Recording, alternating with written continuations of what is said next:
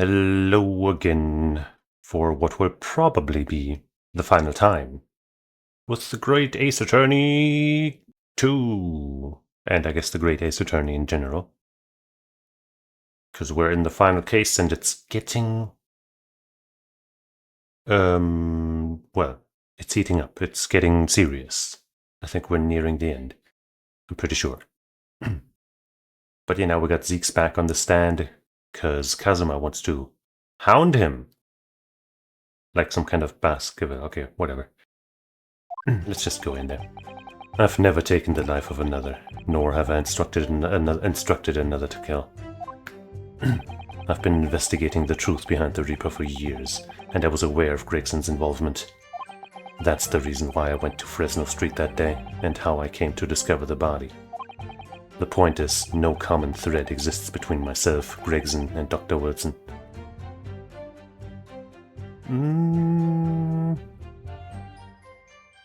Dr. Watson, I mean. Dr. Watson! I guess we haven't yet established. Well, I mean, we do know of this photo, but I guess it doesn't show Watson anywhere. Because that's Clint. Unless Clint is Watson somehow. I don't think that makes a lot of sense, though. But obviously they have a connection. And there is a case connecting them. How do we point to that case? Anyway, let's just take it slow. Clearly, therefore, there's no reason to suspect me of being behind the assassin exchange.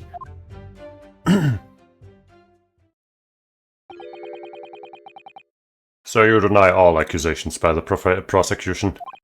Both that you are the Reaper of the Bailey and that you masterminded the assassin exchange. I acknowledge that the public at large believe me to be the Reaper. However, that's a fallacy, which I alone am in a position to forswear. Naturally, the prosecution believes the testimony just given by the accused to be untrue. Ryunosuke Naruhodo.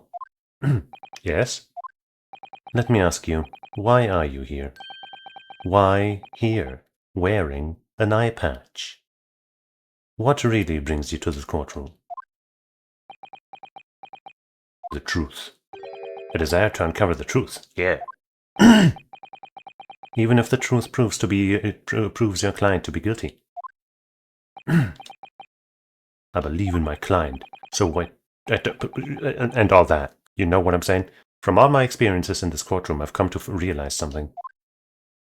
The truth can't be hidden. Sooner or later, it will come out.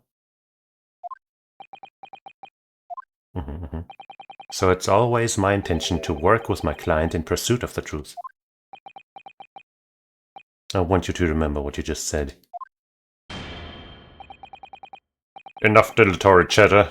Counsel for the defense, proceed to cross-examine the witness. Ah, yes, my lord. Hey, it wasn't my fault. Kazuma asked, that's the thing. I know exactly what you're thinking, Kazuma. I know you're just waiting to point it out. The contradiction, you're convinced, lies somewhere within this man's testimony. I mean, I think there is one, actually. I've pointed it out. But let's first pressurize again.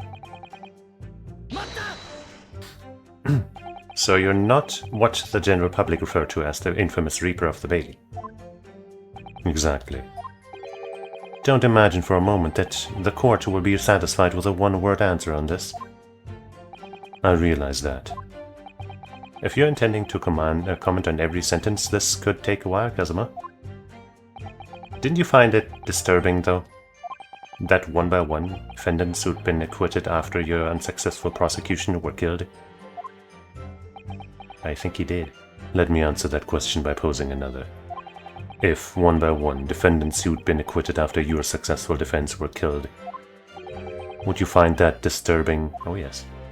Disturbing? I couldn't possibly say how that would make me feel with a one-word answer like that. Exactly. Well, that told me. But even though I'm not the Reaper, that doesn't mean I ignored all that hearsay.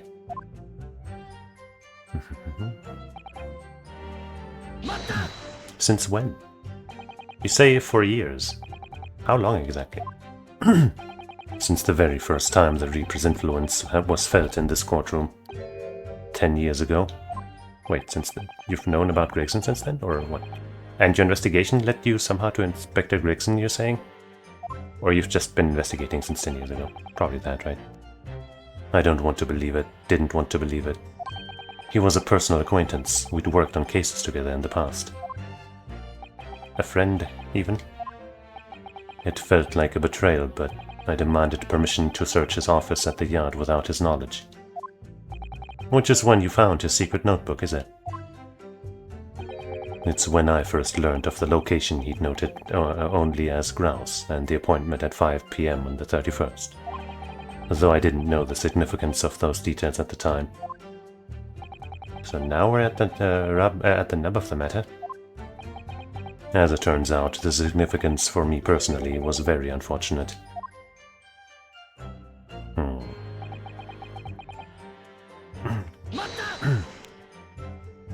But why did you go to that specific location? I thought that if it was the Reaper's headquarters, then by turning up there at 5 o'clock I would catch whoever was involved red-handed. No, but red-haired! Sadly, all that was awaiting me was the inspector's corpse. Yes, even though it wasn't designed for you, you walked straight into the trap set by Jigoku. Exactly.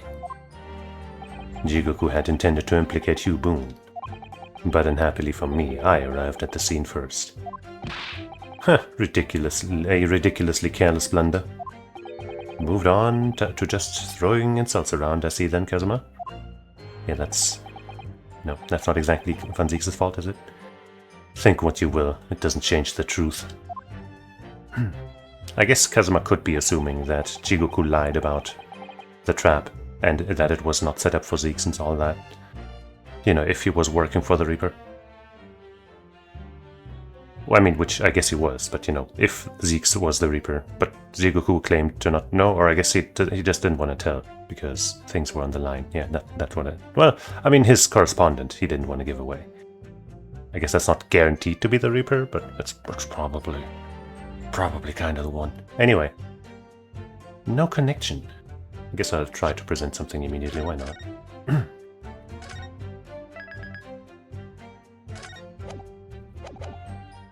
Let's see, does the autopsy report from the Clint case mention all of the details that we need? Report from the autopsy of Professor's final victim, signed by John H. Watson. Victim Clint Van Zieks. Recent Scarlet. Inspector Gregson. I guess, you know, our barrack boy here isn't mentioned by name, but obviously if his brother was involved, and we know he was the prosecutor for that case. I don't know why it doesn't say that here, but hey, we do know that, then obviously there's a connection here. What is this? An autopsy report? Wait, this is 10 years old, from the autopsy of Lord Clint Van Zieks. What? My brother's autopsy report? I'm pleased to see. The defense doesn't intend to run from the undeniable truth. Hey man, it ain't no trap. We're following the truth, and the truth will lead us to... justice, I guess.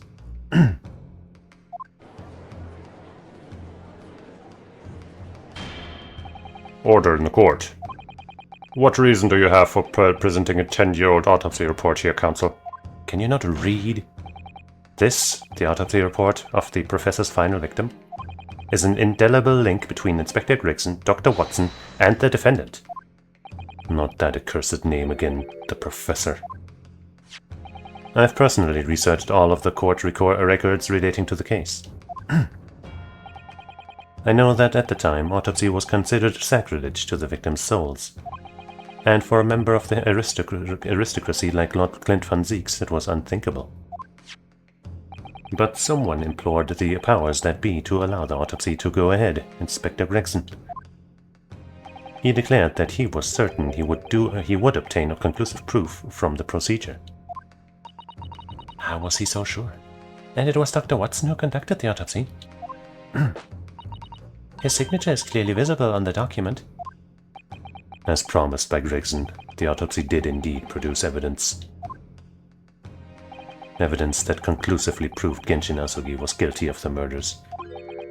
In my brother's dying moments, he mustered all his remaining strength to leave that vital clue behind. And how did Gregson know that? Indeed, that was the key to indicting the professor for his crimes and the conclusive evidence that convicted him. It enabled Lord Van Zieks here to avenge his brother's senseless death with a marvelous victory in court. A marvelous victory, was it? I wonder if that's really true. I wonder too. What? Could the same be said if it turned out that the key piece of evidence in the question was in fact fabricated? That's what I've been suggesting. If the inspector, the coroner, and the prosecutor all colluded together, I don't think Barrack was part of the collusion act. And maybe not even Gregson. You know, maybe he just heard something and was like, we gotta inspect that. You know, he was manipulated into it, maybe? But not knowingly involved, you know what I'm saying? Anyway, we'll see. To cast an innocent Japanese man as a mass murderer and send him to his death. That's outrageous. And now, 10 years later, for some reason the secret has been threatened and needs protecting. Which is why the inspector and the coroner had to be silenced, isn't it? Look, right here. The coroner Watson, he is dead, actually. We do know that. By someone in power in Japan and in Britain, using the two killers recruited for the assassin exchange. Oh my gorb. Order at once. 10 years ago, my father was convicted in this very courtroom as a mass murderer. Actually, it was the courtroom next door. That one is larger. This one, you know, we didn't need that many. What? Sorry, I should read the room. Oh, sorry. But it was all a sham, and I swore to myself that I'd prove it. Which is why I had to come to Britain. Whatever the cost. Good to see somebody else at the end of his antics. You'll have to forgive me if I feel compelled to toast this vengeance Nipponese tenacity of purpose here. However, there goes another one. He who fails to quash his emotions in the courtroom has failed as a lawyer. Come on, Kazuma. You know this won't wash. You're claiming your father was misrepresented in a trial that took place over a whole decade ago. You must see that without evidence, that's nothing more than a wild accusation. As it happens, I have evidence. Dun dun dun. What? As the court has heard, I crossed the channel to France with Gregson on the 31st. I went with him on the pretext of being the assassin recruited to kill Seishiro Jigoku. But my true intentions were to make the inspector tell me the truth. What truth? The truth about the evidence, and he acknowledged what I'd already deduced. There's a closely guarded secret about what went on in that autopsy 10 years ago. What secret? I know nothing of any secret. And while we waited for my supposed mark in Jigoku's cabin, I drew my clan's illustrious sword, Karma, before the inspector's eyes. He very quickly understood what my true motive was. Right, I see. You're that Asugi's young lad, are you? And what? You're gonna cut me down with that thing, is that it? That will very much depend on the answer you give to my questions. I want to know what really happened 10 years ago. The truth, that's all. Before we get into it, let me make one thing clear. I still believe your father was the professor. There's no doubt in my mind. Okay, so he did what he thought was right, at least. But unfortunately back then, we didn't have the evidence we needed to make the crime stick. So you admit it then? The evidence used in my father's trial was fabricated. It was for the good of the country. Anyway, I was just following orders. Orders? What exactly did you do? Speak! I'm not saying another word. Even if your life depends on it. That's right. Even then. What? So what did you do? We know you didn't kill him then. So that's when the tip of the sword broke. Yeah, but, you know. Oh, Kazuma-sama.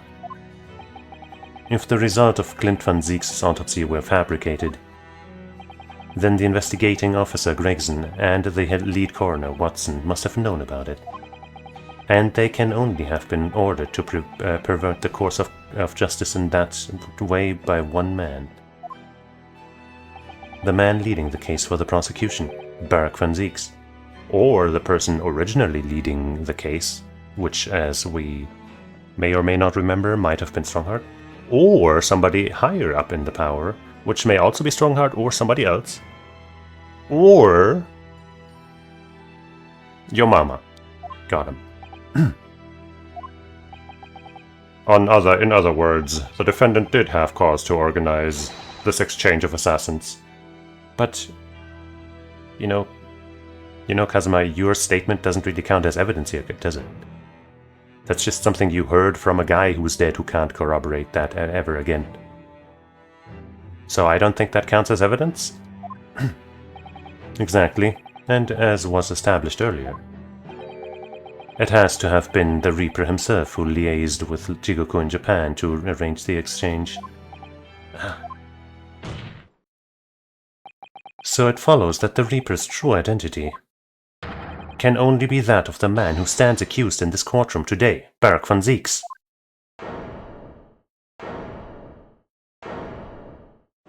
Nuh-uh.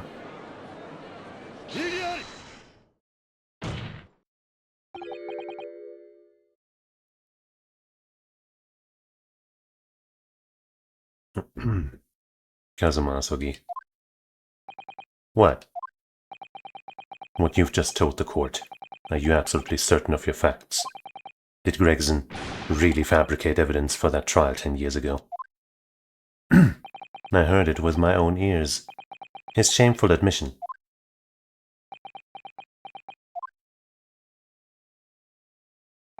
In that case, I know. The name of the Reaper. Oh. What? What? Lord van Zieks? I gave no such orders. I know that for certain.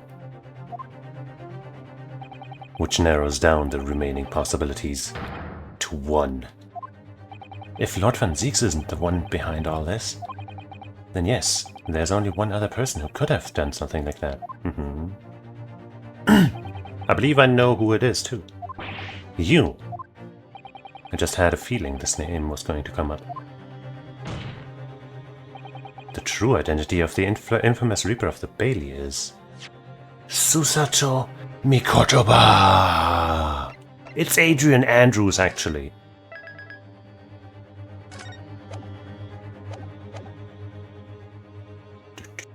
I mean, obviously I think it's him. But let's check if there's anybody else who comes to mind.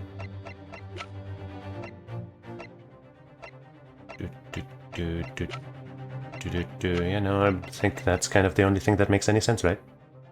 I guess let's see if I can find... Oh, I can't check the court record.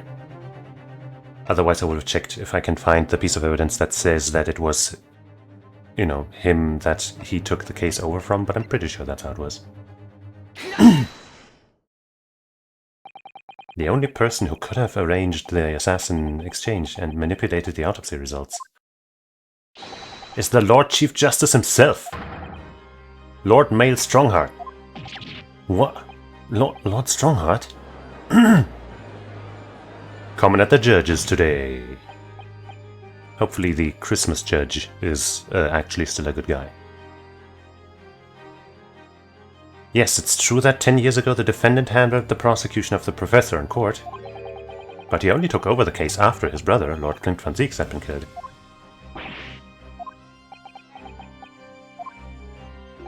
I can only assume that this is the most inappropriate joke in British judicial history. Well, Lord von Zieks? 10 years ago, I was very new to my profession.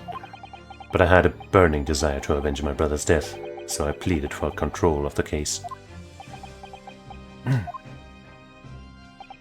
investigation to that point, the supplication of the lords to allow my brother's corpse to be examined, all the evidence I was given, the autopsy report, it all came from you. Fucking snitch! Snitches get stitches, don't you know? Don't you understand? Jeez. I've spent my life since then believing I was in your debt for the way you stood aside and let me handle the trial. But I see now. I was very much mistaken. It was a hugely influential force that caused the inspector and the coroner to break the law 10 years ago. Break the law? Was it against the law to do that autopsy? I thought it was just a taboo, you know, a moral thing, a social thing. And that same force was still felt a decade later on the other side of the world by Seisuro Jiobu. Lord Strongheart, everything falls into place when we recognize that you are the Reaper of the Bailey. So yeah, you're all guilty of murder and child molestation. Goodbye. Shit, we can't mess with a judge.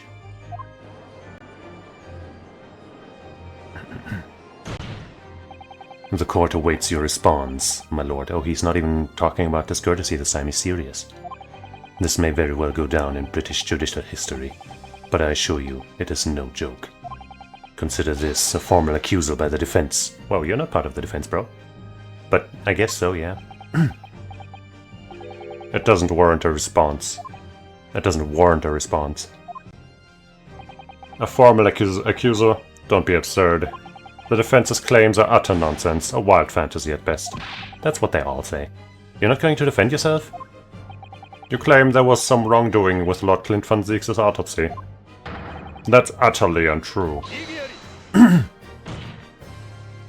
But I heard it from Gregson's own lips. He admitted to it. Well, as I said, that doesn't really count for evidence. You could make that up. He could make that up. He could be wrong. You could be wrong. There's many things to consider.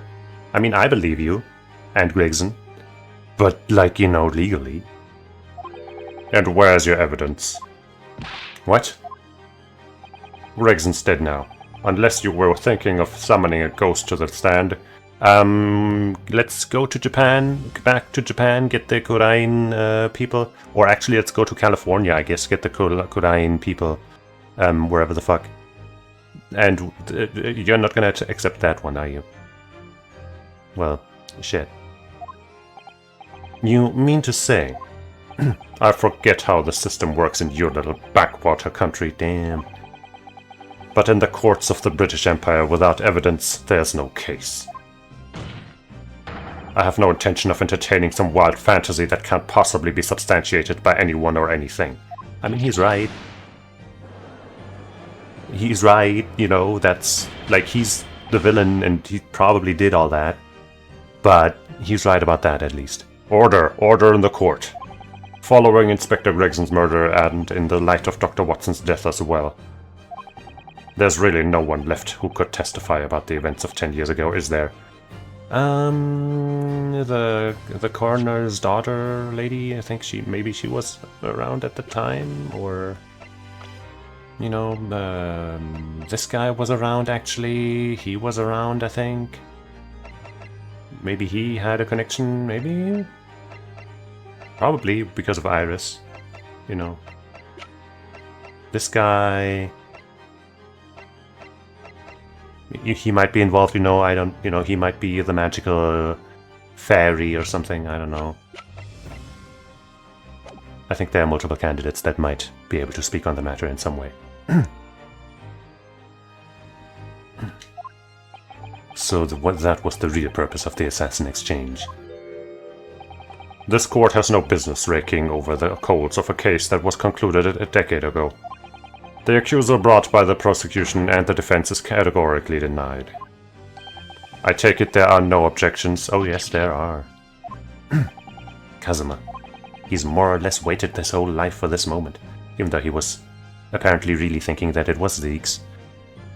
But, you know, it looks like he is very willing to change course for the truth.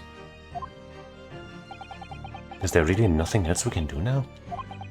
Is there no other avenue we can go down in pursuit of the truth about what happened all those years ago?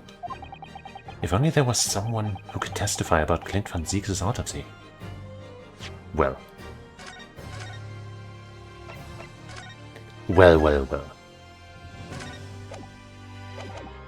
I think there very much was a comment about Mikotoba being there too, or something. Wait, I almost picked there's no one left, because I just assumed that the top would be the one that says yes. But no, there is someone. He's gone to extraordinary lengths to cover his tracks. Even so far as disciplining an assassin all the way to Japan, dispatching, to ensure Dr. Watson's silence. And Dr. Scythe won't say anything against Strongheart. But there's still one ray of hope.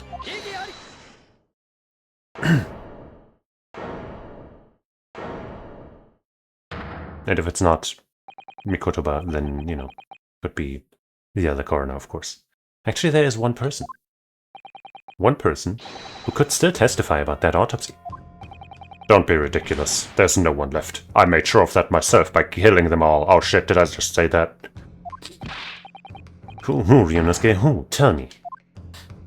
Kazuma? Aye. Please, this trial can't end. Not yet.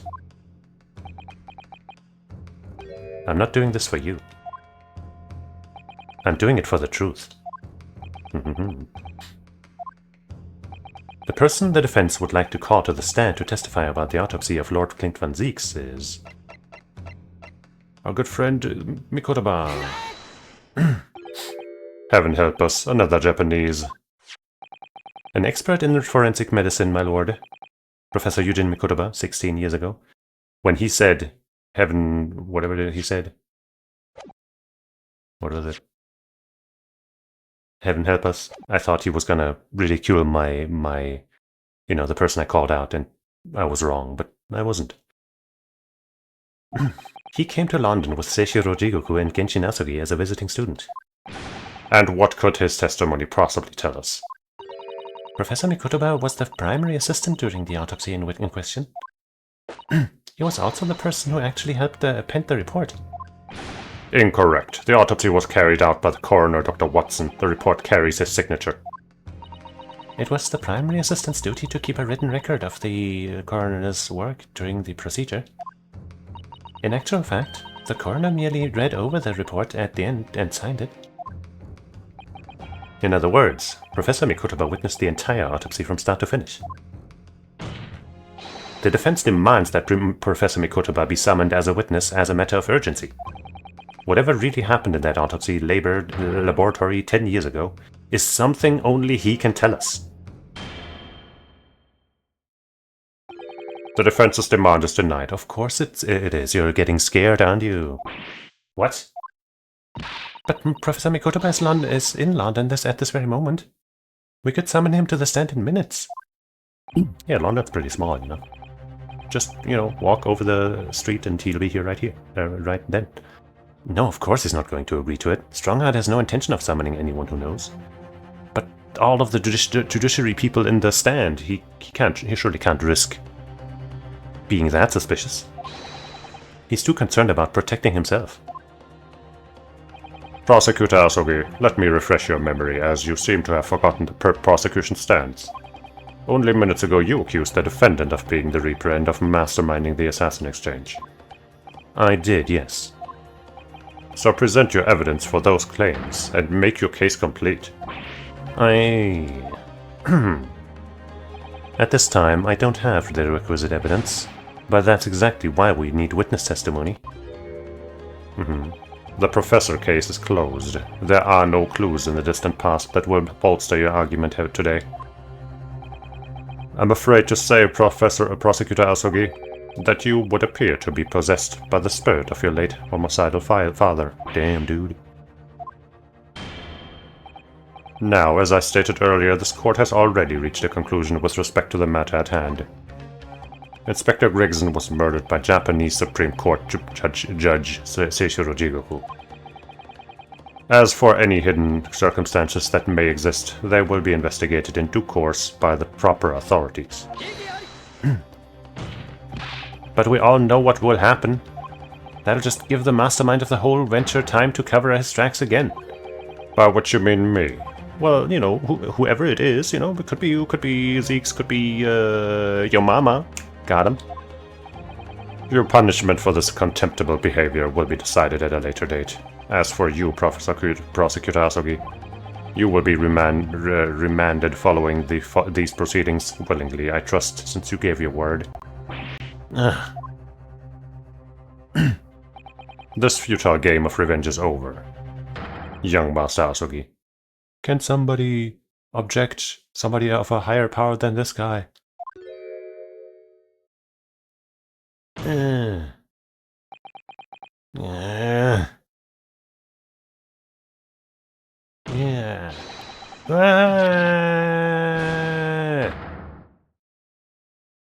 His entire life's mission in shambles.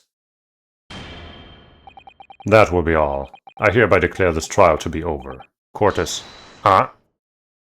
Who's our savior? Is it the red-nosed guy? No, it's Holmes. What a surprise. Mr. Holmes! This is no place for amateur detection, Mr. Holmes. May I remind you that these proceedings are closed to the general public. You will leave the courtroom at once. Maybe he has a direct order from the Queen or something. Mr. Holmes was instrumental in the apprehension of Seishiro Jigoku before he fled from Europe. The court should hear what he has to say. Lord Maelstrongheart, it's imperative that you refrain from bringing this trial to an end at this stage. Is it really? And why would that be? You need only recall your own words from the opening of the trial to answer that question, if I may. We will stop at nothing to uncover the whole truth behind these disturbing findings. Surely it can't be that the shock of being accused of being the Reaper yourself has erased that from your memory, can it? The whole truth, sir, has already been uncovered. It would seem that we have a great many important members of the judiciary present here today. I put it to you, my dear fellows, should the trial end at this juncture? After all, why have you been invited to attend? To nod along to the prevarications of your superiors? Oh, I wanted to continue. Order in court. It seems to me that we stand before a door that leads to a new era of legal practices, a door that is ajar. Let us emerge from the shadows of the Reaper's decade-long ascendancy. For you and you alone, my dear fellows, have the power to push this door open now. The auditors in the gallery have no rights to express an opinion on court proceedings. Silence! He's right. The judge has absolute authority here. Yes, if he calls the trial to end, it must end. But will that really do? I sense dark things occurring behind the scenes. Dark things indeed. Is there a single person here present who can honestly say... What's... The trial should go on. Summon the witness. That's right. We need to clear up this before the young Japanese fellow something. Huh? What did they say? Young fellow is remanded in custody. Single person here present who can honestly say he doesn't sense the same. My lord, you assured those present that you would uncover the whole truth here. Indicate yourself to this outlandish accusation. The truth, the whole truth, and nothing but the truth. That's the very foundation of British law. A toast to my dependable colleagues in the gallery. On with the trial! On with the trial! Testify! Testify! Testify! Well, my lord, you hear the voice of British justice, I take it. I think you'll find it will be rather awkward to silence. Your hand is being forced. The court will recess briefly. I have no intention of shrinking from these allegations. Bailiff, arrange for the subpoena of the witness at once. As soon as the gentleman arrives at the courthouse, we shall reconvene. A recess won't be necessary, my lord. Pardon? Mikotoba is a close friend of mine. He accompanied me today and is waiting in the antechamber as we speak. I do believe he's been enjoying a little trip down memory lane, in fact. What? Professor Mikotoba is here in this courthouse? Mr. Holmes, you didn't know this would happen, did you? My dear fellow, no one is in a better position to answer that question than you, surely. I wasn't just asking for the fun of it, you know? Well, I must admit, I must thank you for your assistance in this matter, Mr. Holmes. Oh yeah, he definitely sincerely means that. However, you are of no further use here. Kindly leave the courtroom at once. But of course, in truth, I find myself rather busy now as a result of these developments. Mr. Naruhodo. Yes? I trust you have Iris's little lucky charm with you. Absolutely. It's still in my pocket. She sends her regards, and a reminder. If you find yourself at a dead end, the years are at your disposal. Just one tug, if you please. Of course. In that case, the trial will continue without delay. Bailiff, show the witness to the stand. No pause for you to think about things and strategize, Mr. Judge. So it's Lord Strongheart. He's the Reaper of the Bailey. Where exactly is this trial going to take me, I wonder? Just how deep am I about to be plunged into the blackness of the abyss? Well, I'm ready. I'm ready to head into the heart of this maelstrom, and confront whatever horrors it tries to drown me under.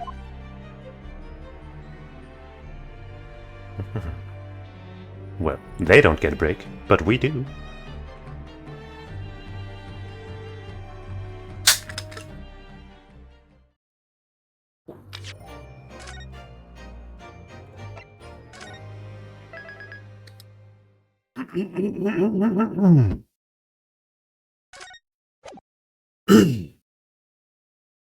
Hey, she's here too. Cool.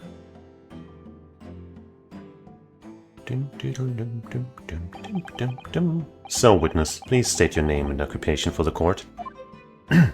Eugene Mikotoba, lecturer in forensic medicine at the Imperial Yuma University in Tokyo, Japan. And Professor Mikotoba, the young lady beside you is... She's my new wife. Oh, this is Dr. Maria Gori. Scotland Yard practicing coroner, the daughter of the Dr. Scythe, I understand. Yes, Dr. Scythe. I'm afraid I can't tell you why she's here. She just appeared.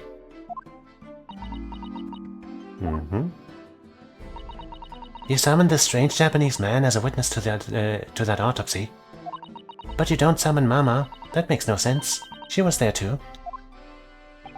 That's about the size of it. I had her eyes boring into the side of my cheek constantly, whilst I was in the antechamber too. Poor man. The idea of it's making me shudder. The revelations about Dr. Scythe that came to light some days ago are defiled the reputation of the entire judiciary. And I'm sure you had nothing to do with that.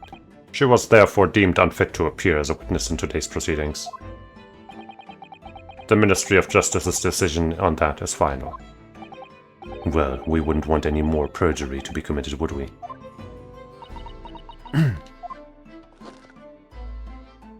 She's about to slash a guy. The Ministry of Justice. Some questionable things are being pulled, I think. I remember you, Dr. Mikotoba, but I certainly never expected to be meeting you under these circumstances. But I fucking did. Always knew you were a fucking chump. Yes, it's been a long while, Lord Strongheart. The prosecution understands that you were a visiting student of forensic science in London until 10 years ago. That's right. I studied under Dr. Watson at St. Sinners.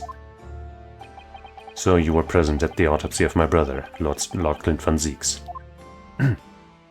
I was, yes. I assisted Dr. Watson with the entire private procedure. Tch, Mama is far more skilled than any Japanese man. You should have just said any man. Well, Dr. Watson asked me to be his primary assistant on that occasion. And this autopsy report was actually penned by you, I believe. Yes, I noted all the doctor's findings, and when we were done, he read through the document and signed it. Poor Mama. As secondary assistant, she wouldn't have had such a good view of all the innards. So, Professor, do you remember Inspector Gregson? Yes, of course. It wasn't for his insistence. If it wasn't for his insistence, Lord Van Zieks' autopsy would never have happened. But he was absolutely convinced that it would reveal decisive evidence against Genshin, you see. So Lord Stronghard had to entreat the nobility to allow it to take place. Here, Junior. The 21st night of September, you mean? Do correct me if I'm wrong, my lord. Got it right. It was a result of that autopsy that the mass murderer was apprehended and justice was done. But Gregson admitted it before he was killed. He admitted that the results of the autopsy were fabricated. You were there at the time, so you must testify. You have an obligation to tell the truth about what really went on. Absolutely. That's precisely why I'm here. But I feel like if he had known about something mysterious, he probably would have said something already. So whatever happened wasn't that obvious, I guess. And that's why I'm here too. Very well then. You will give your formal testimony now, witness. But before you begin, a word of warning. Oh? You will state truthfully and accurately what you saw and what you heard at the time. I wouldn't dream of doing otherwise, my lord. The moment your testimony verges on supposition, I will expel you from my courtroom. Remember that. Being extra harsh for some strange reason, aren't you? Mr. Accused of being the Reaper.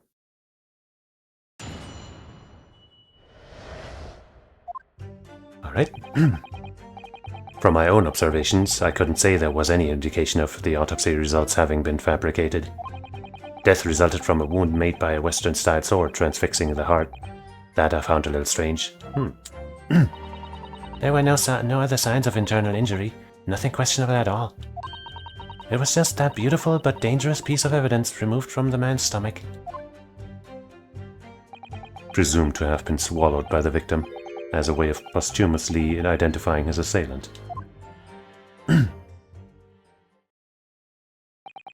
No indication, nothing to suggest fabrication. Professor Mikotoba, are you certain about that?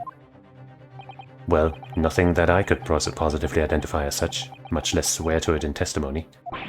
Ah, that's what I thought. Oh yeah, definitely not beating those villain accusations now, Strongheart. Well, that clears things up nicely.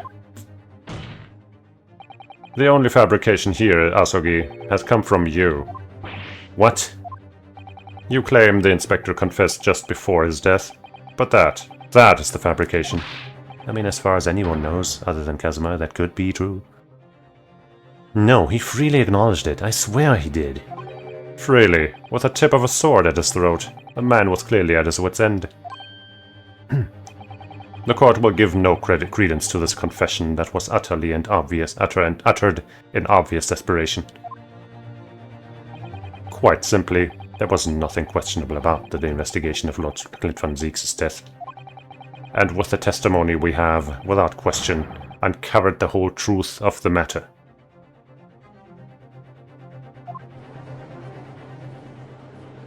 Nuh-uh, if I may, my lord. There was most certainly something questionable about it, and the whole truth does rather elude us, I feel. He did say that one part was kind of strange. I beg your pardon? Well, you're obviously aware of the facts of the case. All 4 of the professor's previous victims died when an enormous beast was set upon them that ripped out their throats, right, yeah. Oh, such horrifying crimes. But curiously, the killer's last victim, Lord Clint Van Zieks, suffered a different fate. Yes, you're right. He was stabbed through the heart with a sword, and you're to blame. That's enough. Oh, is it now? I believe I warned you about this, witness. I promised to curtail your testimony as soon as it entered the realms of supposition or speculation. What speculation or supposition about that, bitch? What, a suppository shoved up your ass? I don't know. Very well, my lord. In that case, the defense will pursue a conclusion that to this during the cross-examination. What? I have the right to cross-examine every witness after testimony, and I fully intend to exercise that right. Ryunosuke. I'm afraid that even the presiding judge has no authority to contravene the letter of the law, as I'm sure every member of the judiciary present in the gallery would agree. Huh.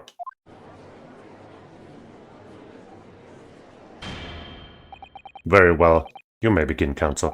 However, the moment your argument strays from the established facts, I will not hesitate to bring the cross-examination to an end.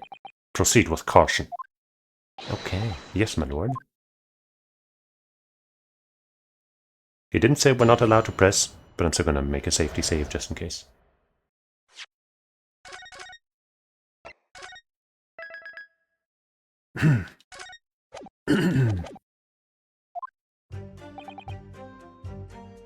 Uh-huh. You couldn't say? No, sadly not. But then you couldn't say there wasn't any indication either, could you? Well, okay.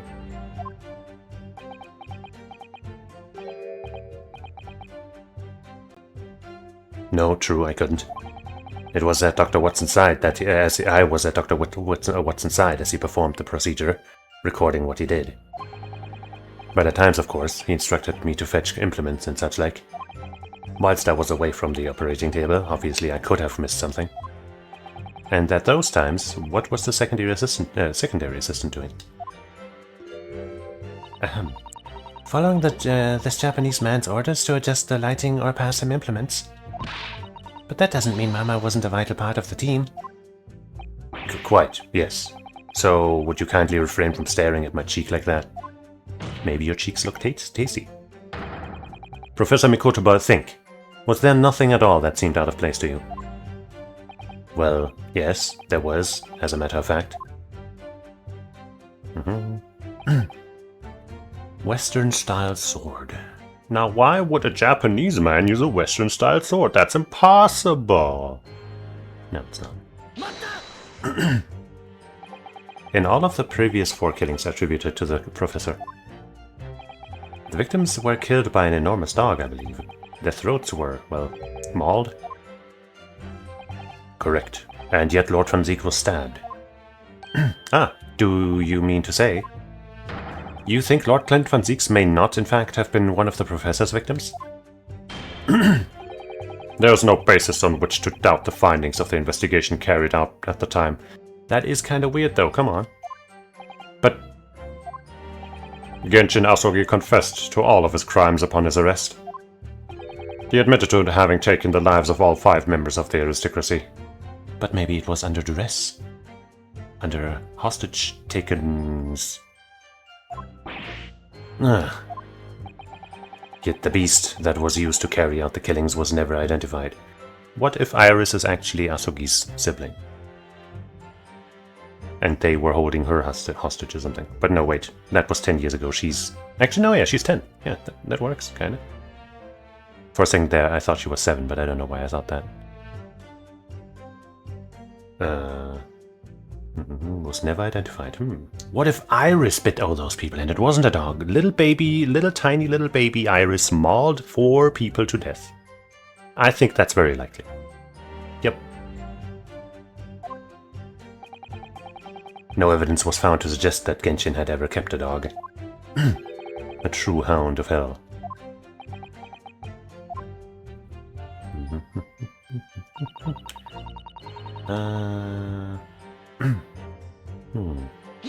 No other signs. But, you weren't actually present at the autopsy yourself, were you, Dr. Gory? Does that matter? Well, I just wonder how useful your testimony can be in that case, really. I mean, it would be different if you or Mother Dr. Scythe were in the stand, but... I've read all the paperwork about the case, and Mama's told me the story countless times. The statement I've just made is exactly what's written in the autopsy report. I did confirm that myself at the time, it's true. Besides the stab wound, there were no other signs of internal trauma. I see. Mama told me all about it. Oh? She said there was nothing of note internally. Isn't that weird? But they did find an amazing piece of evidence, something unbelievable. Unbelievable? What do you mean? Come on, Dr. Gory, what was it? The evidence that he had supposedly swallowed. Beautiful but dangerous. What exactly was it, though? What does beautiful but dangerous mean? Well, it was sparkly and round with a hole, as if it might slip over a finger, perhaps. You mean like a ring? It was a ring, belonging to Genshin Nasugi. My father's ring was inside the victim's stomach.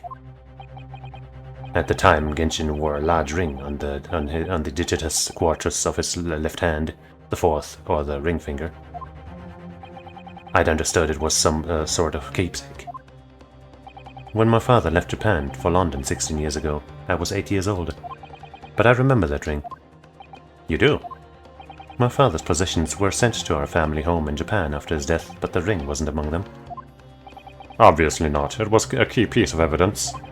It remains under lock and key in the stores at Scotland Yard to this day. Well, we should look at it. After the autopsy, Genshin was summoned by the police to check for the presence of his ring. It wasn't on his hand, of course. Moreover, there were deep abrasions on his finger where it had been pulled off. They arrested the man there and then, right before my eyes. How could they? I mean, that's kind of incriminating. I brought the ring. Yay! Along with me today. Good girl. What? Wow, what a Baskerville hound looking thing. Here it is, a bit dusty from the years in the stores. Good gracious, yes, that's it. I haven't seen that in 10 long years. And that was found inside the victim's stomach. Yes, I'm afraid so. You hesitated there, Professor Mikotoba. Should we read something into that? Well, it's just that thinking back now. I didn't actually witness the moment it was extracted from the victim's body. Obviously not. Oh my, really? At that precise moment, Dr. Watson had asked me to fetch him a new scalpel, you see. One of the 200 or so that they order every day or something. Dr. Gory, the removal of historic evidence from the stores requires my consent, does it not? Oh, you mad? You mad about the evidence? However it came to be here, the court cannot deny that this is crucial evidence for today's proceedings. Very well, you may submit it. Yippee. Let me check it.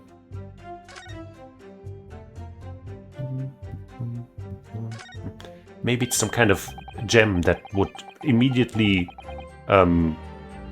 melt under stomach acid. These fat claws are doing a good job of protecting the equally fat gemstone in the middle of this ring. Yes, if you were clumsy, you could give yourself a rather nasty cut on them, I should think. How? Now my finger's bleeding. The claws really are sharp. Wow. Wow. Wow. Oh my, that was really very quick clumsiness, Mr. Naruto, even for you. Who would make such a dangerous ring? You couldn't swallow it without doing yourself some fairly serious damage. Surely. Well, well, well. A sticky mochi burn of about that size would go down much better. Bun, rather. With some red bean paste in the middle. Someone as clumsy as me would probably manage to choke on it somehow. So the fact that there was no damage to any part of his, innards seems rather impossible, is that what you're saying? That's not the sort of ring normally seen in Japan. They almost look like claws protecting that jewel. We must examine it very carefully, Mr. Naruto. Very carefully indeed.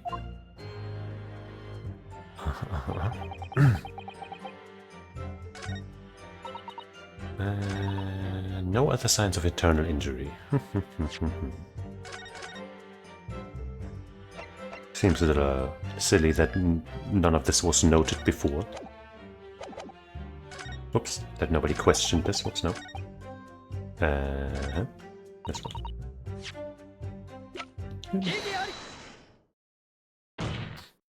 The court has heard that the ring was extracted from the victim's stomach.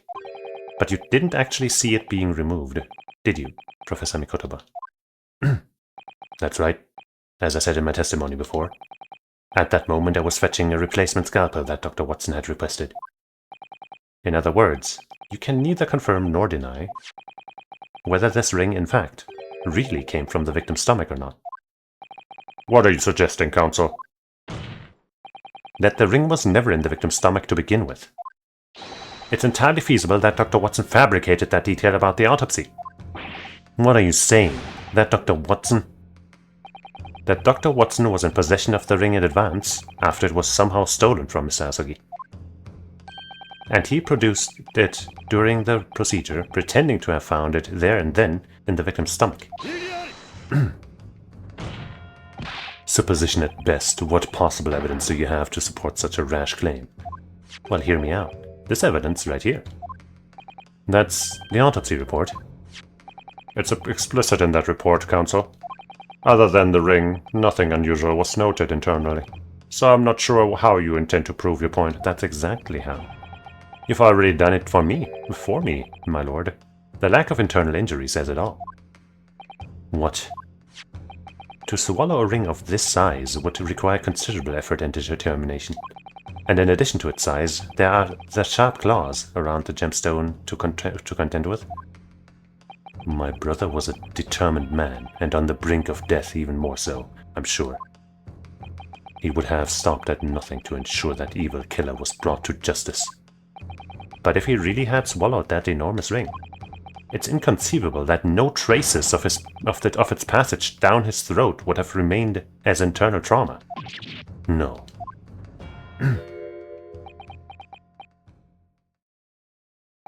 And there you've arrived at the sticking point. That's precisely why I had my doubts about the findings myself 10 years ago. Then why didn't you say something at the time? I did. I still remember the conversation I had with Dr. Watson in the laboratory that day. Uh-oh. Look at this. Oh wait, that's not Dr. Watson. Did he ever have a voice? Now, this is a very curious thing to find in a man's stomach, wouldn't you say? But isn't that rather peculiar, Dr. Watson? What's that now, Mikotoba? Well, if he swallowed a ring of that size with those sharp metal claws that it has, surely you'd expect to see damage to the throat and esophagus. Torn mucous membranes at the very least. Dr. Mikotoba, may I remind you that I have vastly more experience than you. I'm very terribly sorry. Wow, great excuse. I can think of plenty of ways to explain why no injuries would be seen. No, let's say this. The victim would appear to have ingested the item as evidence to identify the assailant. Go ahead, write it down.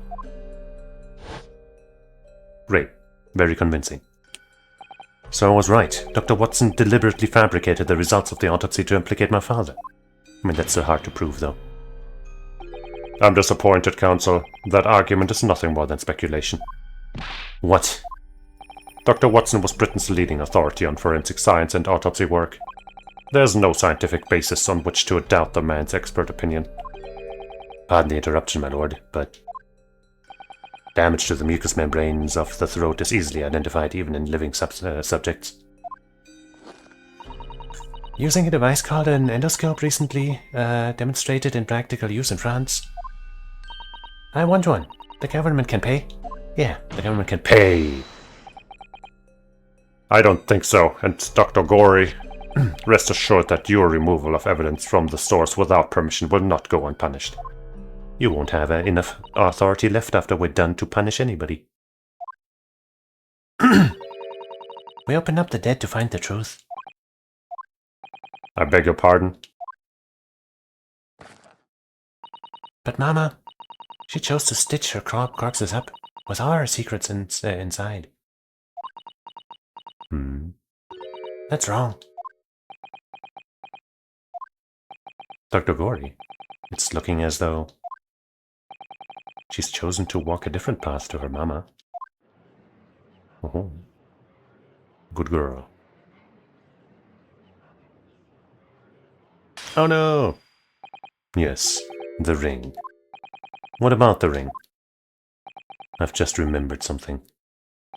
An earlier incident. What incident? The one I recounted to you before, about a memory I have of Genshin Asugi saving my life. Is that why the ring was stolen? What? My father saved your life? It was 10 years ago on a foggy night. Genshin and I were walking down some back street at a late hour. All of a sudden...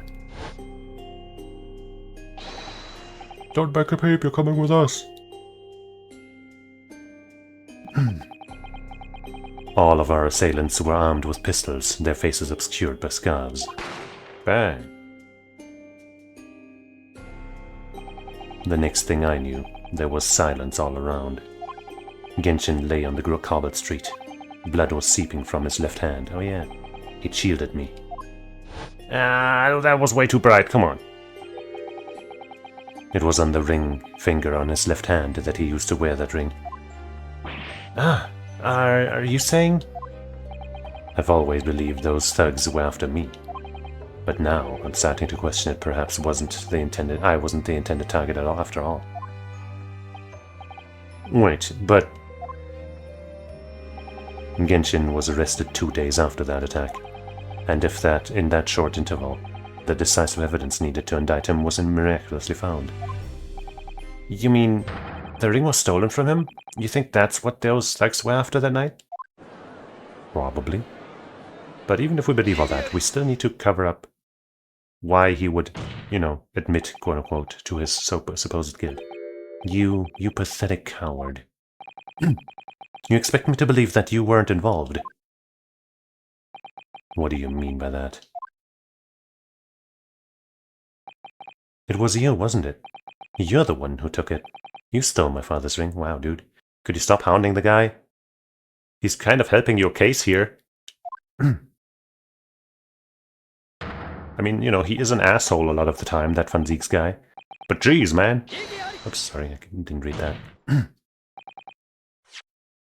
You set the whole thing up so you could paint him as a mass murderer and have him Kazuma. Chill the fuck out. Ryunosuke, you must know deep down. The truth can be completely obscured even when your judgment is only slightly clouded. But at the moment, you seem to be floundering through a dense fog. Is that why you were so insistent I should be present in this trial? To see you like this? Damn.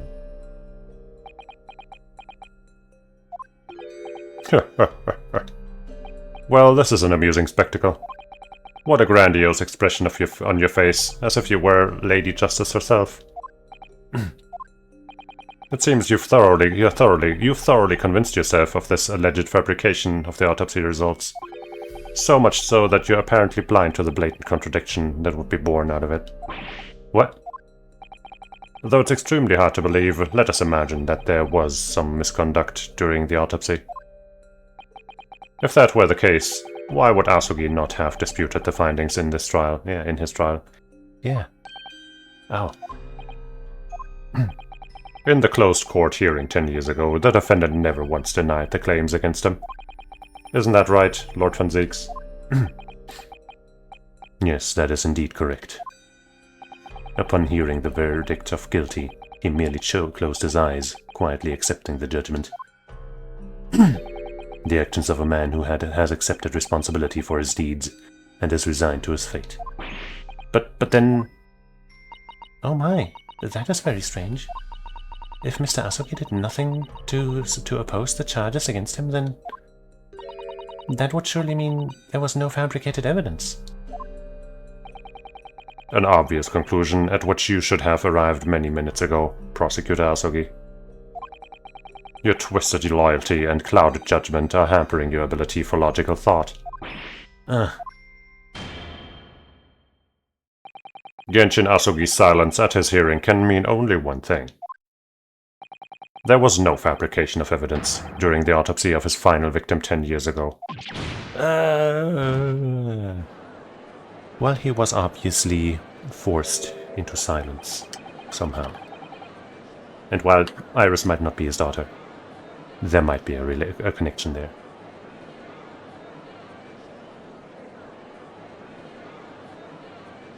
Or rather, there's probably a connection there. But if that autopsy was all above board, there would be nothing to stop Lord Stronghart bringing this trial to an immediate conclusion.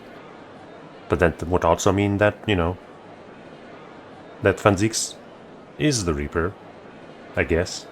And then that would be the truth. But it's not.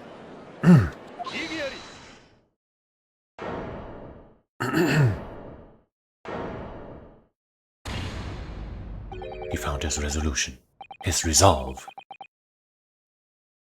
Thank you, Ryunosuke. If it wasn't for your frank words just now, this trial may very well have ended prematurely. Kazuma? What's this latest absurdity, Counsel? My lord, your reasoning is perfectly sound. But for one giant hole. I beg your pardon. You claim my father's silence was due to the fact that there was no fabricated evidence. But there's another possible explanation. You've overlooked the possibility that he had a reason for maintaining that silence. Silence that would lead to him being convicted and sent to his death. If the autopsy results were an invention, there's no conceivable reason why the man wouldn't have protested. From the front, that pose looks a little weird.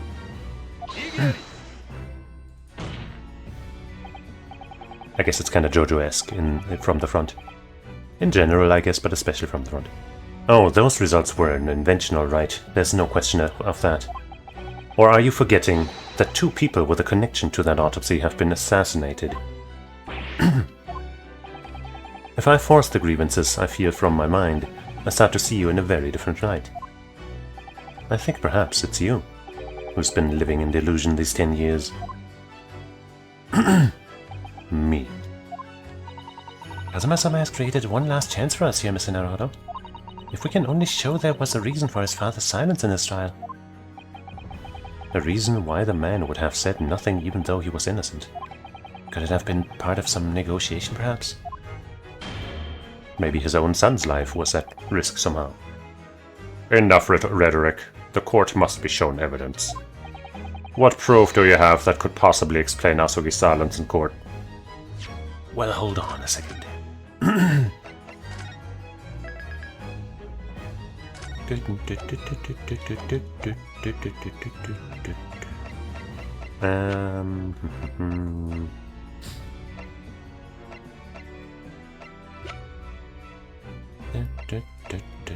The Asogi papers.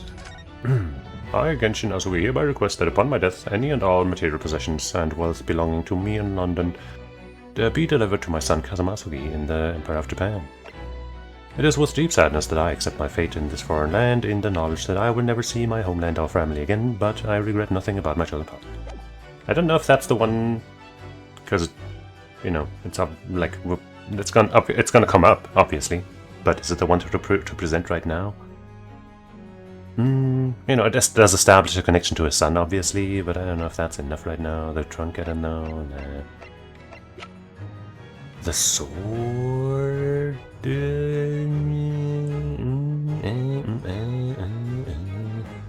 mean, that could also be the establishing connection thing, but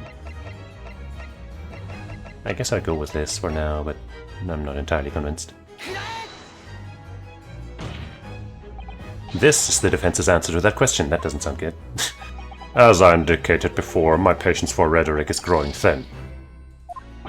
You could have at least accompanied that penalty with an explanation of why that answer was wrong. If Kazuma-sama's father knew that the evidence being used to convict him was fabricated, why would he have said nothing in his trial? If it were me, I'd have protested my innocence until I was blue in the face. So if we are right about the autopsy results, there must have been a strong reason for his silence. Well then, perhaps he was saying nothing in exchange for some sort of clemency? Ah, that could be it. My lord, the defense would like to... Enough rhetoric.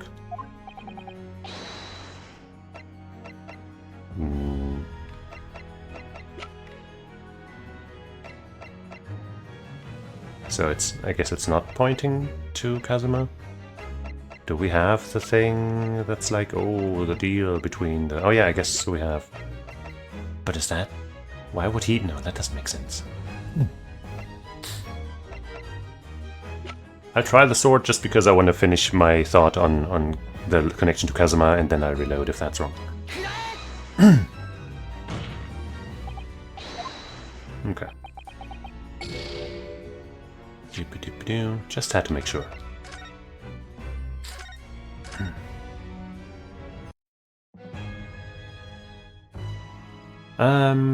Asugi's silence probably has nothing to do with the red-headed Lee.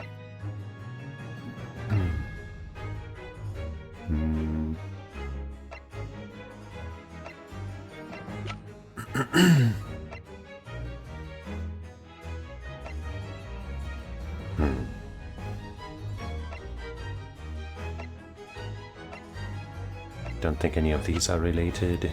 That's not related either. This shouldn't be. This probably isn't. This apparently isn't. Don't think so. Passport, no. I mean, what does that say? Still, that we haven't brought up yet. This report. This year.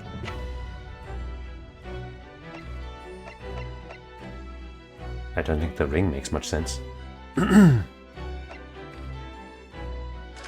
Maybe this is... No. Like, I was thinking maybe this is a really old document actually, and it was like, hey, if you don't agree, then we'll have your son killed and Gregson, whom you know, I guess, but then... But no, I don't think so.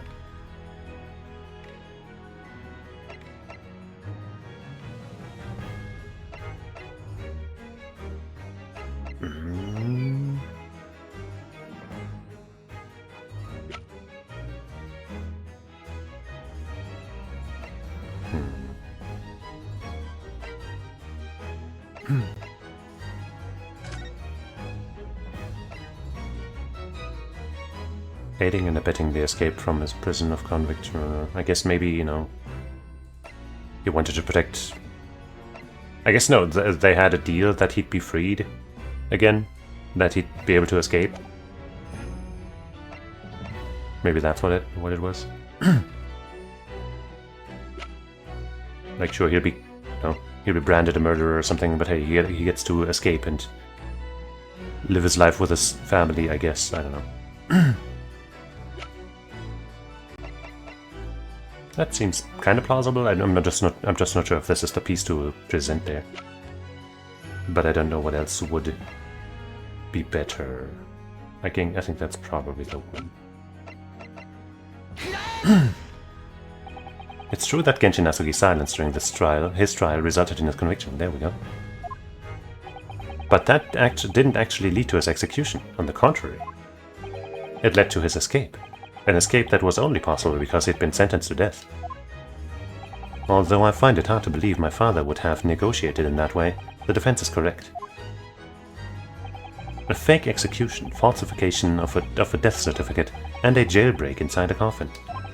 Certainly, such an elaborate plan couldn't have been carried out by my father alone. He must have had the help of a collaborator from the judiciary. I have here the dismissal notice of the chief warder who was working in the prison at the time. The notes read, there are indications that the jailbreak was in planning prior to the inmate's incarceration. In other words, there were suggestions of some sort of negotiation between Mr. Asugi and the British government. Kind of almost forgot about that part. But then it came back to me because I'm just so good at video games. And not because I just checked the evidence or anything. In exchange for his silence in court, he was given an assurance that he would be broken out of prison. Yes, with that sort of clandestine arrangement in place, I can imagine he would have kept very quiet. I would go further than that, in fact. I would say that the elaborate jailbreak of Mr. Asogi can be explained in no other way.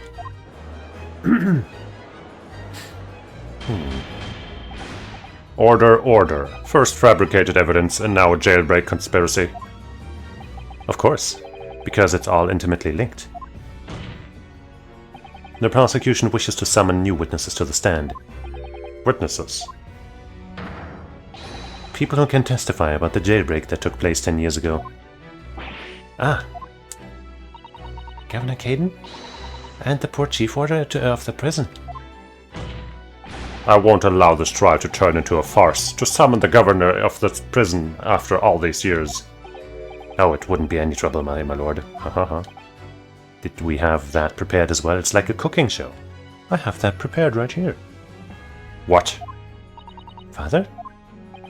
My dear friend may appear a little rattle-pated at times, but I can assure you he is extremely thorough. He wired both Barclay and the local prison earlier, asking Governor Caden and Mr. Vigil to attend the Old Bailey as a matter of extreme urgency. What a guy. Mr. Holmes did that. Are you telling me that? Both men are, unless I'm much mistaken. Waiting just outside the courtroom at this very moment. Oh, Holmes, you God. My lord, you must permit this trial to proceed as you declared at its outset. You promised that we would stop at nothing to uncover the whole truth behind these disturbing findings. We'll just keep using that quote of his for as long as as long as it works. Very well, bring in the witnesses. Make no mistake, I too would like nothing more than to lay this business to rest once and for all. Oh, I'm sure you would. I'm sure you would. All he wants is the truth, you guys. Believe him. Zeeks keeps sticking around.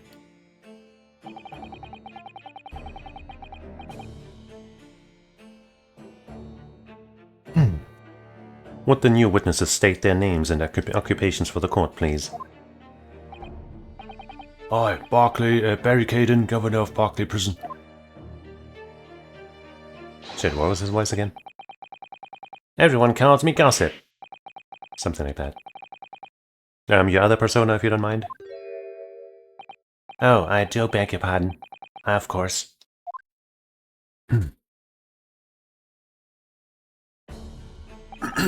My name is Daily Vigil. I used to be a chief warder at Barclay Prison. The reason you've been summoned here in court, to court today is to testify about the jailbreak of the so-called professor 10 years ago. Gosh, the professor? We've already been through all this before, a decade ago. And the conclusion was that there wasn't anything onto what happening. Right. A convict escaped from your prison, Governor. Hardly what you'd call nothing untoward. Well... The convict's death certificate was somehow falsified after he was allegedly executed.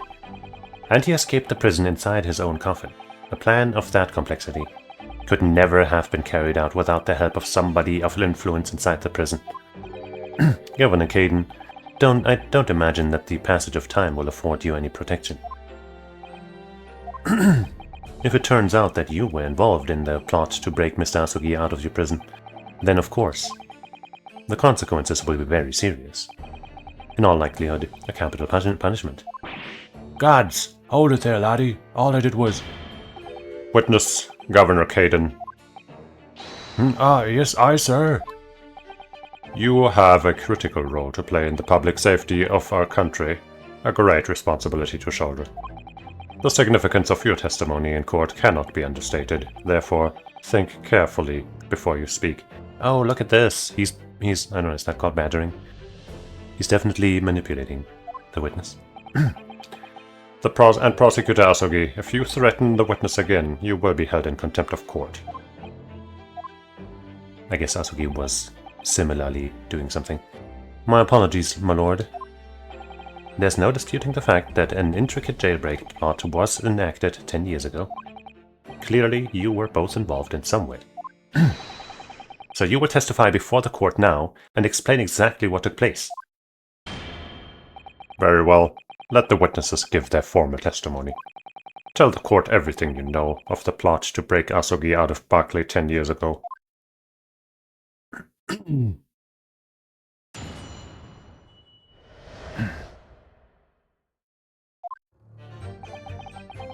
It was the day the Japanese dog was found guilty. The directive came from the prosecutor's office. I assigned the convict to the chief ordered vigil here and put the plan into action behind the scenes. Well, what plan? I was responsible for Asogi right up until the night of his execution, but I knew nothing of any plot. I didn't ache in if there were some negotiations between the convict and the prosecutor's office. All I did was carry out my duty for Her Majesty's Great British Empire. I'm sure the Queen is very proud of you. A directive from the prosecutor's office. Are you saying that it was that was the jailbreak plot? Aye, that's right. Who sent it? Who authorized that plan? I didn't ache in that. You're saying you don't know? Listen, there wasn't anything about that professor case that wasn't unusual in some way. I didn't ask any questions. I just did what I was told to do. More than that, I couldn't tell you. I see. But if the jailbreak plan originated from the prosecutor's office, then one thing is very clear. As suspected, there were clandestine dealings going on between Mr. Asogi and that office.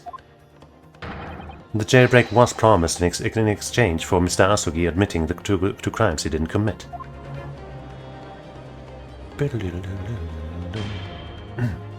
That, counsel, is nothing more than speculation on your part.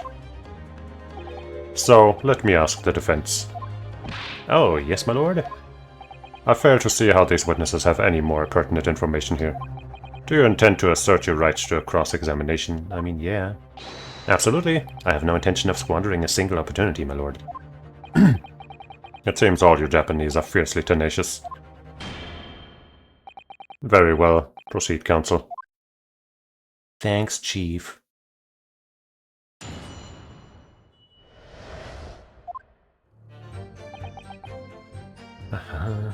What kind of directive exactly? And you say you don't know who actually issued the directive? Aye, that's right. All I can be sure of is that it was official. But if it was from the prosecutor's office, that narrows down who could have issued it straight away. And it wasn't me. I can't even say with certainty that it did originate from the prosecutor's office. What? There's no telling where it started.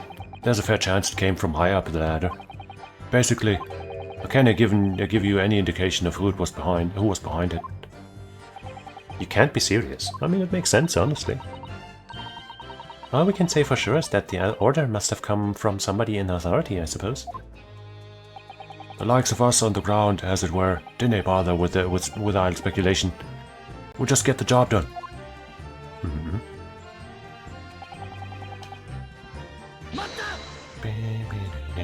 So, Mr. Vigil, you didn't know anything about it at all? That's right. My only role in this scheme was as a scapegoat. That's right, isn't it, Mr. Governor? Some poor beggar had to take the rap for it. At least apologize. Alright then, who else did know about the plan? I've no the first idea, laddie. My part in the whole business was basically just dealing with the aftermath. But I wouldn't be surprised if there were other folk in the prison service who'd been given similar orders. So you don't know who else was involved? Aye, that's right. All I can tell you is that the night actually happened. I think something about that voice is making me yawn. The person at the reins was Dr. Stevens. Who? Who? Dr. Oh, right, I forgot. Dr. Courtney Stevens, or Dr. Scythe as she's known now. Why did I have to get caught up in such a terrible business? I was responsible. What does your responsibility entail, by the way? Did you not notice anything unusual happening in the lead up to that night? Oh, yeah, everything was unusual. Exception after exception. After all, it was the professor. The man had terrorized the country as never before with his crimes. Allegedly. In order to hide his identity, he was forced to wear an iron mask over his head. Hideous treatment. The fellow was surprisingly docile for someone who'd taken the lives of 5 of the country's nobles. Being the chief warder, I was the only person permitted to approach the cell. I can still hardly believe that I was duped by my own country. I believe you jumped from the window of the governor's office when the jailbreak was blamed on you, didn't you? Not quite, isn't that right? Losh Vigil, I can't apologize enough. No, Governor, I don't believe you can. It won't change what happened. What else can you tell us about the situation, Governor Caden?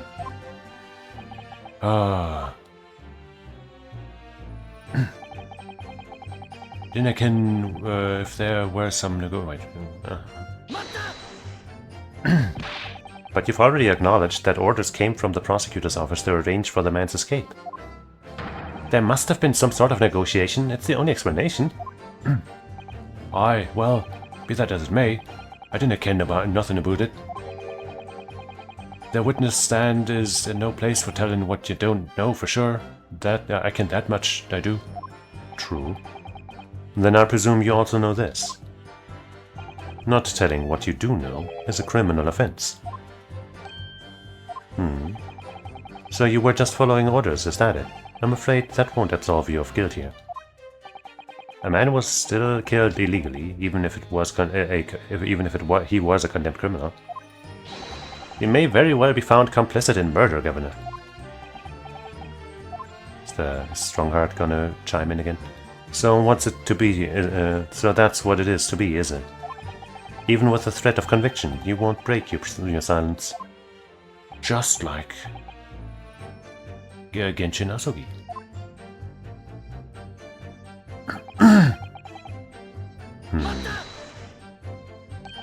Did you carry out the plan in its entirety? Aye, I did everything I could at the time.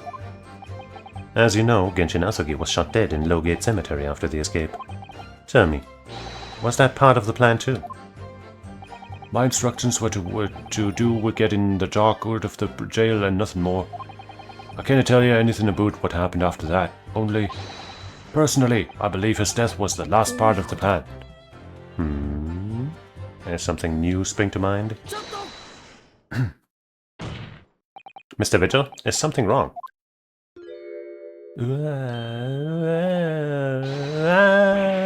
Yes, sir, what can I do for you, sir? He's saluting now?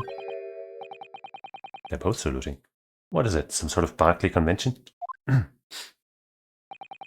What Governor Caden was just saying seemed to upset you.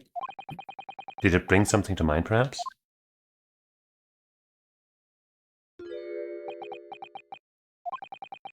For the last 10 years, I've completely blotted out the memories of that time from my mind. I was betrayed by my superiors in the name of my country. Just as my father was betrayed, it seems. But you see, thinking back now, I really can't imagine that the shooting of Mr. Asugi in the cemetery was ever part of the plan. What makes you think that? Well, it just doesn't make sense, does it? To make the man admit to crimes he didn't commit with the premise of a jailbreak only to kill him in the end. That's treachery of the worst kind, but the point is, if the intention was always to betray him, why would there be any need for all the chicaneries of an escape? Yes, that's quite true. if whoever negotiated with Asogi never intended to keep his or her end of the bargain. It would have been far simpler just to let the man be executed in prison as dictated by his sentence. Yes, sir. It all happened in that vast chamber of secrets that is sparkling behind the high prison walls. I suppose nobody knows what really went on in the execution room now. Yes, it's an unsettling mystery, certainly. Okay, then. Truth be told, there's a wee matter that's never quite made sense to me. If you believe there was some kind of negotiation behind the daybreak between Asogi and the body at the top, it doesn't quite add up, does it? Governor Caden, I must insist that you explain these doubts that you have. By amending your former testimony. Gads, aye, go on then. Not so happy about that one, are you? Seems to me that the Japanese fella didn't have nothing to bargain with.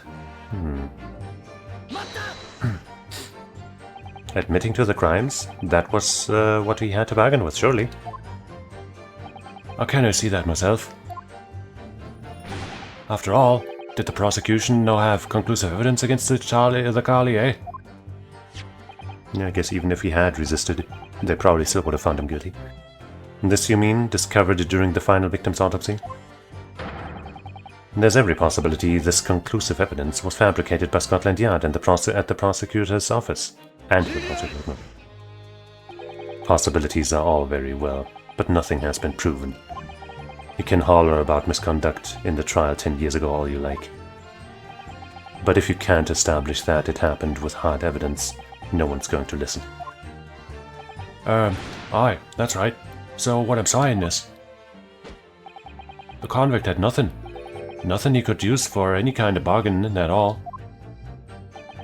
The witness makes an astute point. Logically, it would seem no negotiation could have taken place.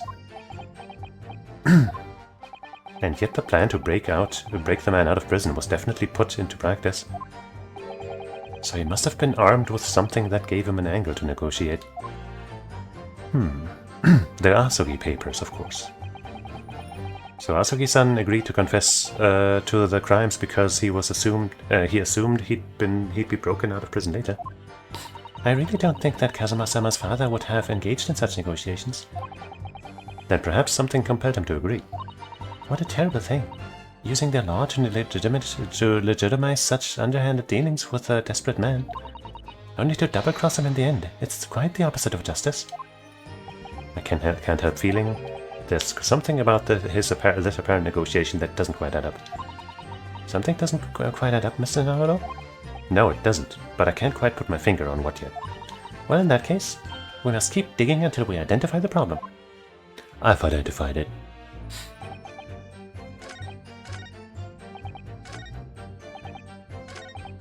Here, probably, right? But let's save the game.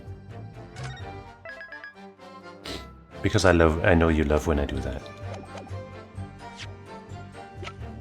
The Asogi Earth.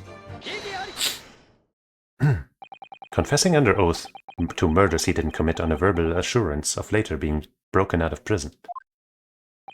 Genshin Asogi was taking an incredibly risky gamble.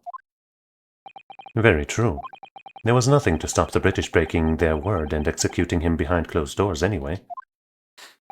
Under normal circumstances, no man would stake his life on a gentleman's agreement like that. Which means that Mr. Asogi must have had a trump card. Something that guaranteed he wouldn't be betrayed. Some kind of weapon. But then he still got betrayed. Heavers, the fella couldn't possibly have tried anything like that. But you know what he did. That he did, Governor. The Asogi Papers, a name given to the last will and state testament of Genshin Asogi.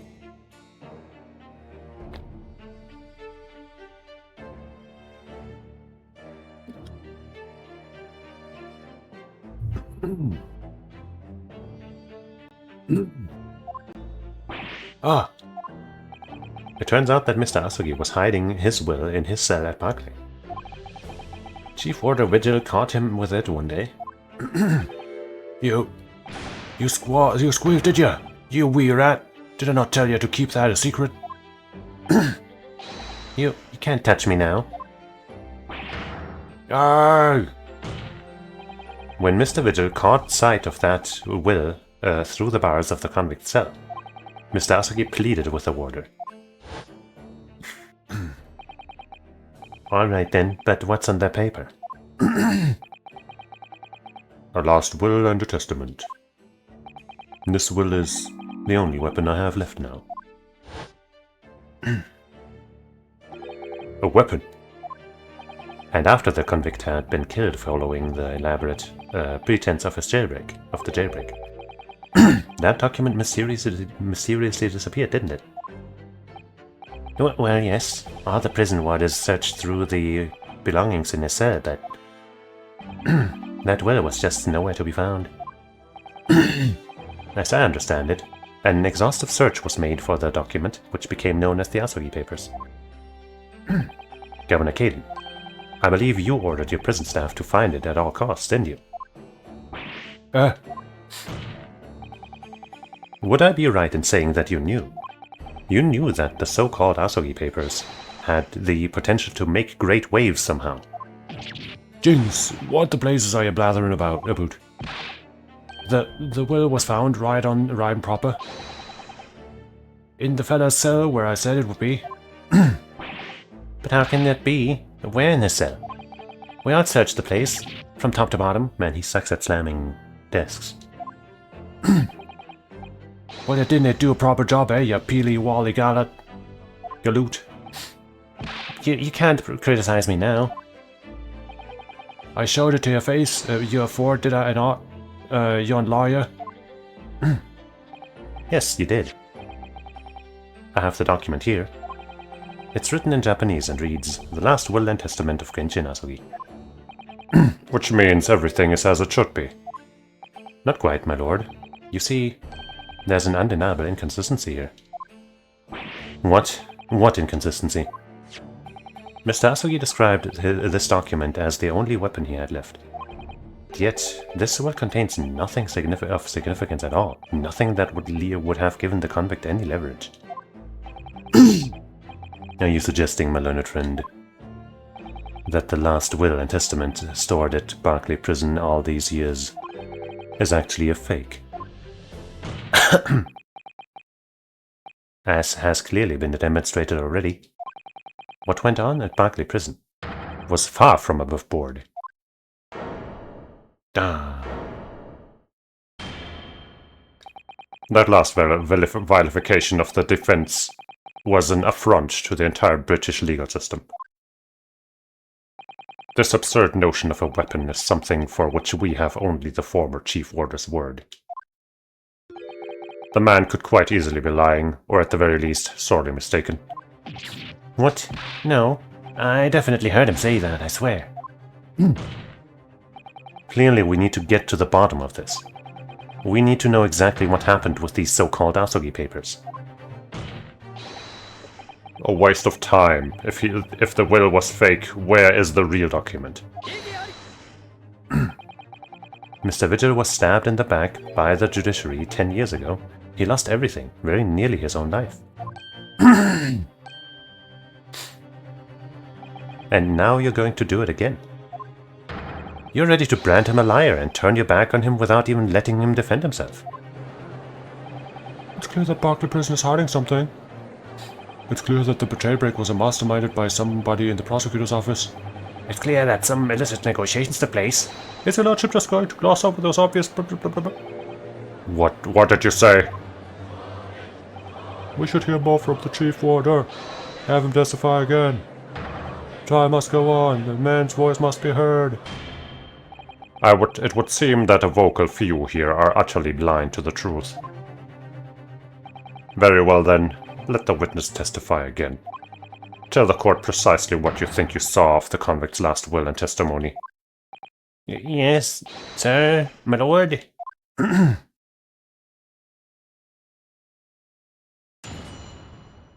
Let's hear it. As the warder responsible for condemned convicts, I attended to Mr. Asogi and kept watch over his cell. That night after he was found guilty in court, he was doing something with that will in his cell. What? Doing what? He turned the cell inside out. We turned the cell inside out looking for it after the execution, but to no avail. I only found out about the Asogi papers after when a directive came telling me to impound them. The document was in the folds of the fella's robe that was left in his cell. A kimono, I think it's called. In his kimono? That's a lie. We searched every inch of the man's cell. We looked through all his clothes. It can't be true. Were you no satisfied with calling me a liar the one say, you wee waffinger? There's nothing you can do about it now. You don't have any hold over me anymore. Other than the hold you like to take on my cravat, of course. Damn, he's really good at acting that out. Is that what you're going to do, is it? Are you going to give me a good shake again? Or are you too scared? Nope, he's not. Garg! Alright. Maybe he should, become a comedy duo or something. Little and large, what a double act. We complied with Asogi's will as far as was possible. All of his personal effects were delivered to his family home in Japan, as a courtesy to the homeland of the most notorious killer our country has ever seen. And we were much obliged. I can confirm that all my father's belongings arrived safely. Aye, and you can't deny the handwriting is that of your old man, eh? Yes, there's no mistaking that it's my father's brushwork. Really? And this last will and testament was the man's last weapon, was it? I think we can safely assume that the convict was merely prattling, knowing that his end was nigh. Probably not. So, counsel for the defense, your cross-examination, please. Yes, my lord.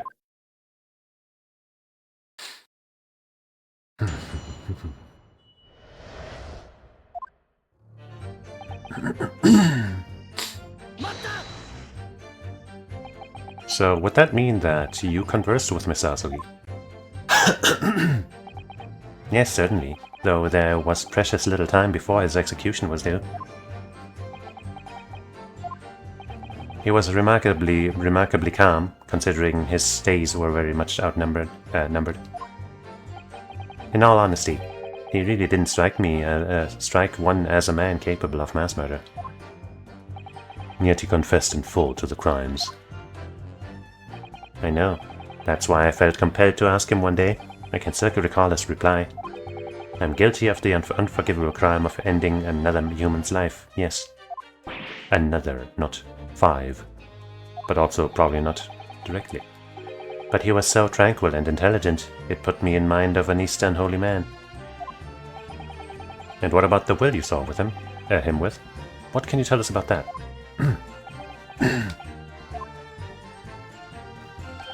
It was the beginning of all the drama. I remember it very well, yes.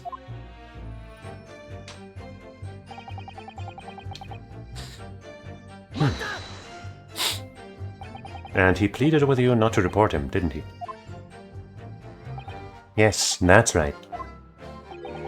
And like the bampot you are, you didn't tell me. A blatant breach of trust, that was. I could see that the man had a noble spirit. I found myself wanting to treat him accordingly. But according to what you told us 2 days ago, the convict had been strictly forbidden from having any writing materials whatsoever. Yes, you're quite right. So when exactly was the will penned? That was before the man was remanded in Barclay, obviously. Yes, at the prosecutor's office under supervision of the relevant authorities. I personally instructed Asogi to make a will for the benefit of his family in his homeland. In that case, why was it found in his cell? What do you mean by that? Yeah, that is pretty weird, isn't it? Well, if it was penned at the prosecutor's office, you wouldn't have expected that it would remain there for safekeeping. Sure, you would have expected, surely? Ah. It's curious. There doesn't seem to be any obvious explanation for why it was subsequently found in the convict's cell. Oh, well. The defense makes an astute point, well, Governor. prison governor cannot be expected to ken the inner workings of the prosecutor's office. So you're saying it wasn't your fault? In that case, Lord Strongheart, perhaps you can shed some light on the matter. I'm unable to offer any explanation here and now. I would have to consult with the notary responsible for the will at the time.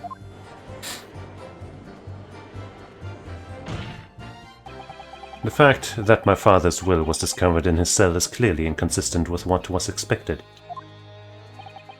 I want to know why. Another inexplicable mystery, then. Well, the thing is about that will.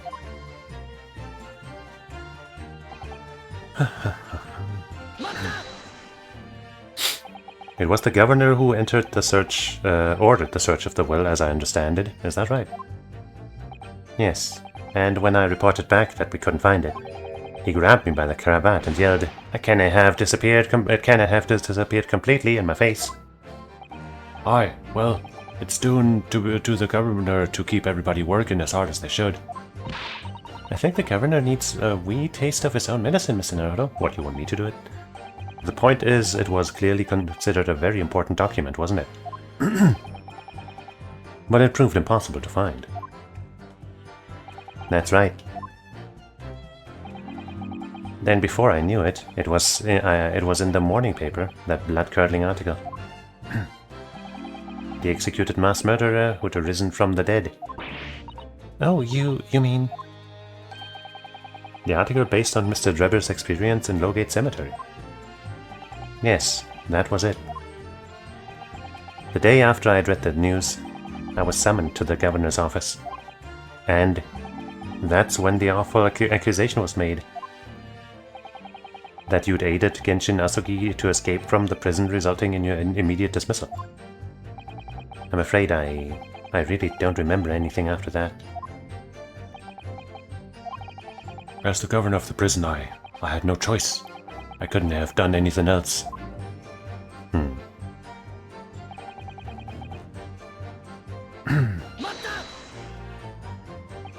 And that directive came from the same source as the one instructing you about the jailbreak. Aye, from the top levels of the prosecutor's office. What name was on it? I didn't ken afore, and I didn't ken now. All I can tell you is that my orders were to do everything in my power to find that document. The directive said it had to be somewhere inside the fella's cell. Document. Was that the wording? Document? Not will? Aye, that's what it said. Am I clutching at straws here? I just wonder if it was really Genshin Asugi's last will and testament that the sender of the directive was after. Probably not. Continue with the testimony then, witness. Why would they be so scared of a friggin' testament?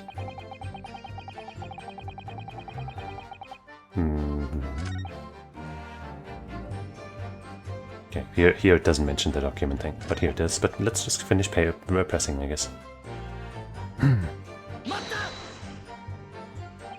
In Mr. Asugi's kimono. Aye, the one he'd brought with him when he was locked up. Yes, he was permanently permitted to have his personal effects with him during his incarceration, I understand. That's right. He was granted as much freedom as possible during the few days before his execution. Indeed, he had a number of items of personal significance, I remember. He was very reluctant to part with them.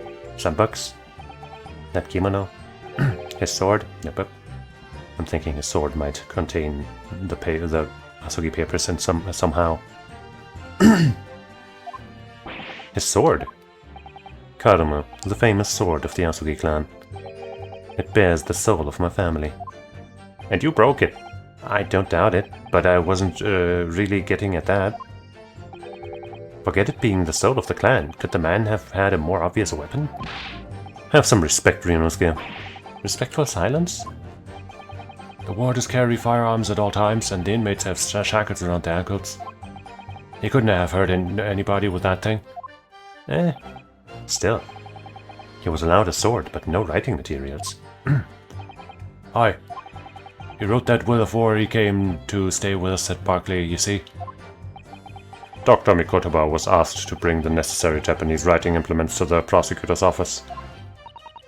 A Suzuri inkstone, black sumi ink, and some Hanshin rice paper, no doubt. I was present when he wrote it, but I'm sorry to say, the letters just looked like a squirming mass of jet black earthworms to me. What's that, homie? Do the Asogi papers not look like earthworms? Are you feeling faint, Mr. Vigil? Mr. Vigil? Sir, it was scarlet, sir. Did he write in his own blood? What? Oh, I'm terribly sorry. I didn't mean to blurt it out like that.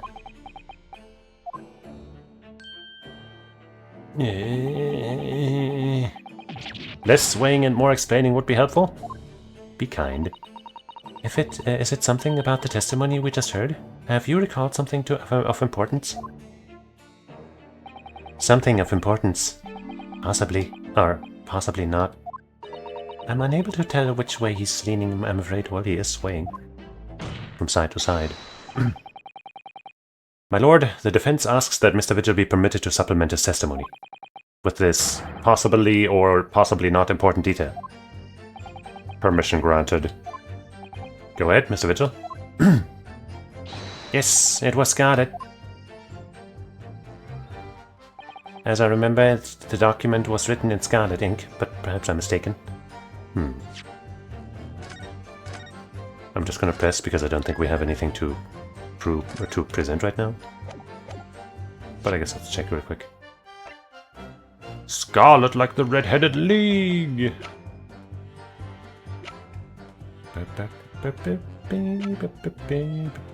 Yeah, I don't think we have anything to present here. Scarlet like blood! Scarlet, you say? Well, yes. I mean, I only caught sight of it for a brief moment, of course.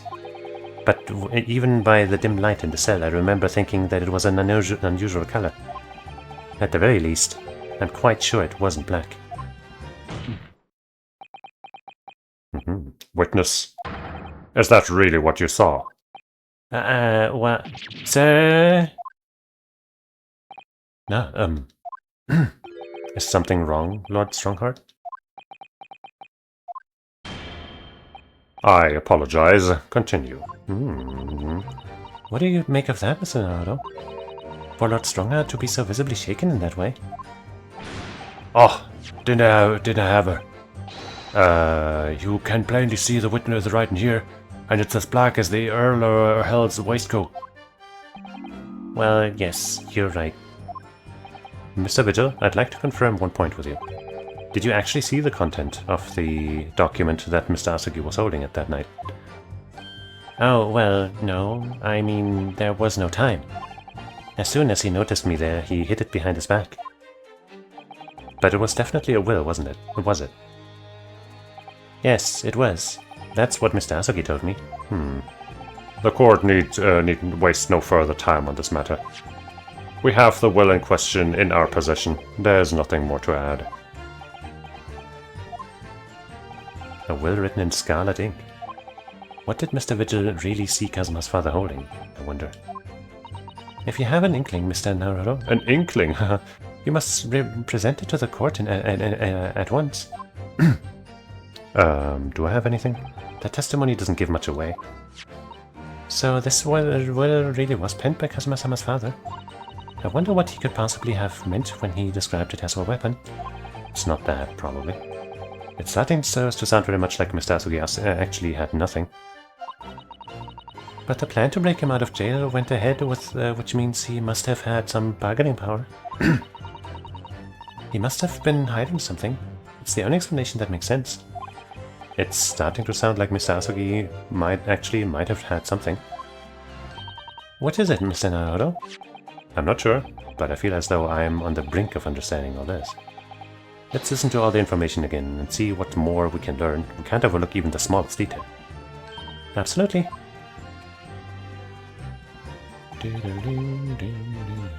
Let's see, maybe we're supposed to press something previously, but I guess it was kind of explicit about needing to present something, but hold on. Doing something. Inside out.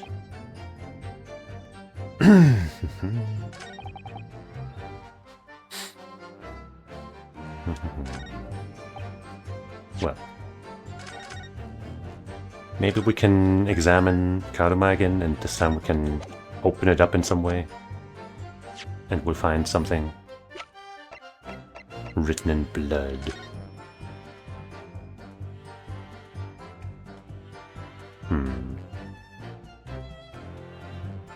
Okay, maybe if we, check this again, it'll open it up again, it'll unsheath it again. And then...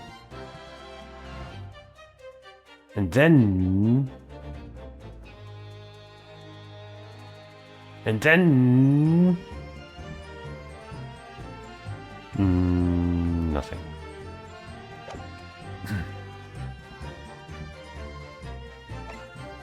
I just don't see anything that was written or is written in red. And I don't think presenting this right now would help our cause.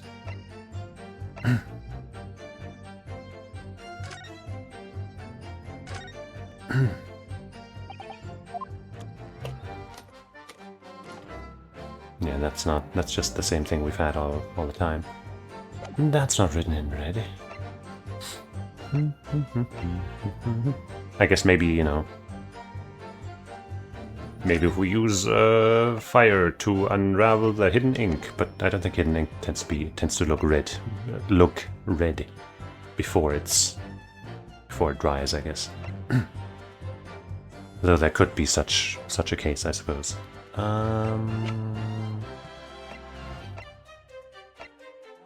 Do I just present, like, blood? A photo that has blood on it to be like, hey, maybe it was blood, but I don't know how much that would help.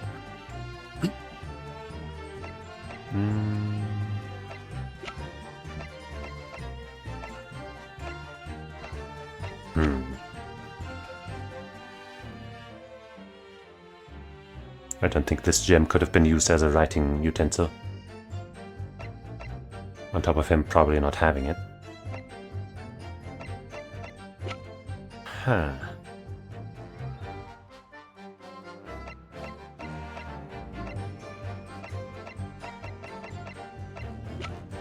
I guess I'll try presenting this photograph because it shows blood prominently, but I'm not convinced that that will help. Let me save again, even though I think I already did.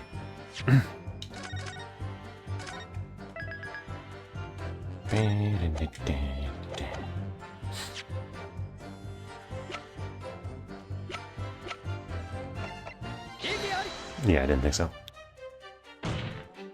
That last statement seemed a little questionable to me. What do you think, my lord? I see no inconsistency here or there, do you? You can't expand the... Okay, we've heard this before.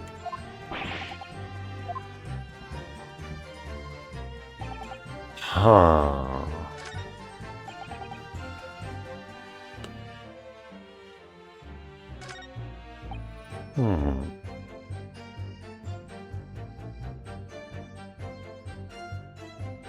Maybe we can present something else somewhere else now.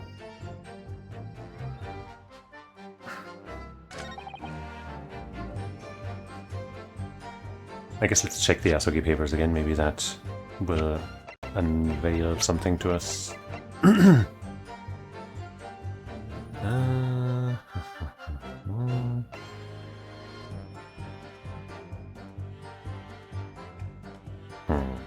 No.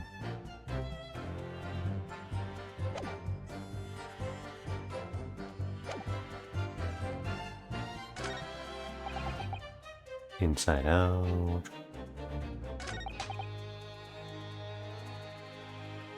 I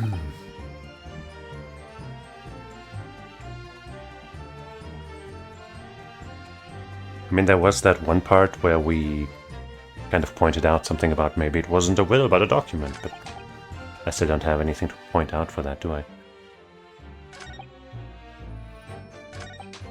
And also, was that part of this testimony or the previous one?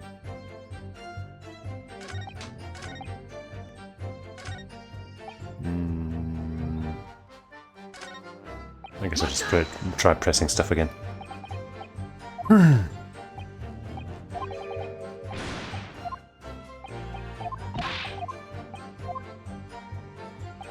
No, not here, I guess.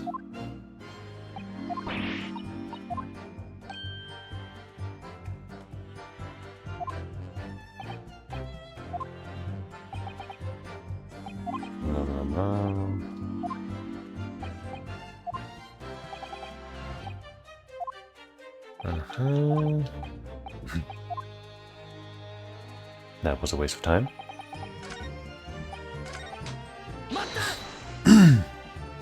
Just trying to find that statement again, where it was like, document? Mm-hmm.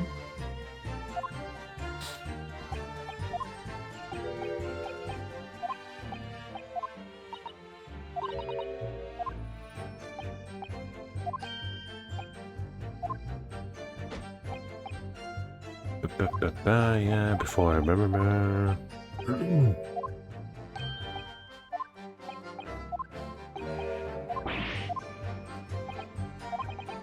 Yeah, we brought this up.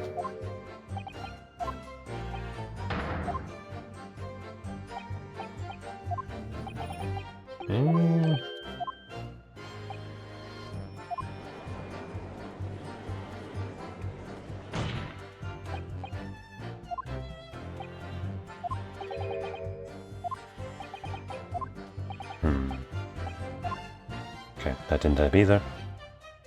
I'm pretty sure it wasn't the first statement. Well, let's keep pressing away.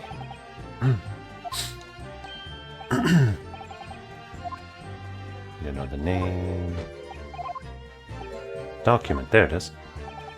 Was that the wording? Document, not well?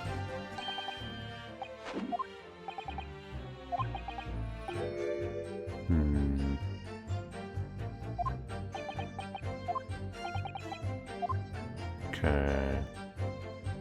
I guess that didn't open up anything new.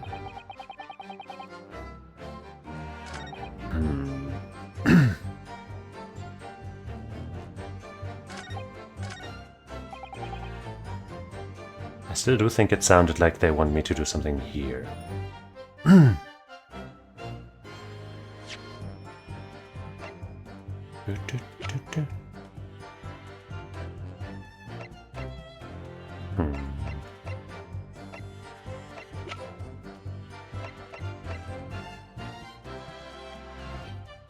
I mean, I guess... Okay, hold on. I need... Surely not. Surely not, right? Surely not. Surely not. I'm not just supposed to point out that the ink on the will is not red, right? That can't be it. That can't be it. That would be too fucking stupid. That would be too dumb. Okay. Okay. Just had to make sure. Just had to make shizzity sure.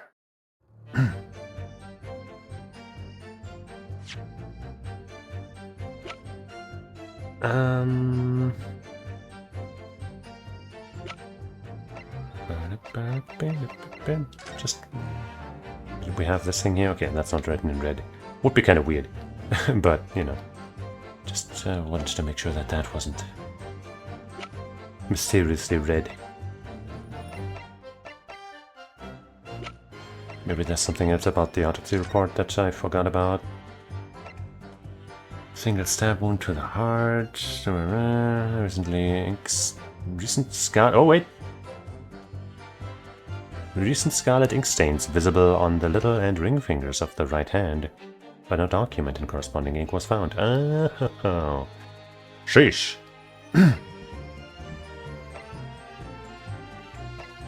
Probably this then. Phew. The details. They eluded me. Scarlet-colored writing is what you said you thought you saw, Mr. Willow.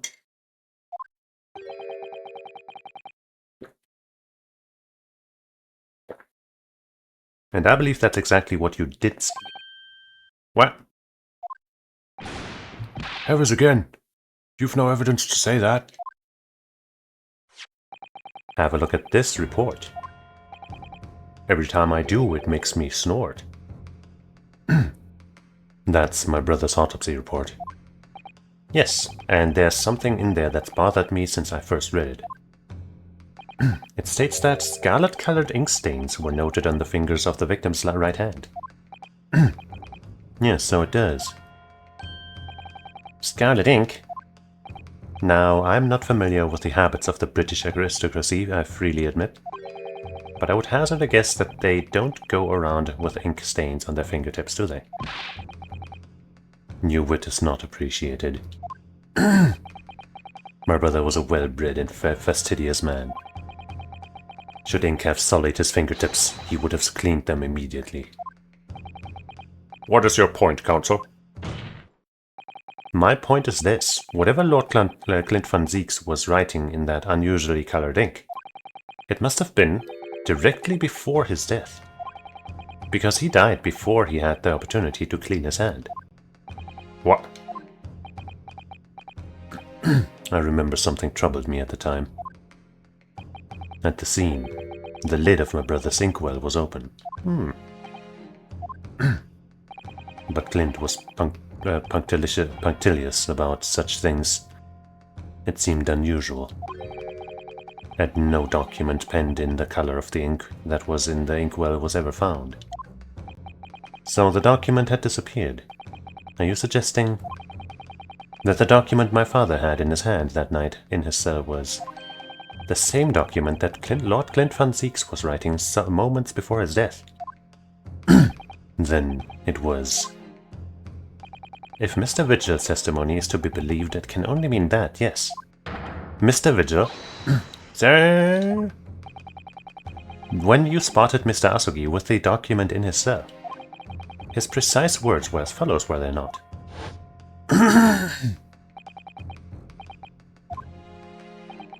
A last will and a testament. This will is the only weapon I have left now. A last will and a testament. But not his own. If the conversation really did go as Mr. Vigil says, then what we now know completely changes the meaning of what Mr. Asugi said. You really think Mr. Vigil did indeed see the convict with a will, but it wasn't that of Genshin Asugi. It was the last will and testament of Lord Clint van Zieks. No. What? How exciting. This is madness. My brother's last will and testament. That would mean that he had chosen to die. That is what it would mean, yes? No, impossible. That is utterly out of the question. Lord van Zieks? Clint was pursuing the professor. It consumed him that day and night. Maybe he was the professor. Whatever happened, he would never have abandoned his investigation before its conclusion. Never. He wouldn't rest until the job was done, until the killer was caught. The idea that he would willingly accept his own death is obscene. And yet, we can be sure that he was writing his will moments before his death. And that Genshin Asugi came to be in possession of that document. So what could the will possibly have contained? Clearly something that couldn't be made public under any circumstances whatsoever. Because armed with that document, my father was able to negotiate with the judiciary for his life. It was something so damning that it prompted the powers that be to enact that daring jailbreak plot. Yes, there can be no question that the will contained information of the utmost secrecy. Information of the utmost secrecy. No, it couldn't be.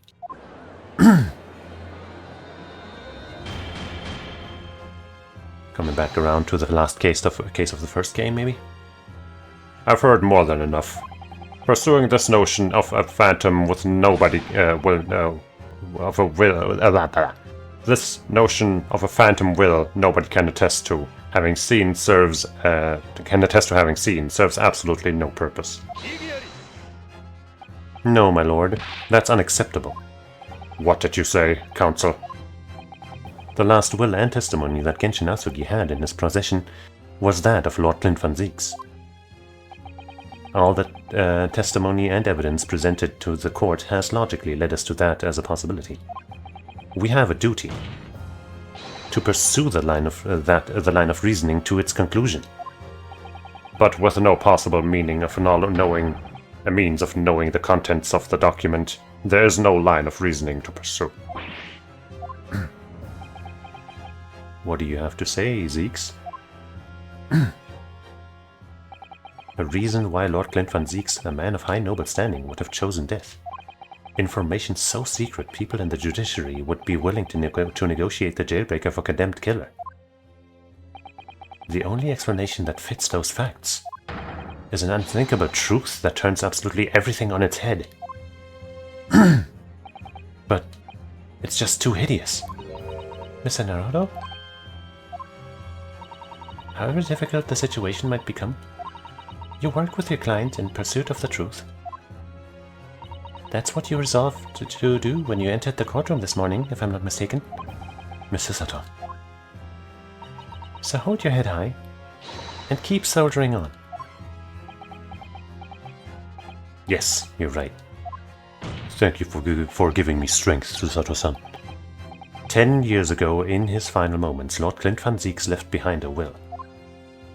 A will that Genshin Asugi was able to use as a weapon to negotiate his escape from prison. In all probability, the details in the will were related to the Professor case. The defense's last statement is mere conjecture. What are you getting at, man? Ryunosuke? As soon as these words come out of my mouth, there's no going back. I believe that the last will and testament of Lord Clint van Zieks was in fact a confession.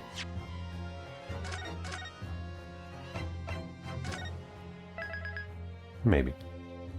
Could also be an accusation. Or I guess a report. Could be similar if it was one of those, you know.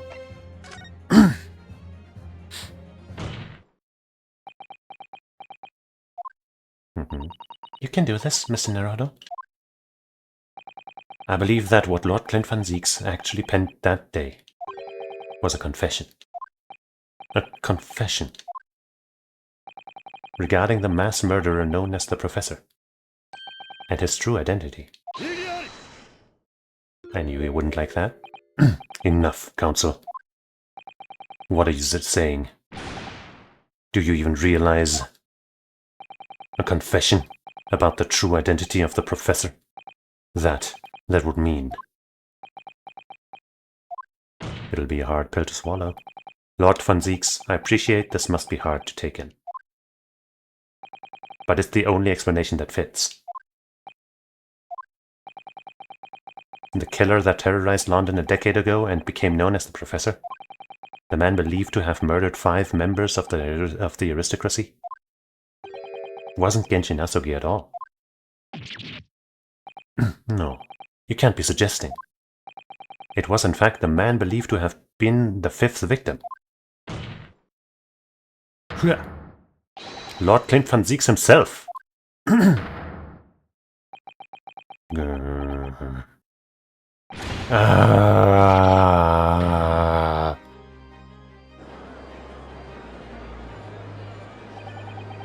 It's finally open, is it? Pandora's box. You're so willing to open that one, huh? To agree to that one. The great van Zieks family, they've been thoroughbreds from something. And Lord van Zieks, Clint van Zieks, he was a paragon of justice. But he was actually a mass murderer, a perpetrator of atrocities of the wildest nature. If the general public ever found out, law and order... My brother. No, this is too awful. Oh, Lord van Zieks, I know I told you that it would be okay, Naruto, but actually fuck you, okay? How dare you?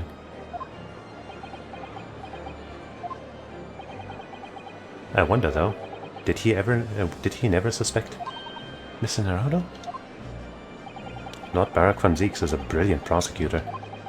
Is it conceivable that he didn't realize what his older brother really was? Well, if you don't want to see the truth, then you probably won't. Order, order, order in the court. Lord Van Zieks. The professor made use of an enormous hound as his murder weapon. Tell me, did your brother own a dog? Yes, he did. Balmung. He was a well-known hunting dog. People called him a giant. Well, I don't believe this. When my brother would go hunting in the forest of the grounds behind the house, he always took Balmung. After Clint's death, the creature would pass away too, almost as if he were following his master. Damn. He was a magnificent hunting dog, worthy of the jewel-studded collar around his neck. Jewel-studded? Uh-oh! A jewel-studded collar? Collar? That's right, though sadly. Some years ago now, it was stolen by a thief who broke into the house one night. A jewel-studded collar, stolen by a thief.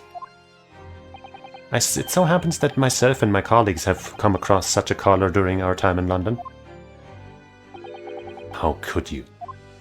Well, it was in a case that you were familiar with. There was an old emblem attached to the collar, too, made of pure gold, with a big old B. Van Zieks, obviously.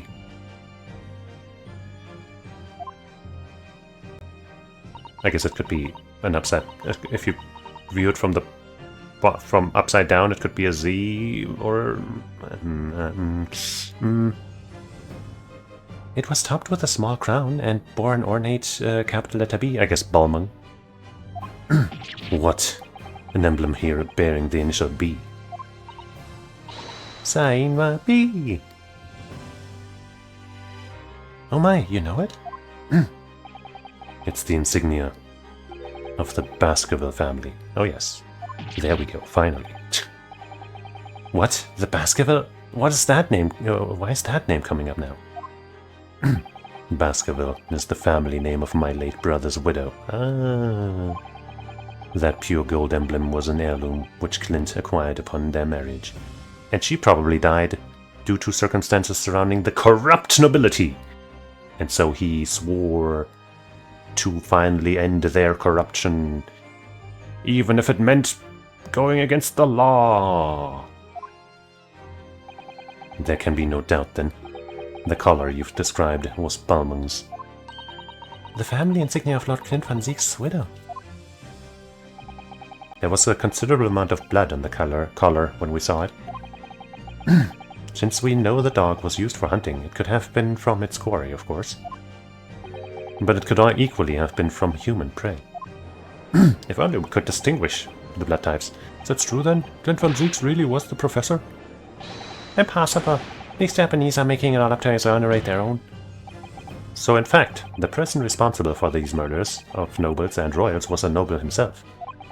And that threatened to be an enormous scandal that would irrevocably destabilize British society.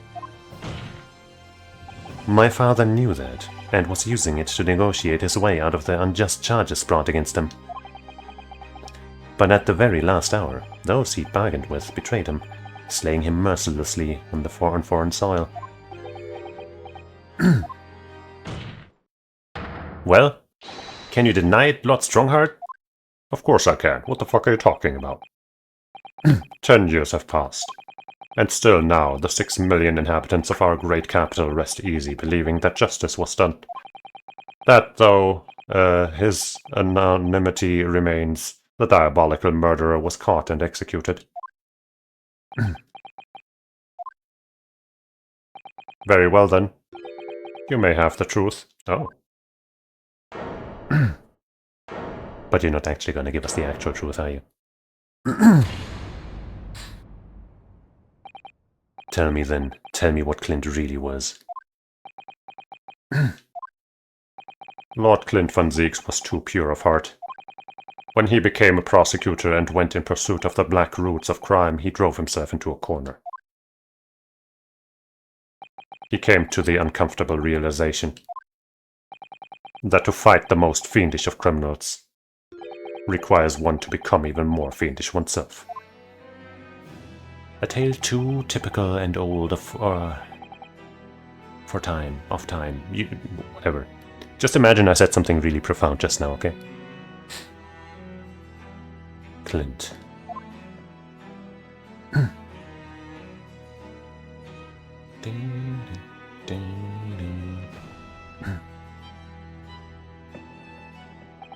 The good old pawnbroker. The 19th century was a truly miraculous 100 years for Great Britain, and indeed the whole world. Maybe it's actually Strongheart talking. New industry, new technology, and with the birth of the Metropolitan Police Service, new law and order. But these dazzling new developments meant ever deeper shadows were cast on society. Water sullied by factories, air thick with noxious fumes and crime, growing daily to fill the darkness. Lord Clint von Zieks made his mission to combat that darkness, but as time went on, it slowly ate at his soul, until eventually he was consumed. It's ironic, really, and somewhat surprising, that the truth has once again been unearthed. By a Japanese. Once again? What do you mean? Well, Asogi unearthed it first, I guess. 10 years ago, your father, Genshin Asogi, turned up at my office that one night. The professor. Yes, beyond all shadow of doubt. You must issue a warrant to search his home at once. Don't be absurd. The man comes from one of our country's most illustrious families. He's a paragon of justice here in the capital. Yes, that's the point. That's why none of you British can see it. He's using his noble status as a diversion whilst he commits those atrocious crimes behind the scenes. Do you have any evidence? Nothing definitive as yet. But he keeps an enormous savage hound on the estate. We need the full support of the judiciary for this. We're up against a member of the aristocracy. So our large family estate has a fierce guard dog. You should know that's commonplace here in Britain. I'm sorry, but I can't possibly put Scotland Yard onto this based on the tenuous accusation of a visiting student. Fair enough. So I turned down Asogi's plea, and as a result, he took it upon himself to visit the Van Zieks family on his own. We can only imagine now what happened between the two men. Though we know the outcome, of course. Lord Clint von Zieks perished. I don't believe this. So, in actual fact, Kazuma-sama's father did? He made the late Lord von Zieks meet the same fate?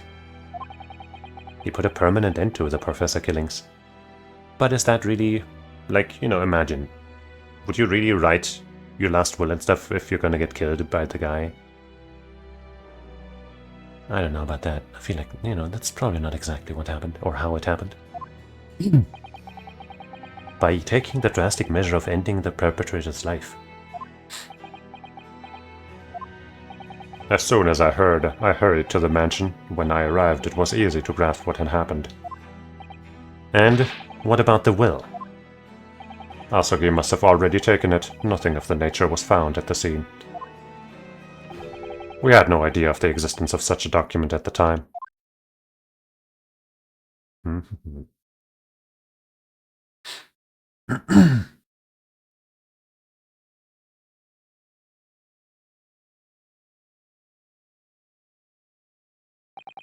I was the only person who knew of the true identity of the professor. So, I resolved to keep it a secret, and to guard the secret to the bitter end. So you're admitting to it? That you were behind it all? It was you, then, who pinned the crimes on my father? I did what needed to be done in order to protect the law and order of the British Empire. He's trying to appease the crowd out here. He's playing them for fools. Even if that meant employing an unforgivable ruse. Then it was you who arranged this fabricated evidence. I ordered that detective to take care of it, whilst keeping the truth from him, naturally. Gregson. Obviously, he opposed me at first. Are you off your rocker? We can't do something like that. There's no question that it was Asogi who murdered Lord von Zieks. The house staff have made statements that they saw the man running from the mansion that night. Okay. Yes, well, I've no doubt it was that Japanese fella. But we haven't got a shred of conclusive evidence against the man. And worse than that, he doesn't keep a dog. So we're short of a murder weapon to boot. And we're short on time, Gregson. We must put a stop to this man's rampage for the good of the country. So we'll use whatever means necessary. Do I make myself clear, Detective? Blimey. Poor Greggy. So that night 10 years ago, when I was attacked by those thugs in the back streets, and Genshin's ring was taken, that was him, was it? That was Gregson and some hired help. Then the detective handed the stolen ring to Dr. Watson, who feigned its discovery from the victim's stomach during that autopsy. And in the light of that decisive evidence, Mr. Asogi was found guilty of the charges brought against him.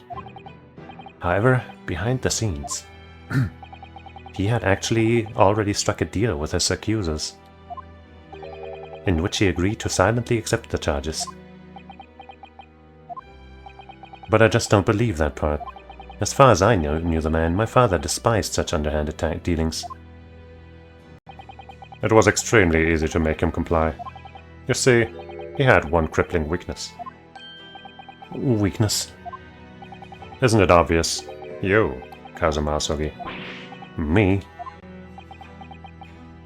Very non-villainous of a Strongheart here. Perhaps you have no desire to return to your homeland, Asogi. What? Though I hear you have a 14-year-old son. Agree to cooperate and accept your guilt without contention, and you will see Japan and your son again. You scoundrel. Whether you choose to wisely or not, it will be a closed trial by order of Her Majesty. So whatever rash claims you might make in court, we'll have no trouble in stifling them. There's only one outcome for you, Asogi. The gallows. Don't forget that I still have a weapon at my disposal. A document revealing a truth that I know you're desperate to keep hidden. Yes, it hadn't escaped my mind, which is the only reason I'm willing to bargain with you. I only want to protect this country's law and order. You understand? So, what's it to be, Asogi?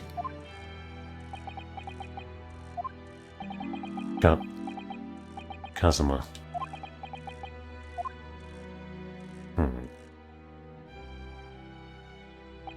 He did it for me. And as I told him at the time, my motive was simply to protect Britain from the damage the truth would do. To protect this country's law and order, at any cost. Yeah, right.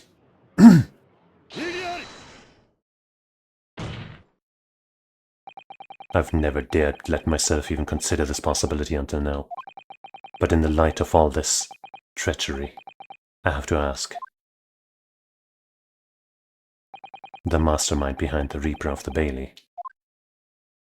Was it you, Lord Mayor Strongheart?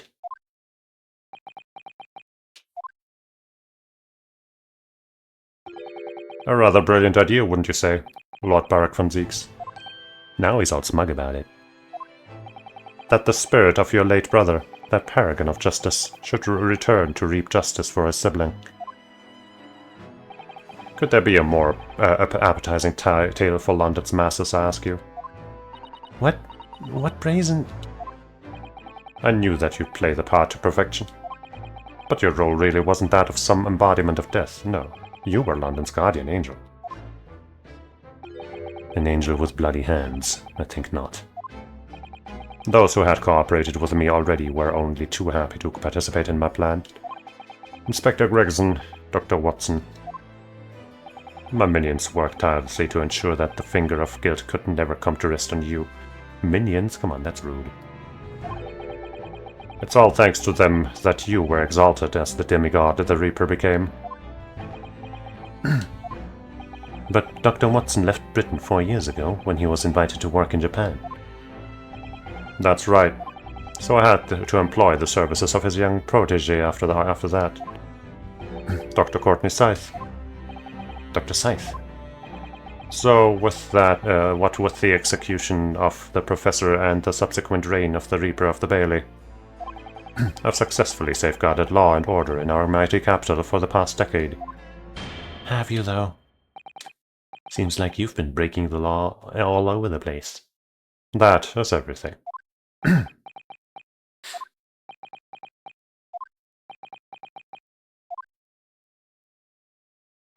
My lords, ladies, and gentlemen, I do hereby confess it was I who sired the concept of the Reaper. However, let me say in my defense, it was all for the preservation of law and order across the entire empire. Lord Strongheart did it. An unforgivable collection of crimes, but still. All those who died at the Reaper's hand were rotted to the core anyway. If it was all in aid to keeping London safe. There is no one left now who can reveal the precise truth of what happened 10 years ago. Therefore, this trial can go no further. Now, I would like to entreat all those present. Beyond these four walls, nobody need know the truth. Even Her Majesty must be protected from this. Oh. I trust you all appreciate the importance of my request. It is, of course, for the good of the country. Don't you think the Queen herself should be the one to decide?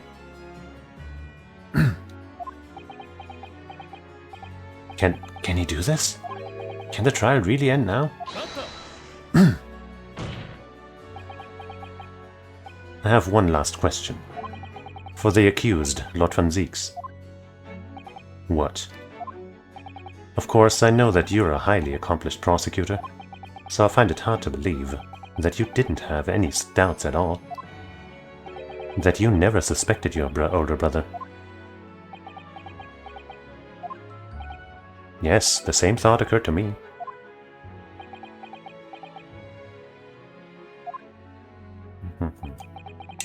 It was only once, but yes, I couldn't say that I never had my doubts.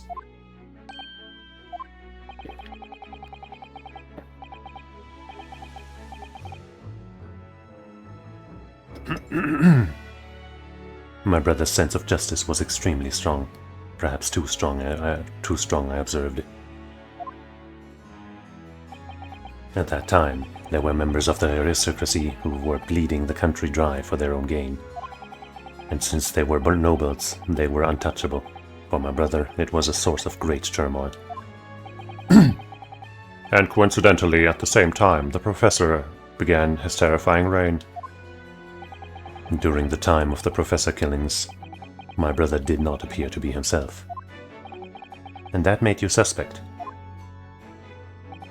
Yes. But it was only once, not more. Only once, really. Clint wasn't the culprit. That was my conclusion at the time. And I still believe that now. Do you have any evidence to support that idea? The third victim was the Lord Chief Justice at the time. Oh, how convenient for the current Lord Chief Justice. Weird, strange. It was he who had recognized my brother's potential and trained him as a prosecutor. He doesn't seem like a corrupt noble. No matter what the circumstances, it's unthinkable that my brother could have killed his friend and mentor.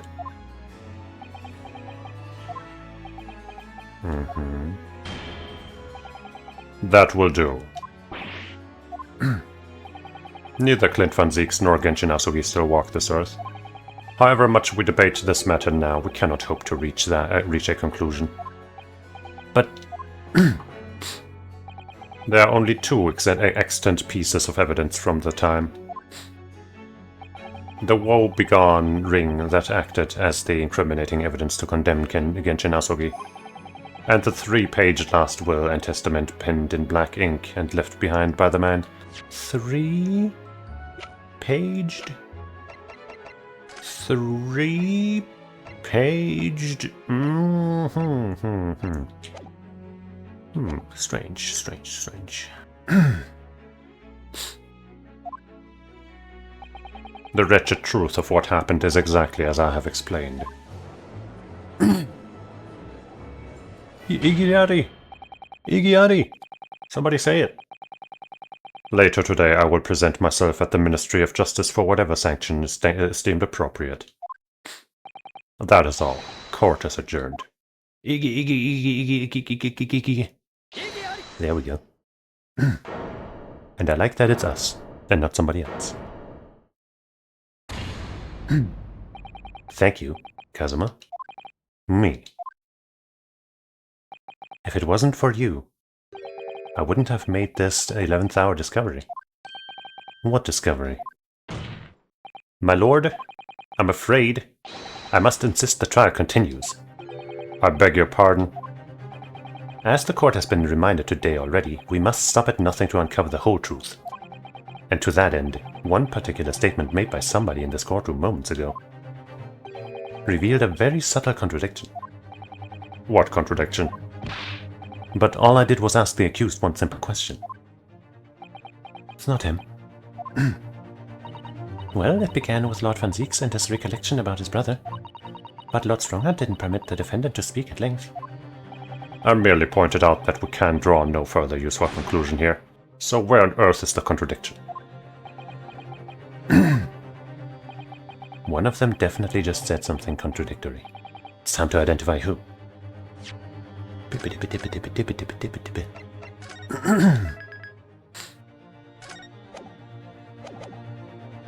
Stronghart.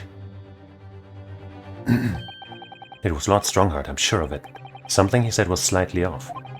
Come on, Ryunosuke. Think back over his words. Find the problem.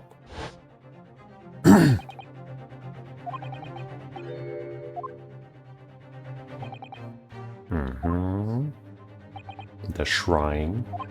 And the 3-page will? Lord Stronghart, would you care to explain? Explain what, counsel? Among the statements you made just a few moments ago, something you said was inconsistent with a certain piece of evidence we have. Inconsistent. And whilst an inconsistency remains, the defense has a right to pursue an explanation. Ryunosuke, what? Let me warn you about the statements you are making, counsel. They may very well prove fatal. Oh no, one whole piece of health? Oh no. Whatever will I do? You claim my words contained a contradiction. With which piece of evidence, I ask you? This here is the will left behind by Mr. Asugi. The 2-paged will. What? Oh, I just misspoke, no problem. Yet moments ago, your precise words were the 3-paged last will and testament. Could it be that originally there was a 3rd page? For a moment, I thought perhaps you'd identified something worthwhile, but it's a mere trifle, I see. A trifle? Governor Caden. What can I do for you, sir? You were present when the Japanese man penned his last will and testament. I was there for sure. I remember the back worm-like scrawls and to this day. And I'm quite certain, my lord, that there was a 3rd page at the time. What? Only the first 2 pages were the actual will, though. If I mind correctly, the 3rd was a message to his lad back in Japan. For legal purposes, we required only his will. And we wouldn't have wanted any uncomfortable words about Britain to get back to Japan, eh? So it was decided that the 3rd page oughtn't be sent. How dare you make that decision? I want you to hear the words, man. Fucking assholes. I had a right to know what it said, to hear my father's final words to me. The courtroom is no place for sentimentality, counsel. As it happens, I have the 3rd page of the document with me right here now. Wow, okay. Why? My father's message. It will be given to you at the end of the proceedings. It'll be too late once the trial is over. We need to know what it says now. Even the slightest thing may give us a vital clue. My lord, The defense calls for Genshin Asugi's last words to his son to be read out loud before the court now. Your request is denied. The inevitably modern words can be of no consequence now. You don't know that. You don't even know Japanese. The prosecution agrees. The court should know the content of that message. Every possible piece of evidence must be thoroughly examined. Very well then, Governor Caden. You will read the third page of the document for all present to hear. He doesn't know Japanese. Yes, sir. Only I should point out, my lord, that I can actually read worm language. Worm language. This beautiful handwriting? Shame on you, Barry. Oh, it's you. If I could be of assistance here, I would be happy to translate the words into English for the court. Father. You're still here, are you, Miss Dr. Mikotoba?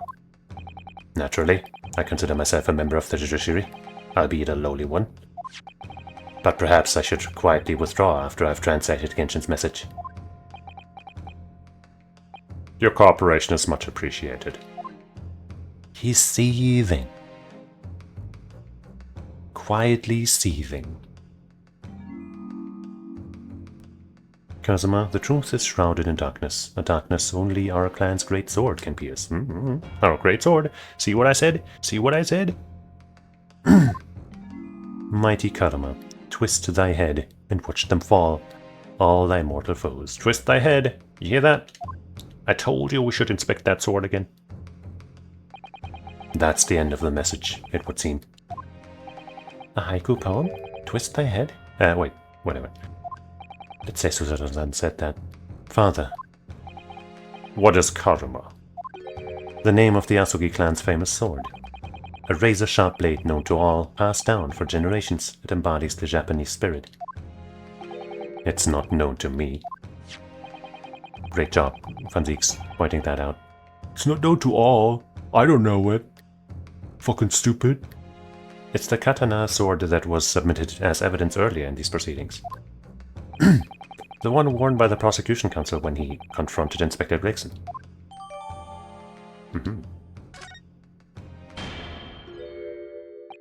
All these procrastinations are beginning to try my patience. Adjournment of this court is long overdue. Can I check it now, or do we need to wait for a specific moment again? Ah! Twist thy head. Mighty Karma, twist thy head and watch them fall. All thy mortal foes. That's the proper way to use the sword, is it? Maybe I should try it. It hurts my neck, that's the trouble. Mr. Naruto, if I might make a suggestion? I think perhaps it doesn't mean your head. Oh! I once studied the history and development of the katana some time ago. And as I'm sure you're probably aware, the sword's head is the part at the very end of the hilt. It's written as head in Japanese, but it's pronounced as kashira, I believe. Kashira. So Mr. Asugi's words really mean twist the butt of the hilt. You don't think... Ka-ching. Look what's inside it. Surely nothing written in scarlet ink. Is that a tightly wound sheet of parchment? Red! Scarlet ink! It's written in scarlet ink! I penned this, my last will and testament, in the final moment before my inevitable and willing death. This is it, isn't it? Mr. Naruto, look at the signature at the end. Cursed... Or V. That's what it says.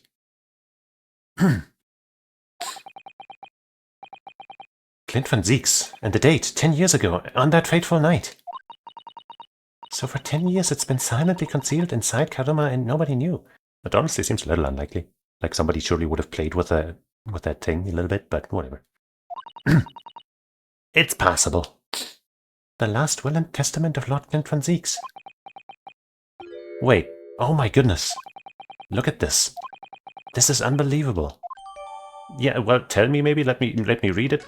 I don't know what you mean. Oh well.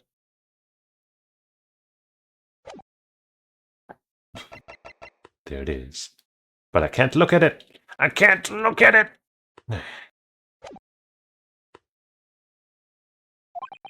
As the presiding judge, I have been as accommodating as possible of the will of the courtroom. However, despite all that, no new information has come to light.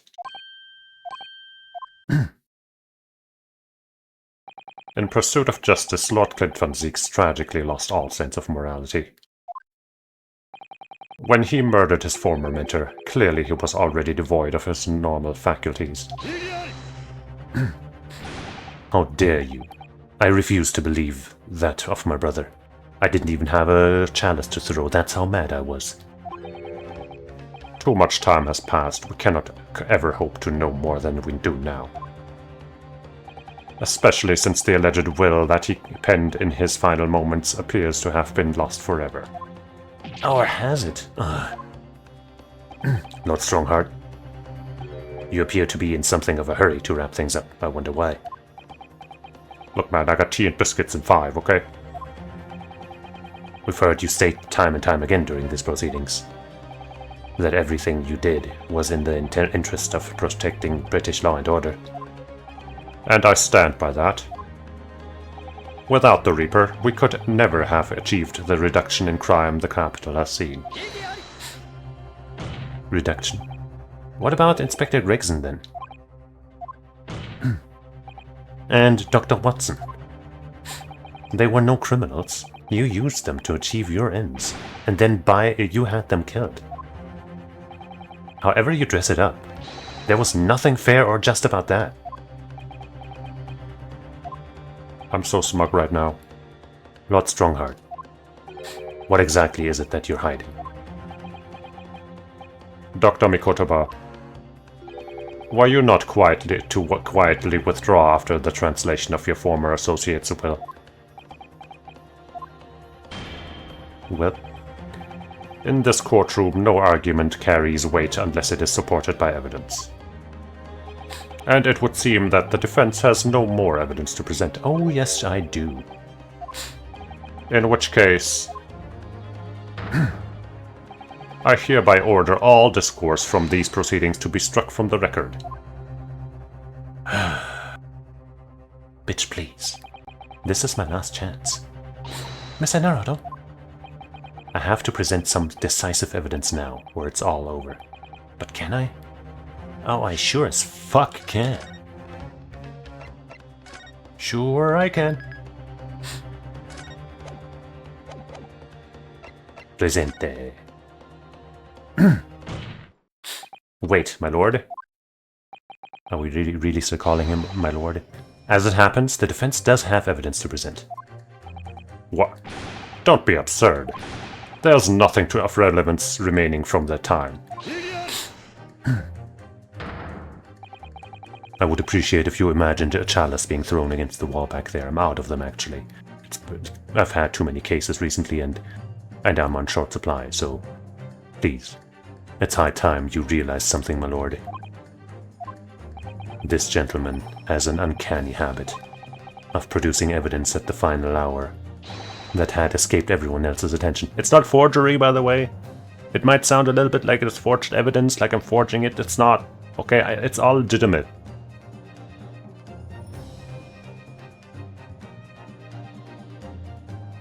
Okay? Nonsense. What is it, Ryunosuke? What do you have? I dare say, the final decisive piece of evidence that will reveal the whole truth about this rotten tale. How can you... Decisive. Well, it would appear there's no escaping it now, my lord. Let it be so then. Present whatever you think you have that can settle this decade-old enigma, if you're capable.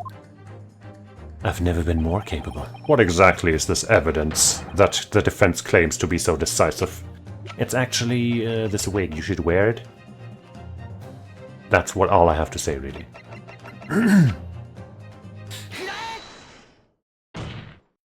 There is a single piece of evidence that can clarify what really happened 10 years ago.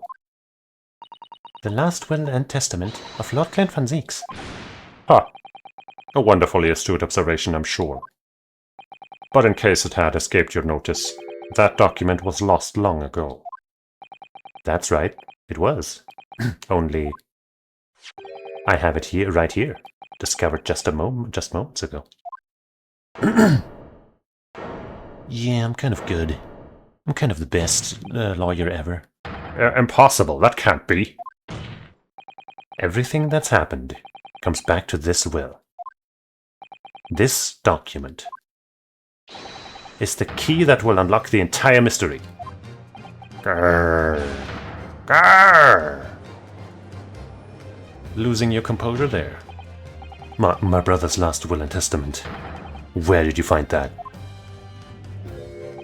It was rolled up inside this. Inside Kadama. That ultimate weapon Genshin Asogi obtained has lain undisturbed in the hilt of the sword all these years, just waiting for the right time to emerge and reveal the truth.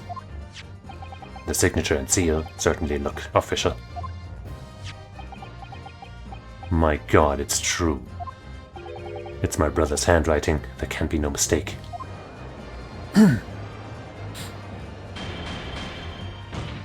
I forbid the contents of that document from being read out. Do you hear me? I strictly forbid it. Oh, why would that be? You can't do that, my lord. This document could explain everything. That document could literally destroy the meaning of justice in this country. Nah. I demand that you hand it to me at once.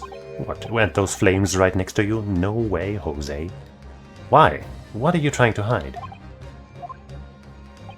Could it be that you already know what's written on this page? What are you implying? What we've implied the entire time, guy. Court is adjourned with immediate effect. Clear the courtroom.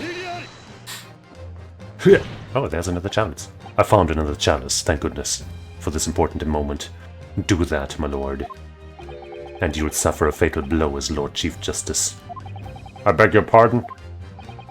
Forcibly ending a trial without good reason. And not any trial, a closed trial by order of Her Majesty the Queen. To defy the monarch's will is treason. Grrr. Lord Clint von Zieks really did pen a will that day? It's exactly as the young Japanese man said. Read it out, now! We have a right to hear what's in that will, a right and a duty. And a left. Well, my lord. It would rather appear as though proceedings aren't going to go quite as you'd hoped. You fools. Go ahead, Ryunosuke, read it. The prosecution gives its full support. Okay, very well then. No, for God's sake. No!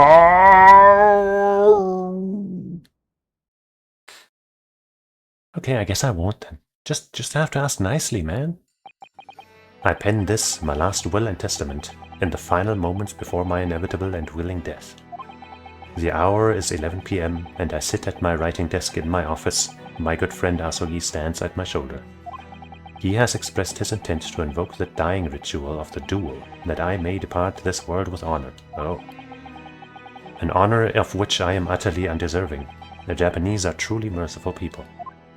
Oh. I, Clint von Zieks, Lord of the Manor of the von Zieks estate, hereby confess to the following. I am the killer who has come to be known in society as the Professor, guilty of 4 counts of murder. I will not here discourse the corruption rife among the aristocracy, which is to me, as one of them, so apparent. But wait, if it's 4, then that still fits with, the number that we thought before. So there's got to be something off. However, 6 months ago, I took the life of a member of the House of Lords at the heart of the depravity. A demon who habitually sacrificed the common man to further his own interests, abusing his position of power. The law is impotent against such vile avarice. Only a fellow demon can rid society of this menace. That demon was my quarry, upon whom I willingly set my great hound. But though I am a hunter of some experience, I'm a poor felon, it seems.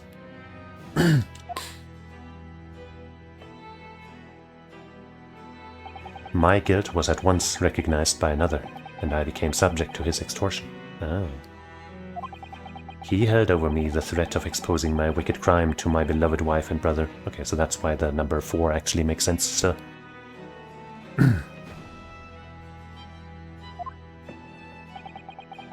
Wait, but what, the wife was still alive at this point? Yeah, held over me the threat of exposing my wicked crime to my beloved wife and brother. Okay, then. The wife was still alive at the time. Under that threat, I have done this man's bidding for months now, killing those he deemed I kill. Demanded. As I watched my former mentor perish before my eyes at the jaws of the hound, I commanded. Okay, so it was him, yeah. I realized that I had lost the last shred of decency within me, and sunk to the level of a wild beast. There is no path back to the light, be it I or my dear friend Asogi who dies this night. I am eternally damned. Right. I guess I misunderstood. The widow means that her husband is dead, not she. I totally just, I don't know, brain farted that. I don't know why. I guess it just fits so well into the image of, why he would go mad, I guess. So yeah, my brain just did a whoopsie, I guess, thinking that she was dead.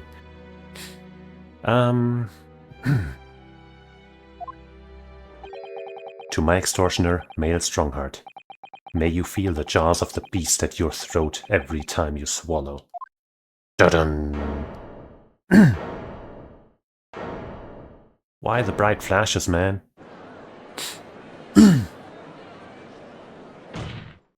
So now we know, yes, Clint Van Zieks was a murderer, but somebody was directing him and naming his victims.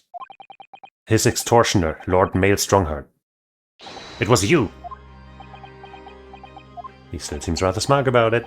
Lord Strongheart, a moment ago, you claimed that what the court has just heard could destroy justice in this country. But you weren't trying to protect justice at all. All you were trying to do was conceal the secret of your true nature and the countless lives you've sacrificed up until now.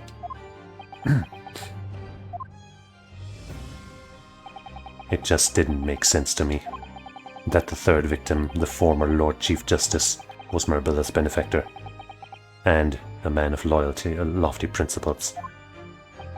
As I said, Clint had no possible reason to kill the man.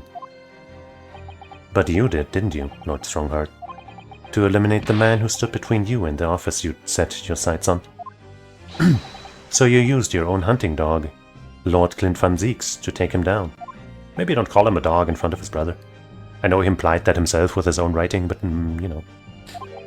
If it had to be done. London's unsavory shadows are deep, and the arm of the law fails to reach their depths. Crime must be cut off at the roots, not the Lord Chief Justice at the time, but the Lord Chief Justice at the time couldn't see that, he was weak. Lofty principles, you say? Tantamount to cowardice if you ask me. Which is why I took his place, in order to fight the crime he was allowing to spread like wildfire. By murdering the man.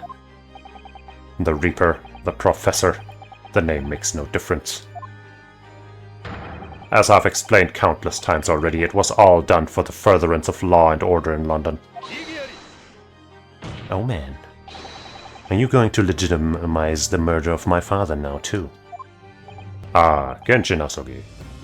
Well, that was unfortunate. I had fully intended to send him back to Japan as we'd agreed. Had you really? I don't believe you. It was you, wasn't it? You killed him. Or sent somebody to kill him. No, it wasn't me who took your father's life. Then who?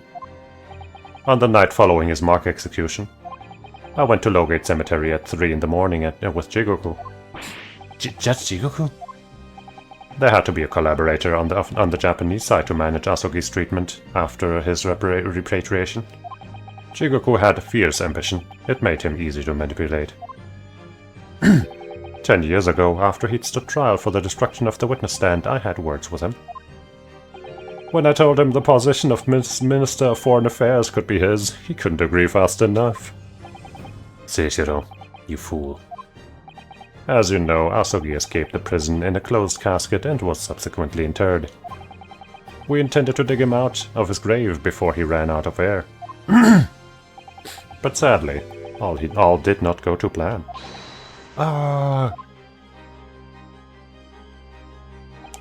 There was an unexpected visitor to the cemetery with his own ideas about digging up graves. A man who witnessed what nobody was supposed to see. Oopsie. Enoch Drebber. But why didn't you kill him instead? Not that I would have condoned that, but wouldn't that have been smarter? Of course, I knew grave robbers frequented London's cemeteries. But that grave on that particular night... Blast, if people find out the convict wasn't really executed. The scandal will rock the very foundations of the Empire. Then what do we do? Shoot him, Mr. Jigoku. Shoot Asogi at once.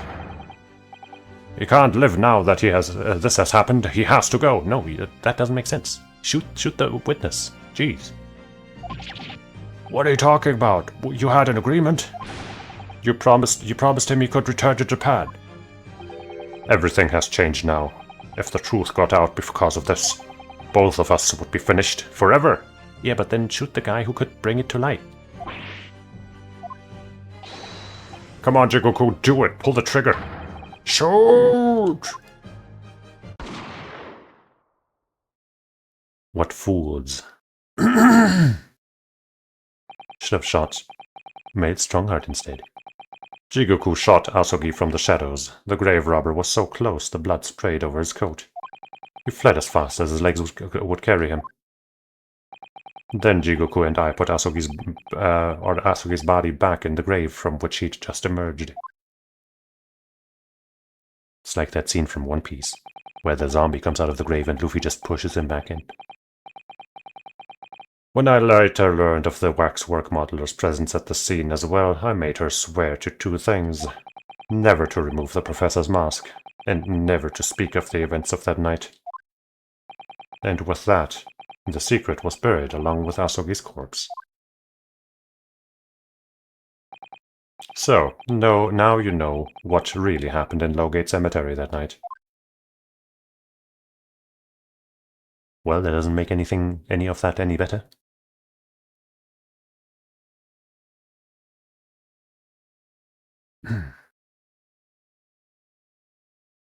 Does it? It was Jigoku, your Japanese acquaintance, who killed Asogi in the end, you see.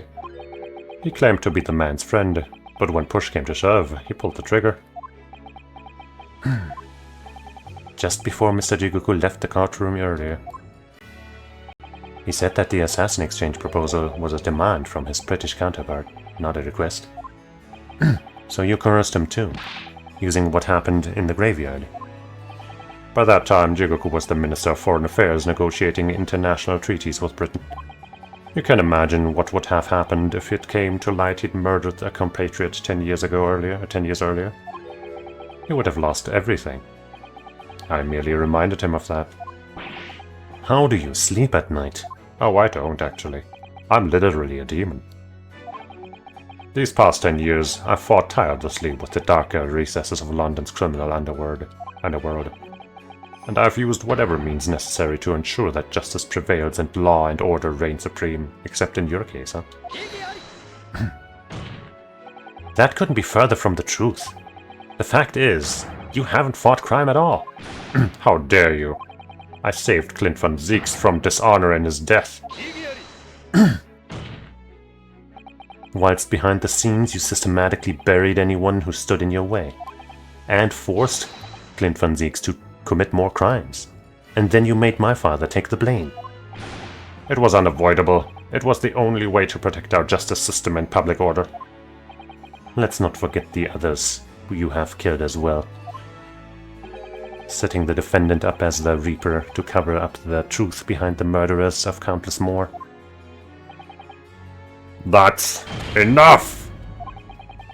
Do you have any idea of the conniving that led to the acquittals of those wretched criminals? We have to fight fire with fire. Our courts can't function without a Reaper. Can't you see all I've done for this country? This has been my struggle. You've done nothing. It's Lord von Zeeks here who worked tirelessly and justly in court whilst enduring the disgrace of the Reaper name. And Inspector Gregson, fraught with anguish for having sullied his hands through a desire to do the right thing. Not to mention Genshin Asogi, who risked his life going in pursuit of the truth you tried to hide. No, the darker recesses of London's underworld were largely filled by you. You little... When will you get it through your thick skulls? That it was all for Queen and country? I'm tiring of that excuse. Let's call the Queen in and ask her what she feels about it. You've consistently twisted the truth for bargaining power to make others do your bidding, nothing more.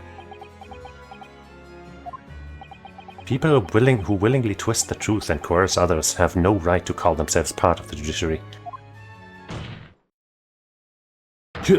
I strongly suggest you don't ever talk of justice again. Grrr. Grrr. How many times is he gonna yell like that?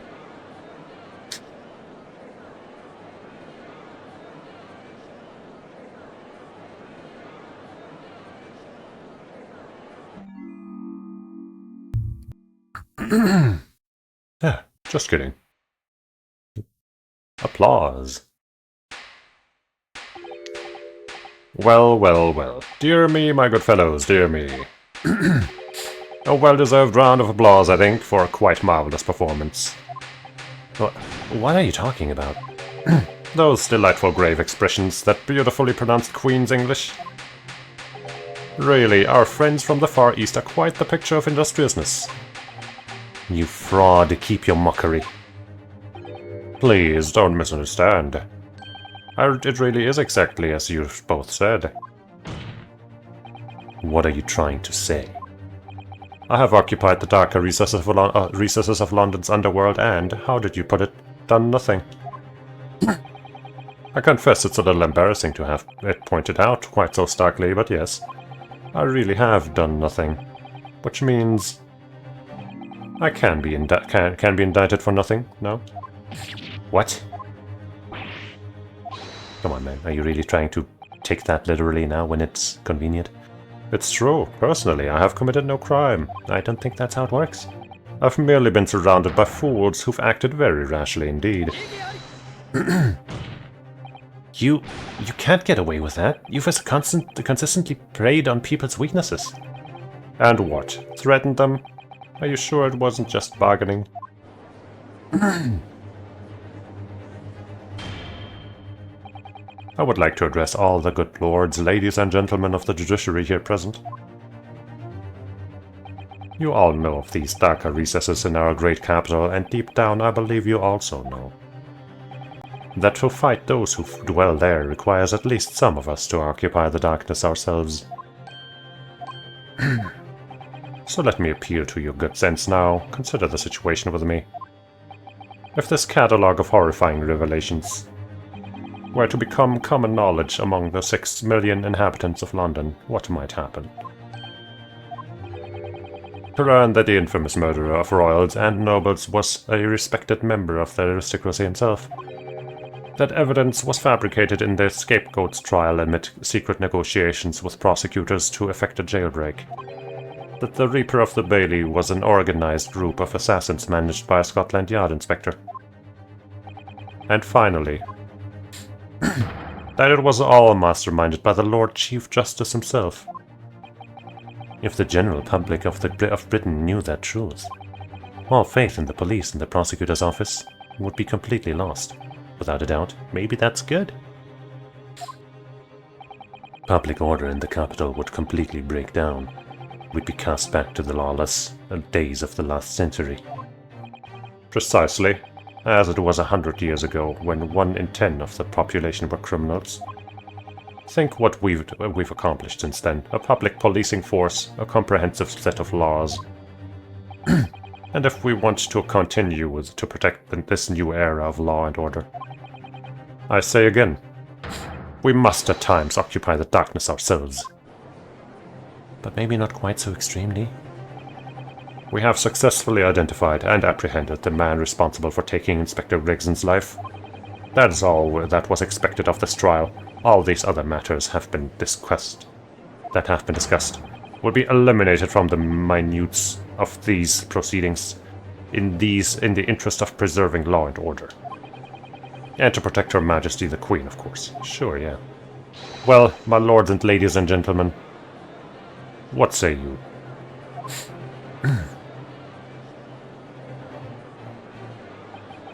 He has a point.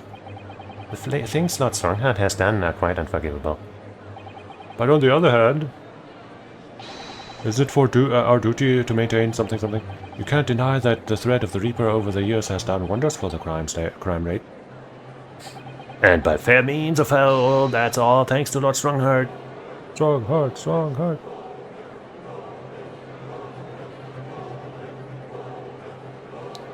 In Japanese, is it just Sorongu? Are you hearing this? This is the will of the British judiciary. But the judiciary doesn't represent all of Britain. Ah, yes. For your rousing response, friends, I express my heartfelt gratitude. Therefore, in accordance with the overwhelming wishes of the court, the record shall be erased. You have to respect the man's ability to turn a situation to his favor.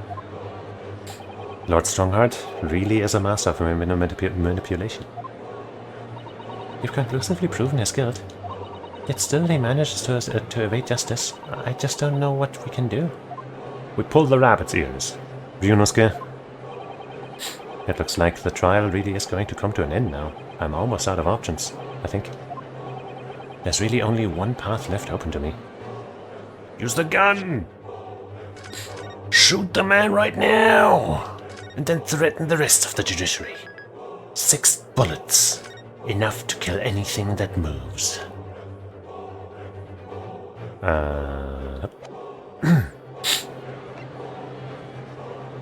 Use evidence. I don't know if I'm actually supposed to use the rabbit here, but hey, I'll try. Yes, as I know only too well, the only thing that carries any weight in court is hard evidence. Wait, I might not be supposed to present the rabbit, but I'm supposed to present something! But Mr. Naruto, what evidence is there to use at this stage in the trial? I have an idea. I don't know whether anything will come of it, but maybe it is the rabbit. If there was ever a time for using this particular item we have amongst the evidence, it's now.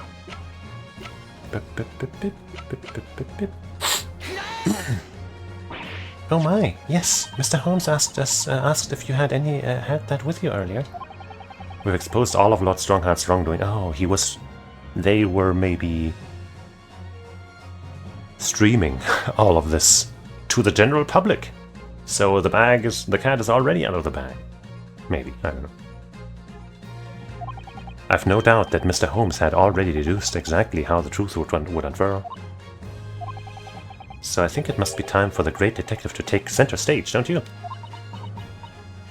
Yes, absolutely. Let's take the hair by the ears then, and heave. Alright, here goes. Heave! Ow, ow, ow, ow, ow. My dear fellows, I must remind you every time, a gentle tug will suffice. Mr. Holmes, you're looking in quite the wrong direction, Mr. Naruto, because I'm over here. Ah, Mr. Naruto, he's... Ew, yep, they sure got some technology, eh? It's Mr. Holmes. Look at the holographic technology they have. I wasn't expecting you back, Holmes. Delighted to be here again, Lord Stronghart. If I could use like a filter to produce like a, an old-timey radio type thing, I would do it. But I haven't installed that technology in my Stream Deck yet. Sorry. What is the meaning of this? Bailiff, seize him. Put that man in irons. Oh, I don't think they can. This is a closed court. You've been warned already, man. What the? We can't get hold of him, my lord. just dancing on him. We just would just go right through him. Look at this smug asshole dancing away.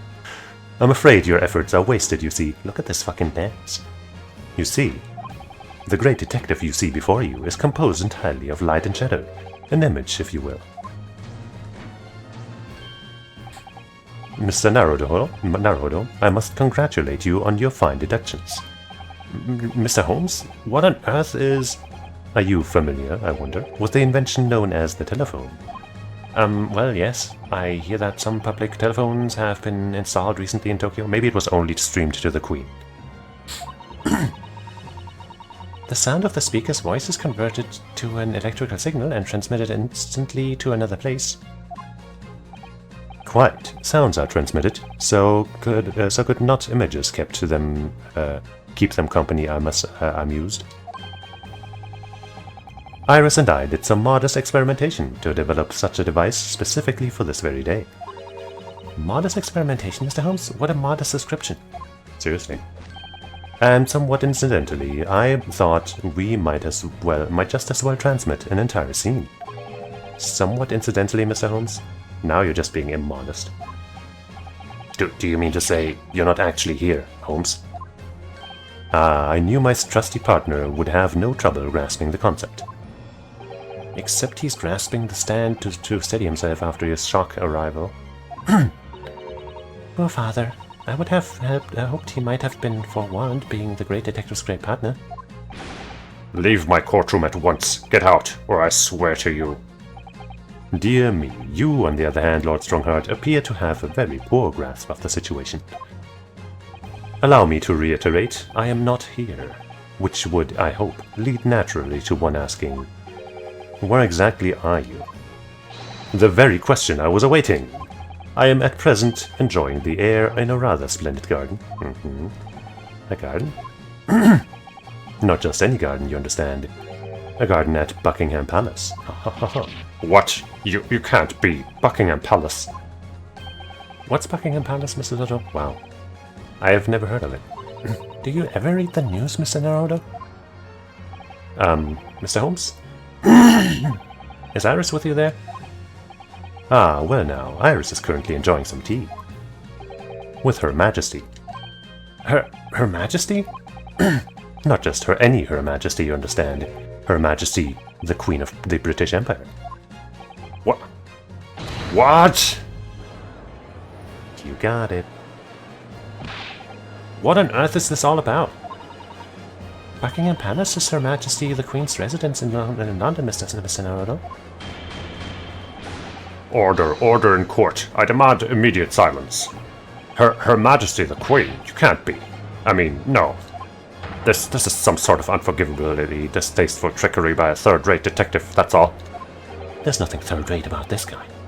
Unforgivably distasteful trickery. What an apt description. A closed court session attended by elite members of the judiciary is a rare event. I presumed that Her Majesty would be more than a little curious about the proceedings. So I decided to show her everything, from start to finish. Huh? You showed her? Indeed. By dint of the Sherlock Holmes remote cinematograph. You meddling. This is some kind of nightmare. Just as I appear to be standing before you, regaling you with talk of my latest invention. No doubt you've inferred that the reverse is also true. You don't mean... And luckily for him, laws about streaming and stuff can't possibly have been invented yet, so this is all legal. And no privacy issue at all. Her Majesty has seen and heard every moment of the proceedings. I assumed there would be no objection, after all. Every trial in this country is conducted under the auspices of Her Majesty, as you know. It sure is. They mention her name a lot. You. I confess I'm quite impatient to Her Majesty's opinion about the unforgivably distasteful trickery in which you've been engaged over the past 10 years. No, I was merely... Oh, so sorry to keep you all waiting. Vicky and I had so much to talk about. Vicky, huh? Iris, there you are. In fact, I have a little message here from Her Majesty. Wouldn't it be funny if this all was just a big old bluff? Like they didn't have any contact with the Queen at all? Ayo, Astro Dude. But I do think it's actually the real deal. A message. Well then, if everyone is sitting comfortably, ahem. Forthwith and with immediate effect, all authority previously afforded to Male Strongheart is hereby revoked for evermore. Furthermore, he will be prosecuted for crimes against his country in a public trial by jury in the coming days. Yeah, he's fired. Super fired. So it seems that Her Majesty doesn't believe we need to fight fire with fire. Justice in this country needn't be administered from the shadows at all. If the Queen says so, it must be right. Male Strongheart. The darkness you fostered to conceal your despicable actions these last 10 years is is a thing of the past now.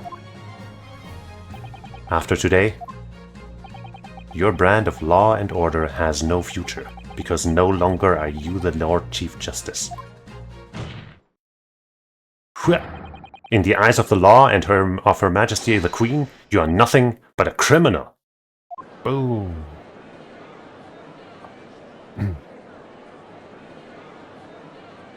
Yeah, I guess he could try to defend himself.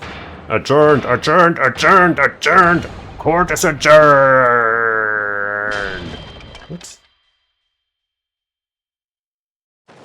Wow. Hey. Guilty. Super duper guilty. Way too guilty for words. Unbelievably guilty. Straight to hell. And it's gonna topple over and kill him. Well, he didn't die. Not yet. Oh, wait. He's alive.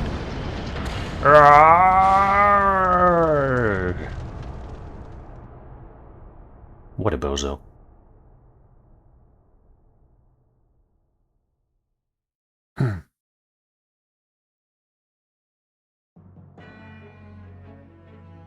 That's a good look for you.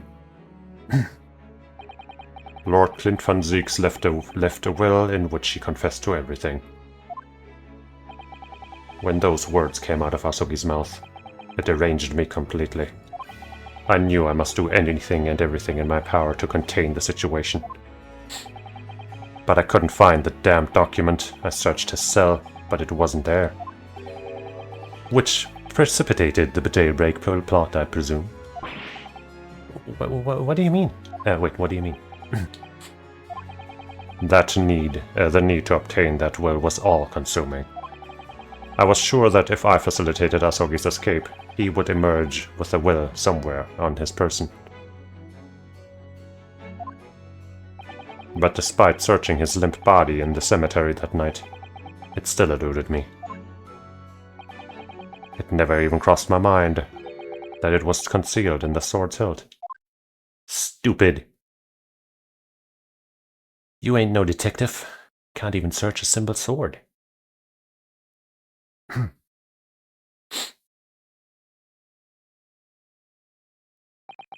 What pains me now is that my brother left this world without a word to me. I'm sorry, Lord van Zieks. In point of fact, I think perhaps that isn't the case. Sorry? How can that be? There's more to his last will and testament. What? What else is there? As I confront the prospect of my demise, I feel bitter regret for my younger brother. Barak, you have always looked up to me, and now you follow in my footsteps to become a prosecutor. It is my fervent wish that my unspeakable deeds should not hinder your advancement. I ask not for understanding, for none could understand my depravity. I ask only for forgiveness. I feel like forgiveness would be easier than understanding. Rather, understanding would be easier than forgiveness. Asugi is a fine detective and a hunter worthy of respect. He has agreed to honor my final 2 wishes. The first is that this document survives. The second, I cannot commit to a paper. Oh. I have confessed my sins to my wife. May she find resolution in my death. With my eternal gratitude to my Japanese friend, I rest my quill. Clint Van Zieks.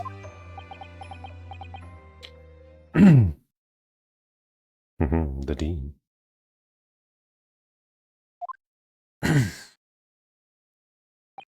Clint. So many people were hurt. All because of you. Male Strongheart, you colluded with Seishiro Jigoku in a criminal plot so immense it spanned the oceans. And you cold-heartedly murdered all those who knew the truth about what had happened 10 years ago. But why did you set about that now, a whole decade later?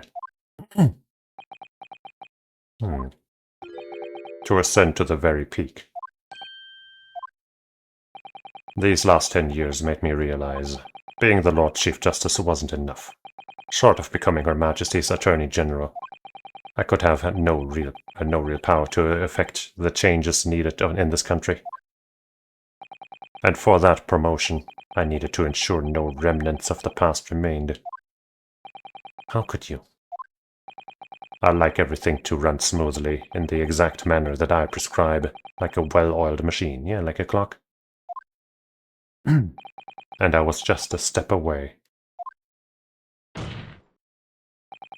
And for your ambition to succeed, did you ever bother to count the number of brilliant people you had killed?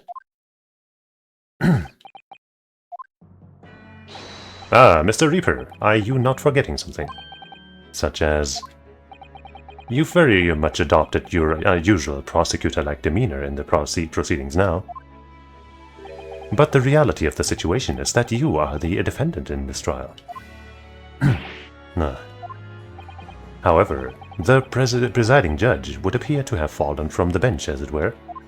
I think Holmes should take over as judge. Oh hey, there's our good judge. May I suggest, therefore, that we entrust the final adjudication to an old friend? My lord. Ho, ho, ho. As a member of the judiciary, I have been following the proceedings from the gallery. And I must say, I shan't ever forget the extraordinary battle between good and evil that I witnessed here today. The only good judge in the game.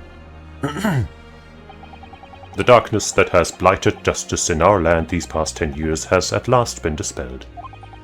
Thanks in no small part to the efforts of a bright young star from the east. Defense Counsel Naruhodo. Yes, my lord. On behalf of everyone here present in the Old Bailey, I give you my heartfelt thanks. You're too kind, my lord.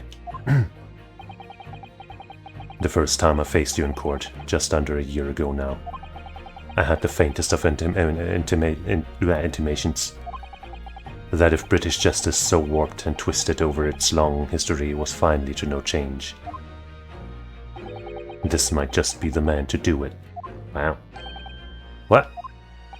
But at that time, I wouldn't allow myself to acknowledge the possibility. Yeah, 'cause you were too racist. I couldn't overcome my hatred of the Japanese after the circumstances of my brother's death. Mr. Naruhodo, allow me to apologize for countless discourtesies on my part. You are a lawyer of boundless talent. Oh my god. Oh, Lord Van Zieks. When I first arrived in Great Britain, I was literally a nobody, certainly not a lawyer. The truth is, my fortunes have entirely been made by the miraculous people I've met. My best friend, Kazuma Asogi, who led me here to Britain in the first place. My loyal and ever-patient judicial assistant, Mrs. Sato, who helped me study to become a lawyer. The brilliant Lord Van Zieks, who never failed to challenge his Nipponese rival. And not to mention, the exceptional master of logic and reasoning who showed me the true art of deduction and dancing, Mr. Holmes. Saving the best for last, Mr. Naruto. What a relief. That's the way to do it. I'm well aware that without all these people's help and support, I wouldn't be here where I am today. The truth is a guiding light that always leads to happiness. I'm not sure about always, but it is still a thing to be pursued. I've lived by that principle for a long time now, but actually it's not true. The truth can also cause great pain, sometimes even leave people on the brink of despair. So he does know. And for that reason, there are those who feel the need to hide the truth, who do it instinctively even. But as soon as we allow our eyes to settle on something other than the truth, the darkness takes hold. And from there it grows, until eventually it makes us blind to the guiding light of the truth altogether. So that's why it's my belief that we must all resolve never to avert our eyes from what is just and true.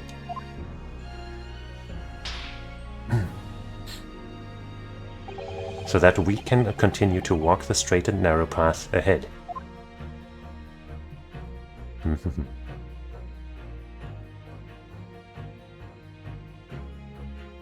Pride. Smug. Well, I must excuse myself now. But before I go, Mr. Naruto, let me compliment you on your grand opus. What?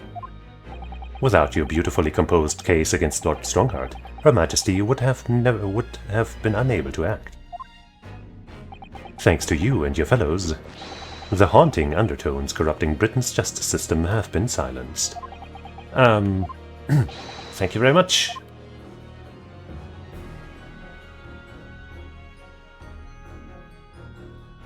What's to become of Kazuma, though? I guess he still has to pay for what he did.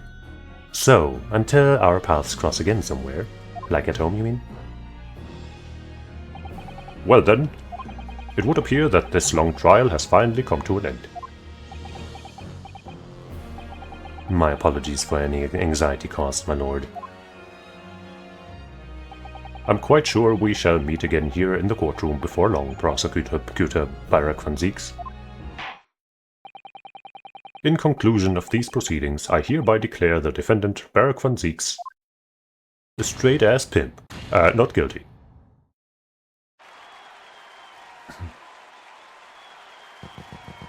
Yippee! We did it. The only case, the only single case to spread 2 entire, episodes. There have been other, overarching stories that were multiple episodes long, but I think this is the only actual case that spans more than 1 episode. In the series.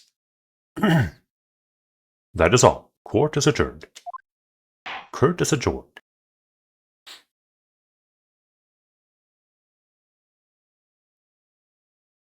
And I'm honestly not entirely sure why they split it up into 2 episodes. It could have just been, another to be continued in between. But whatever, it's not like it's a problem. Yes, I've played the Apollo. Well, I wouldn't call it that, but they officially call it that, so yeah, I guess, yeah, I have. Was there a case there that spread more than 1 episode? That I'm forgetting right now?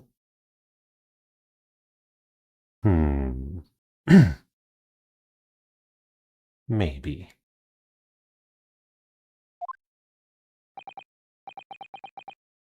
It really is all over. But did I sacrifice too much? Mr. Naruto? I really must congratulate you. Hold on, actually, I've been needing to go to an idol meeting the entire time, so let me just do that real quick. Now that we've finished the court proceedings, I'll be back in just a little bit.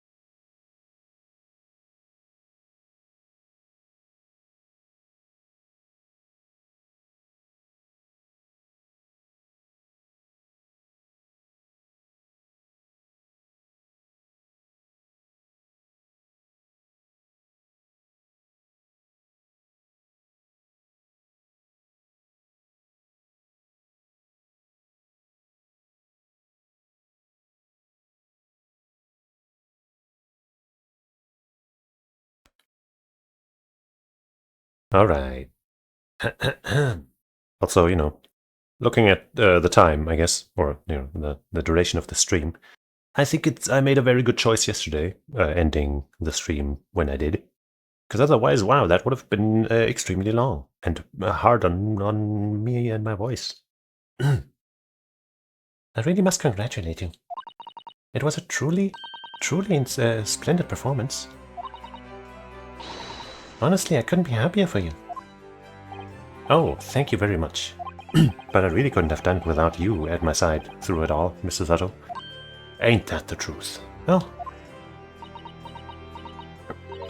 Your kind words mean so much to me. It really was a very splendid show, that, Naruto. You have thought... I'd have thought you'd be smiling for me to hear, but you look rather glum. Well, a lot was lost. A lot happened. Well, of course I'm delighted about the verdict. But in exposing the truth, I'm afraid I've caused my client a great deal of pain. I'm really not sure that's what a lawyer ought to be doing. I mean, wouldn't there have been more pain if you hadn't exposed all that? Oh well, in that case. I'm quite sure that when you see Lord Van Zieks' smiling face, everything will seem that much better. I don't think we ever will. Yeah, look at him. The very picture of a smile. Look up smile in the dictionary and this face will show up. Mr. Sato? Everything seems worse. He has a face like thunder. Oh dear. I really shouldn't have presumed. Mr. Naruto. Yes? Almost a year it's been now since I first encountered you here in this very courthouse. For you to have risen to the level of excellency you demonstrated today. Well, it's quite remarkable. But I exposed the most unpalatable truth you could ever have imagined in court today. I feel as though I've robbed you of something you held so dear. What was it he said? To fight those who dwell in the darkness requires at least some of us to occupy the darkness as ourselves. But that was just the feeble excuse of a coward. Only those with a steadfast eye for the truth have what it takes to fight the dark forces of crime. You made fine work of establishing that fact in court today. Oh. Well, thank you. What magnanimous words. I'm quite sure that Kazuma-sama would have a smile on his face at the very moment if he were here. Uh-huh, I'm sure he would. Isn't that right, Kazuma-sama? Kazuma. Yup. If you look up beaming facial expression, that's the face you'll see. Beaming with glee. Mr. Soto? There's another face that like thunder here. But at least we have seen him smile. He can smile. We know that, at least. Oh my, and he really was here. Lord Van Zieks, allow me to congratulate you on your acquittal. Congratulate me, or curse me. You failed to bring down the Reaper. That's not true. I owe you an apology. You do? No, it is I who should apologize. Your father, Genshin. If I had been stronger, then perhaps. I made an unforgivable error of judgment. I can offer no excuse. And I can offer no forgiveness. That said, I suppose you fought for justice and the truth. For that, at least, I can withhold respect. Can't withhold respect. Your words mean more to me than you could know. I will hold them dear. Kazuma-sama. Well, it is still a tough, tough life, tough situation. I must say, there's one thing that's still bothering me. What's that? The will that Lord Clint Van Zieks wrote before his duel with my father. What about it? Asogi is a fine detective and a hunter worthy of respect. He has agreed to honor my final 2 wishes. Oh yeah, right, the one that isn't written here. First, it says his documentary survives, and the second, I cannot commit to paper. I've confessed to my sins to my wife. May she find resolution in my death. With my eternal gratitude to my Japanese friend, I rest my quill. Clint van Zieks. Yeah, stop flashbanging me! What can the second of his final wishes have been? That your father agreed to honor, you mean? I think perhaps... Oh. I think perhaps I might be able to shed some light on that. What? Father? It was 10 years ago, as you know, the day before the execution was scheduled. Maybe, I guess, Iris was his child. I went to the prison to say my farewells to Genshin.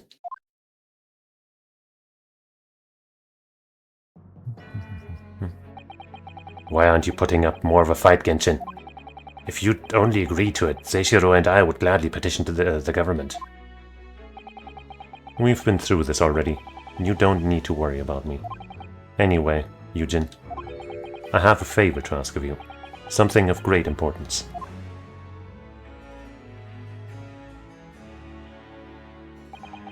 You're one of my greatest friends, Genshin. Whatever it is, consider it done. I'm going to tell you an address. I need you to go there at once in secret and telling no one. You should find a lady of the gentry in hiding there. A lady of the gentry. She's not in a good way, and she's with child. The birth is imminent. As a medical man, I'd like you to attend to her. Please, you're her only hope. By any chance, is the child yours, Genshin? Don't be daft. It's a favor that was asked of me by a man I knew, as his dying wish. My goodness. I swore to the man that I would help. That I would do whatever I could for his wife and his unborn child. But if something should happen to me, I need to ask you that same favor. You're the only person I know that I can truly rely on. What did you say? If something should happen to you? Tomorrow night you're going to be... You never know though, do you? What life will bring. Oh man. Alright then, tell me the address.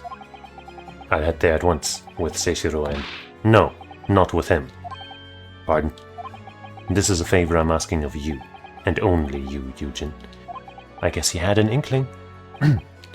Right, I see. Very well then.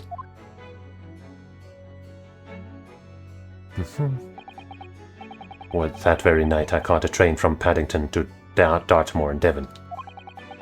I found the old house in the middle of nowhere. It was an old hunting hound lay asleep in the grounds. Yeah, Splatoon, yeah. The poor woman was on the floor at the back of the darkened room. She was in mortal danger. I broke her waters to precipitate the labor before she weakened further, but it was a torturous birth. Oh no. I did everything humanly possible for her and her child. But there was nothing to be done. And in the end, I was lucky enough to welcome a new life into the world. But tragically, my efforts to save the mother's life were in vain. I held the healthy newborn girl in my arm and wept for longer than I care to remember. Eventually, in something of a daze, I looked around the room. There was precious little in it, but an old travel trunk caught my eye. It had clearly been well looked after with a bee over the years, made of top quality leather with fine stitching. But it was when I saw the emblem on the side of it that everything dropped into place.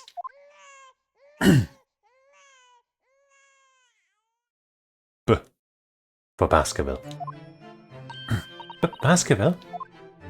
I mean, yeah. You mean the woman was the wife of Lord Clint Van Zieks? That's right. The newborn was his daughter. But that makes no sense. Why on earth wouldn't Clint have entrusted the child to my care in that case? I was completely unaware that he even had a daughter. I suppose he didn't really have any choice? What?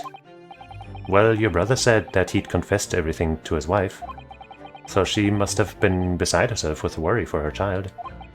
If the true identity of the professor were ever to be made public, the girl would be forever branded as the daughter of the infamous mass murderer. Ah. So the only solution was to distance the young girl from the Van Zieks family as much as possible. How tragic. I don't believe it. I imagine that in his final hour, Lord Clint Van Zieks made the obvious choice. He would have thought to himself, this Japanese man here is someone I can trust. This Japanese man that I'm about to duel to the death. But yeah, I mean, I guess so. I honored my promise to Genshin, of course. However, only a month later, I was summoned back to Japan, and without disclosing the parentage of the child, I couldn't obtain permission to take her with me. Oh, how awful. Well, but it all worked out well in the end, didn't it? I was completely at a loss. In the end, I had to ask my great friend. I asked him if he would be a father to her. That being Mr. Holmes, I presume? Yes. He took one look into my eyes and agreed to it on the spot. Mr. Holmes, he has a heart of gold. Really, all it can be said that I did for the child was to give her a name. Oh? When I'd come to Britain, I was trying to escape from the grief of losing my darling wife. So it was her name that I gave to the little girl. Oh. Your wife was called Iris? Your wife's name, Professor Mikotoba? In other words, I guess maybe the English translation of her name? The name of my mother? Ayame Mikotoba. That probably means Iris. Oh. That's right, Ayame. Or in English, Iris. Iris? I mean, if you didn't put that together by now, then wow. I had no idea.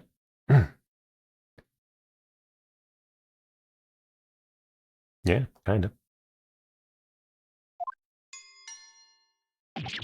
Ouch! Mr. Naruto, what's wrong? I guess this time his ear is the one being pulled. This little thing just pinched me on the behind. through my trouser pocket, hard. Not his ear, I guess. Ah, my dear fellows, can you hear me? Mr. Holmes, is that you? Ouch! Yes, we can hear you. You see what excessive tugging can do? Let that be a lesson to you. Mr. Holmes, we weren't able to thank you properly before, but you were simply marvelous. Your checkmate move was a stroke of genius. Indeed it was, wasn't it? I suppose myself, I feel. It had become apparent to me that to stop the Lord Chief Justice would require such measures. Bruno, Susie. Oh, Iris. What, they don't know her? I'm so pleased. What a wonderful outcome. Her Majesty Queen Vicky said she thought my special blend was delicious. Oh, I'm sure she did. After all, no one brews a more delicious tea than you do, Iris. Let's have a party to celebrate.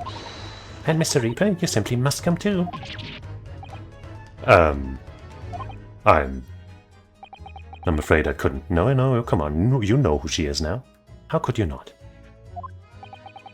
The Reaper of the Bailey, flustered by a 10-year-old girl. Again. No, really? Oh, pooh.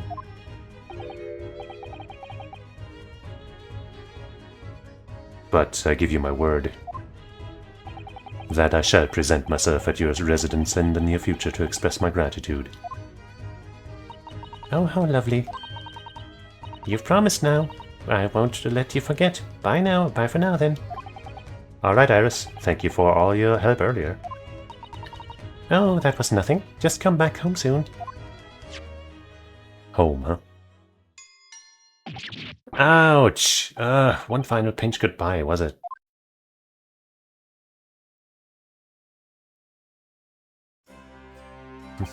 Well, I think I ought to be leaving. Lord von Zieks, would you care to accompany me? Certainly. Miss Naruto, allow me to once again express my deep gratitude to you.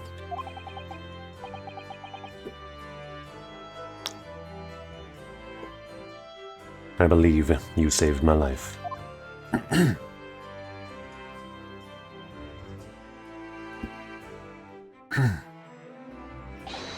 Wait, Lord von Zieks. Yes. What are you intending to do now? Well, clearly I shall have to resign from the prosecutor's office. Why? Oh no. I intend to publicize the full truth about the professor's case. Once that's done, the Van Zieks family will be ostracized completely from London's society. Nah. Surely not. So as soon as I'm free from my employment, I shall leave the capital. Oh, I see. Don't be a fool. Are those the actions of a man once feared as the mighty Reaper of the Bailey? I beg your pardon. For the past 10 years, you've endured that pseudonym and been cast as one of the dark forces yourself. Now that you've finally been freed from that disrepute, your battle is just beginning, surely? Well, I certainly never expected to hear those words from your lips. I waited a very long time to come to London. Now I'm properly here. I intend to learn all that I can. Anyway, goodbye for now, Ryunosuke Naruto. Bye-bye. Kazuma Asogi.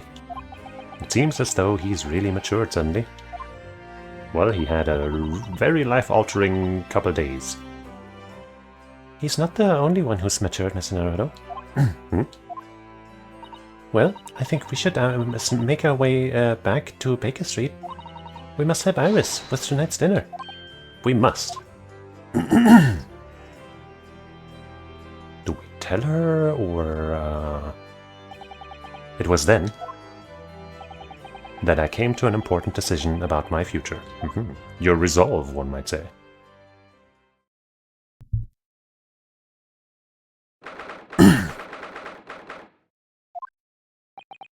I'm home. Ah, it's my girl Gina. Ah! About time you got here. We've been waiting ages, Otto. What are you doing with that colourful piece of history? It's a party, innit? It's gotta go off with a bang. I mean, fireworks, ideally. But when you ain't got fire, smoke's the next best thing, ain't it? There's a girl on Fresno Street who could help you with that, I think. Right. I remember that. You don't have to reload that thing every time I speak? Yes, she does. You really must hear this. It's quite the most extraordinary thing. Oh, wait. I assure you, it will defy your expectations. Take down every detail now, Mikotoba. Ah, the world-famous great detective, regaling his partner with a tale of his adventure. A sight to behold. Would you care to hazard a guess? Where do you suppose the fiendish runaway had concealed himself? Would you believe? Inside the trunk I found abandoned in his cabin. Damn, he must have been a real scum criminal murderer. I would believe it, yes. I say, Mikotoba. I guess actually they were talking about Jigoku. I thought he was talking about us, but no. I detect not a hint of surprise. I wonder why that is. Maybe because I was there at that scene as well, Holmes. What? You were? Then why the deuce didn't you say so before? Here, come on, Mikotoba. Not quite the sight I was expecting to behold, but still. It's hard not to feel privileged to see it. Hello, Mr. Holmes, Professor Mikotoba. I'm finally back from the Bailey. And not a moment too soon. A feast prepared by Iris and Miss Susato awaits. I must say, I haven't seen Susato looking so happy in a very long time. Ah, Runo, there you are. Dinner is on the table, everyone. Please do come and take a seat. Time to fill my boots. Yeah. Goodness, is that really true, Gina? Yep, I'm losing me clubbers and going back to what I know best. What I know best. It's a diver's life for me. Aww. But you're such a brilliant inspector. You're really leaving the police force? But why, Ginny? Well, the boss ain't around no more, so... Oh. And anyway, no matter how hard I try, that Reaper ain't never gonna accept that the diver turned dick, is he? Who cares about the Reaper? Well, people can change, you know. Ah, yes, that reminds me. I rather thoughtfully offered to relieve the bailiff of this, now defunct piece of evidence. Eh? It's the inspector's pocket watch, and the crown has been reattached. That watch was his pride and joy, a symbol of his great achievements at Scotland Yard. For 10 years without fail, it measured every second of the man's remarkable career. But now, it's stopped. Surely he got it fixed. Someone needs to keep the memory of Inspector Gregson's career alive by taking on the great responsibility of winding that watch every single day again. Yes, someone with an equally fierce detective spirit. Yeah, only the greatest inspector of all time could do that. It's gotta be me. There ain't no one else. Yeah, quite right. I mean, after all, the boss was... well, he was my boss. Yes, Ginny, yes he was. Lots of found family in this game. It's rather beautiful. Found and lost, sadly. Not quite as beautiful, but, you know, still meaningful. Oh yeah, and I made you a promise and all, didn't I, Iris? That I'd become a proper detective one day and track down your old man. Oh, well... Oh. Alright then, it's decided, I'll do it. And I swear, I'll find your dad and bring him in kicking and screaming. I mean, you know, her new dad is Holmes, so, you know, I think you can find him easily. I'm not entirely sure that would be appropriate. Yes, I think, Gina, it might be best to, well... I think I'd like you to forget that promise, Ginny. Eh? Iris? Well, obviously I've always wondered about who my real daddy is. Of course I have. I wanted to know where I've come from. I thought it might tell me something about myself. But I've caused such a lot of trouble trying to find out for so many people. Shirley, Runo, Professor Mickey. Oh no, not at all, my dear. Really, you owe no apology to anyone. Well, anyway, I've decided to give up on it, because I finally realized my daddy is the greatest in the world. Yay. I don't think it matters what his name is or where he's from. Don't you agree? Shirley? Duh. He's not just the greatest detective, but the greatest daddy in the world too. With every word, Iris. Thank you, Shirley. Thank you, Daddy.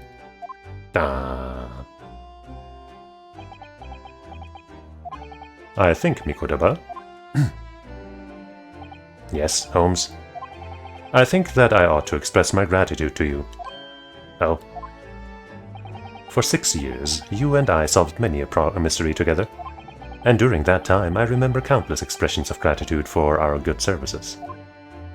But a moment ago, I heard the most pleasing expression of gratitude of them all, and I should never have experienced it, were it not for you. You old softy, Holmes. But I must confess, It's a weight off my mind to hear you say it. Well, then I think this calls for a lengthy violin recital, wouldn't you say? Actually, was somebody busy? Oh, well, the food would go cold, that's the only problem. Maybe next week, Shirley? Are you sure a week is long enough, Iris? Gotta love 'em. Even amidst the most troubling of cases, even reeling from the most shocking of revelations. Returning in the evening to this suite of rooms, there's always warmth and happiness to be had. The home of the world's greatest detective, and my home too, with my greatest family.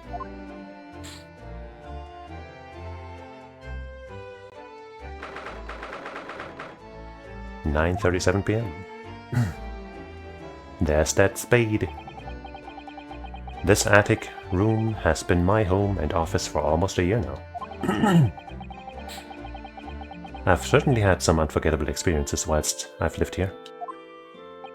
But I think now the time has come. Oh no. Time to bid this place farewell. Naruto? Oh, I keep guessing wrong. I guess Mikoto Susato wouldn't have said Naruto without any honorific type thing. Oh, Professor. At least I got the family right. Are you alone? I didn't hear any sound from Susato's room. Yes, Susato-san went out after dinner. She took a carriage. Something about an important matter she needed to take care of. Ah, I see. I wanted to thank you for what you did earlier. Oh? With Iris, I mean. When the subject of her father came up. Lord Clint van Zeeks. I made up my mind many years ago never to tell her who her real father was. It's what was agreed with Genshin, after all. Lord Clint van Zeeks' final wishes before he died, you mean? Yes, I've had to take some rather drastic steps at times to protect that secret, you know. Calling Susato back to Japan 6 months ago, for example. Ah, that's why? When I read Soseki-san's report about his final days in London, my heart nearly stopped. You'd stumbled across the crux of that terrible case. The dog's collar. The description of the Baskerville insignia left me in no doubt. Baskerville. If you'd decided to investigate that insignia, sooner or later you'd have made the connection to the Van Zeeks. And to make matters worse, Susato knew of the unpublished story as well. The story that Iris had written based on my notes from the time. Ah yes, the Hound of the Baskervilles. Exactly. Maybe Holmes never wanted that story to be published? Because he knew the ending, I guess. The criminal wasn't truly the real one. But I guess the stories all have some changes, I guess, as far as I can tell, as far as I've been led to believe. So maybe that wasn't it. It was more about the other reasons. It was a work of fiction, but based on the grim reality of a huge beast of a dog being used as a murder weapon. A dog with a Baskerville family emblem around its neck. Armed with those two clues, I feared you and Susato might arrive at the truth. So I invented that story about having collapsed to justify her leaving London and returning to Japan at once. All in aid of halting any investigations you and she might have been contemplating. Well, it was successful in that. I see. Something I've never understood is why Susato-san came across the manuscript in Japan, though. You know, it's Iris's The Hound of the Baskervilles story, I mean. Holmes sent it to me, and that was before Susato left Japan. He was very troubled about what should be done about it, you see. I had read it and carelessly left it on my desk, which is where Susato came across it, of course. Ah. It was the only case Holmes and I pursued that I didn't record in meticulous detail. I was stunned when I discovered that the young Iris had pieced together so much of it from my paltry notes. Holmes and I discussed the matter and decided that we couldn't allow the story's publication. At that point, I returned to the manuscript by post to Holmes for safekeeping. So he did that to stop Iris from finding out the truth about her father. That's right, because Holmes had told me how astute she'd become. What a smarty pants. However, having witnessed events in court today, I must say my opinion has somewhat shifted. Oh? I think at some point in the future, the time will come for Iris to know the truth. And when it does, well, I believe it will be for the best. Yeah, let's pursue the truth. I think so too. Actually, Professor, I wanted to talk to you about something too. The offer he made? Judging from that expression. I'd say you've come to a decision, have you? Yes, I have. I will be returning with you to Japan. Are you quite sure? No, we can't leave Holmes behind, and Iris, and Gina. I don't know if Susato is returning with us. I would assume so. I'm really only here as a substitute for Kazuma. But he's here in Britain now, as originally intended. But he's not going to be a defense lawyer anymore, is he? Locum student, Naruhodo, Esquire. You forgot about Esquire. Doesn't really have a right to stay, I think. If it's about having a right, then shut the fuck up and stay, bitch. I see. Looking back now, when I first arrived here in February...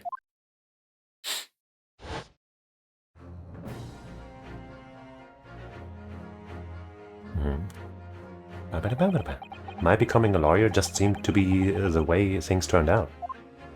With Kazuma, Susato-san, and Mr. Holmes all gently pushing me in that direction.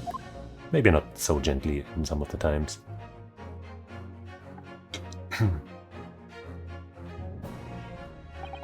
I spent the best part of a year immersed in this world, but always aware of a seed of doubt inside me.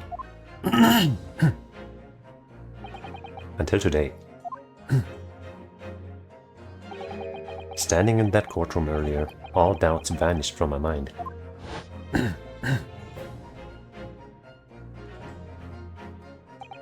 I was totally focused. I was sure of my belief in my client, and I was sure I could see the trial through. And at the end of it, I finally realized. No one else chose this path for me. I chose it myself. Yeah.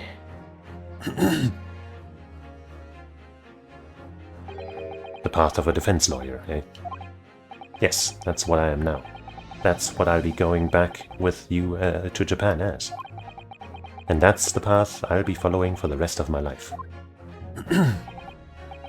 Well, it sounds like you've made up a resolution there. I have. Very well then. I must say, it's extremely welcome news. I shall make arrangements for your return this first thing more tomorrow. But I don't imagine we'll depart for a few days. Not with the symposium having been cancelled now. Such a shame. Never mind. I'm sure there'll be another opportunity in the future. Well then, I'll bid you good night.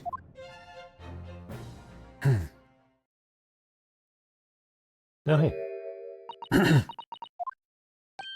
Did you hear that? Susato-san. I just wanted to let you know I'm back. Did you meet Kazuma? Or something? Did you, hear what your father and I were discussing? I'm sorry, I did, yes. I couldn't help but... Oh, how much did you hear? Well, from the part about Iris's real father, I think. In other words, from the beginning. So you've made up your mind. You'll return to Japan and continue working as a defense lawyer. Ah, yes, I'm sorry. I really should have consulted you about it. I did want to earlier this evening, actually, but you'd have already gone out. Oh no, that's quite alright. I already knew that it's what you decide, Naruto-san. You did? Hmm.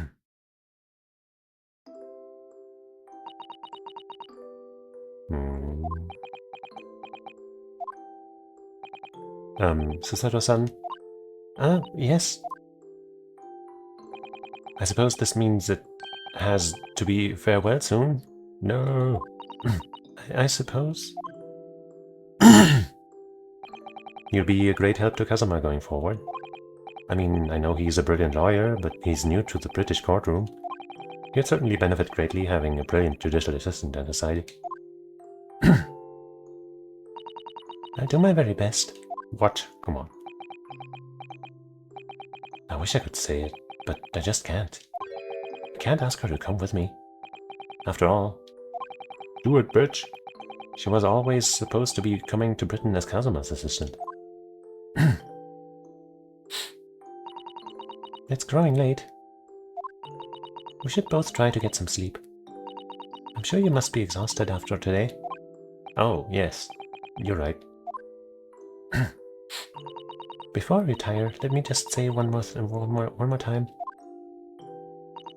You really were quite splendid in court today. So if you ask me, anyone who thinks of you as a substitute or a locum should be ashamed of themselves. Including yourself. Susato-san. Thank you. There's that gentle smile again. Gentle, but with a hint of sadness.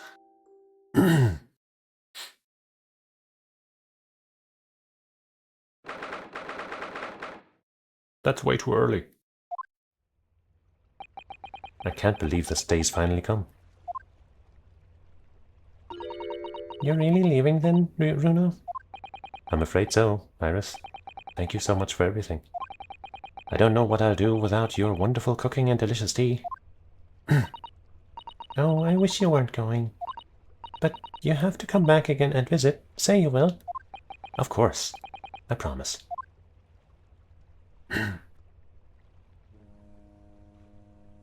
Well, it was a very brief reunion, but it was a pleasure to pursue a case with you again after so long. For a while at least, it felt like old times. Yes, I suppose on reflection, there's something to be said for it, having a little fun once in a while. I'll just go and say goodbye to the professor as well, I think. All right, Iris, you do that. The professor? Dun-dun-dun-dun. No.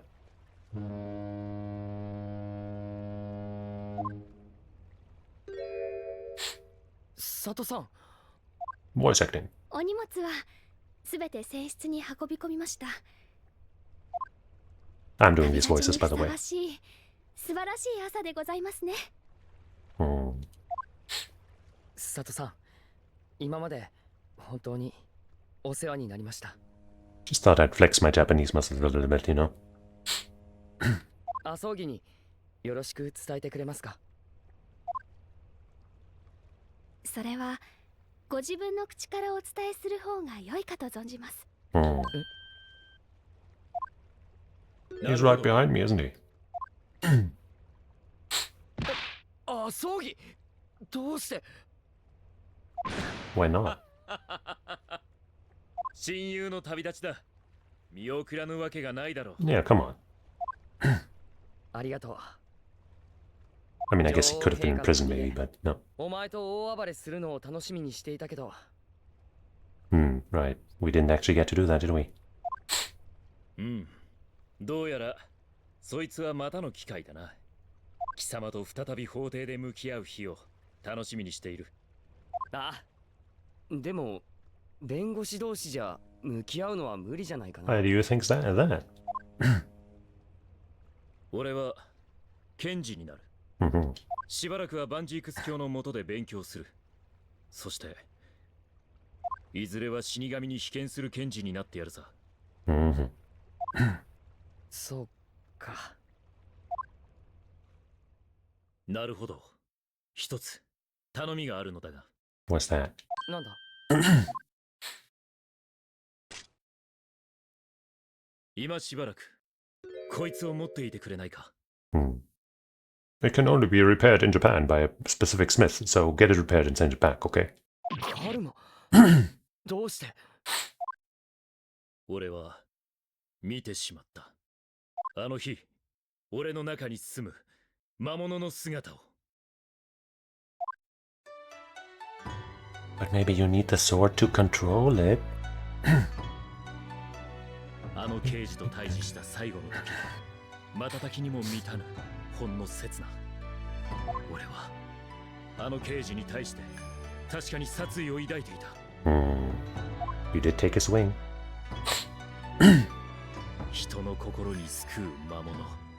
そいつは俺の中にもいたのだ。俺はその事実を永遠にこの胸に刻む。そしてその魔物に見入られた者たちとこれから対峙していくつもりだ。検事として。それがお前の覚悟ということか。覚悟。俺が自らの中に住む魔物を切り伏せるその日まで。これは貴様に託す。受け取ってくれ。 Well, you still have another sword, so I guess you're not entirely 分 unarmed. かった。確かに預かっておく。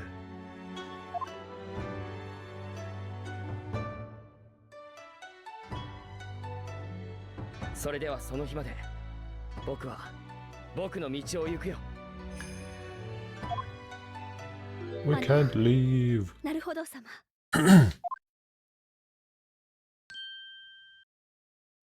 これからなるほど様が進まれてゆくその道、 You want to come with? 私がお供しては Yes. お邪魔でございましょうか。 Of course, that's not a burden. それは僕だって一緒に来てほしいです。でも佐藤さんは思った通りだな。葬儀。本当に変わらない。お前らしいことだな。なるほど。思った通りってまさか知ってたのか。あの日バンジークス教の裁判が終わった夕刻、As I 彼 thought. 女は一人で検事局を訪ねてきたのだ。御言葉教授と話したあの日。 Well, before that, presumably. なるほどと共に日本へ。はい、勝手なことを言って申し訳ございません。 No, it's not. Come on. それを言うためにわざわざ。義理がたいことだな。それであいつはなんと。あの方は何もおっしゃりません。もしかしたらご迷惑なのかも。 Of course not. あいつも義理がたい男だ。言えるはずがないだろ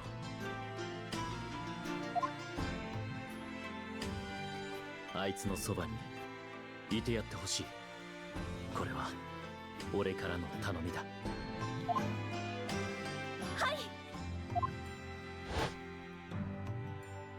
Yippee. 佐藤さん、いかがでしょうか。なるほど様。佐藤さんが隣にいればどんな法廷でも怖くありません。これからも僕と一緒に戦ってくれますか。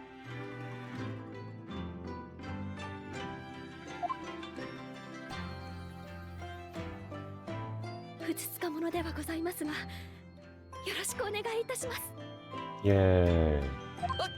僕の方こそふつつかっぷりでは負けませんよ。 Oops. Who can out courtesy the other? どうかされましたか。でも佐藤さんの荷物はもう出航の時間です。 Oh, she's been well prepared, hasn't she? あ、それならば心配ございません。スサタの荷物はすでに。船に積み込んでございますので。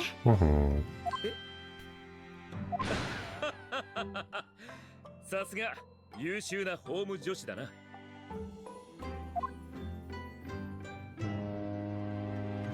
But I guess it's time to go. なるほどくん、そろそろ出航の時間なの。 I guess that's Iris. Cute voice. それでは行くがいい。 I think that's the first time we're hearing her voice. なるほど。アソギ、剣を抜け。 Let's fight to the death right now.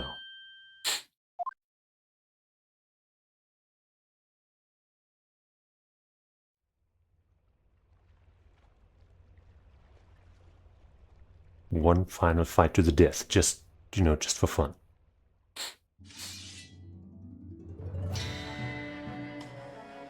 Yay. いつか僕たちの道が再び交差するとき、お前と琴の葉の刃を交わすことになるだろう。その時を待っている弁護士として。その言葉を聞きたかった。相棒。Eyeball.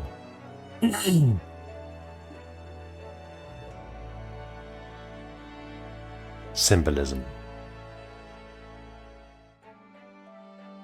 それではまた会おう、アソギ。ああ、必ずな。なるほど。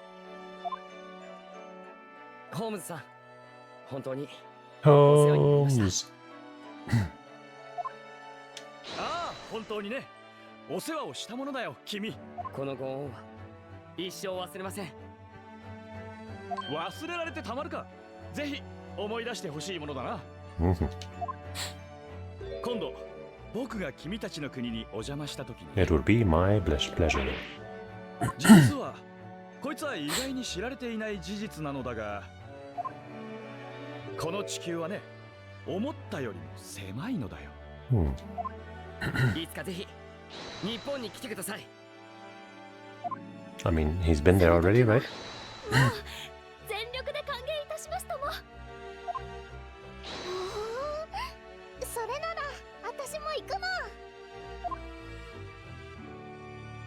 そう We'd と love 決ま you った too, ら Iris. しばしのお別れだね、諸君。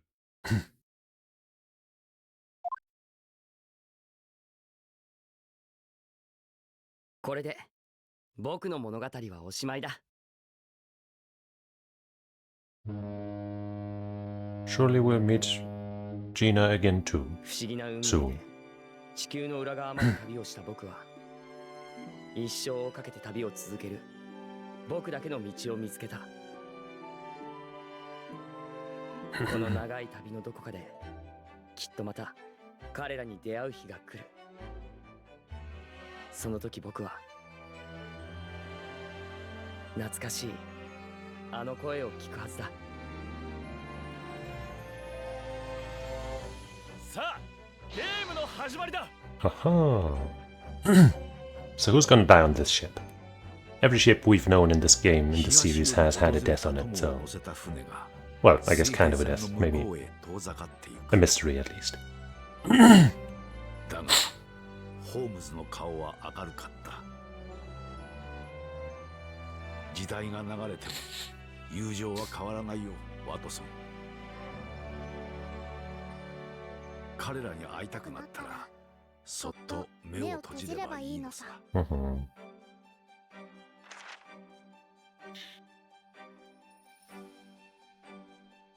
私はそっと目を閉じる。その時、私は懐かしいあの声を聞くはずだ。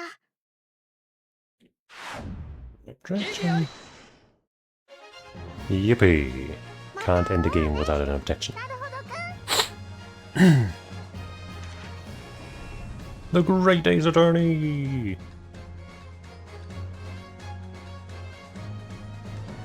Absolute cinema. Shu Takumi, you've done it again.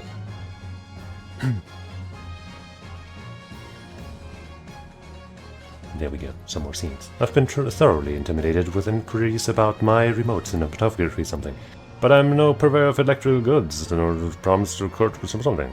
Anyway, I've decided an absence from London is in order, so a sojourn in distant climes. The Empire of Japan, perhaps. I understand that wardrobe class incurs no charge whatsoever. Right, yeah, definitely.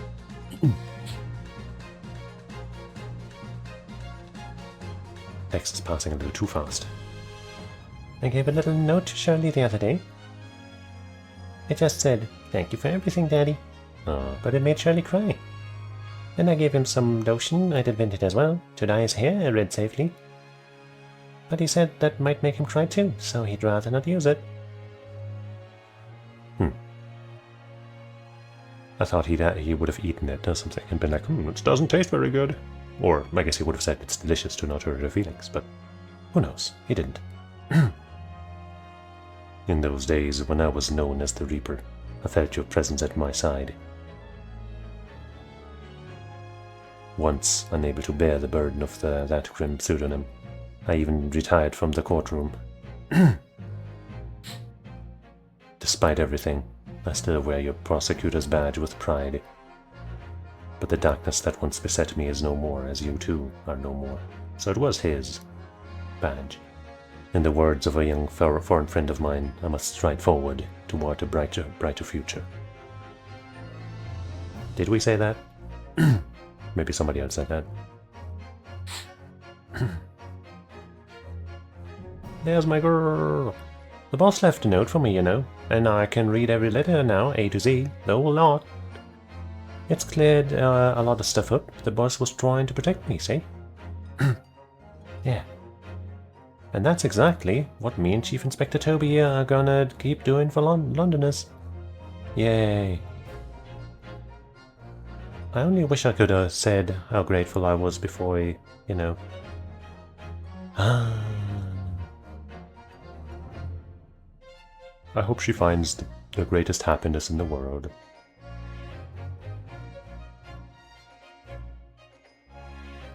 Huh.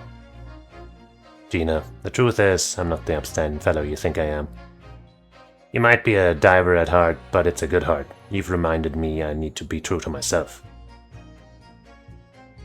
I've got one more job to take care of before it's the ta-ta to London down for the foreseeable. And then I've got to complete your education in the art of detection a la Gregson, as they say. I guess that was the message he left her. Nice expression on his face there.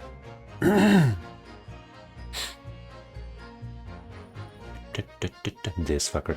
Your Excellency, this man is accused of illegal entry into the office something something. Objection! Oblique overruled the minister something. What is this caddish counsel for the defense and women something something? Oh really? My friend Susato-san is in the British courtroom all the time and doing a wonderful job. Perhaps I should have engaged the services of a regular legal team. Oh, you guys.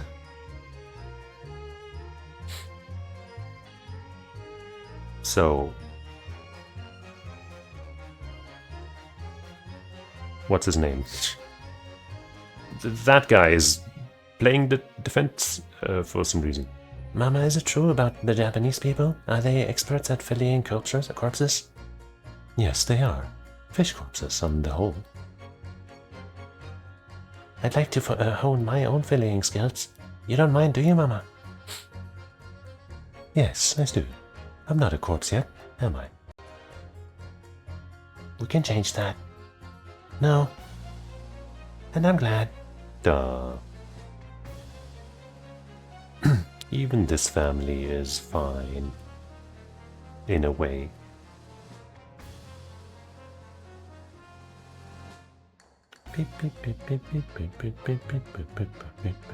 This guy.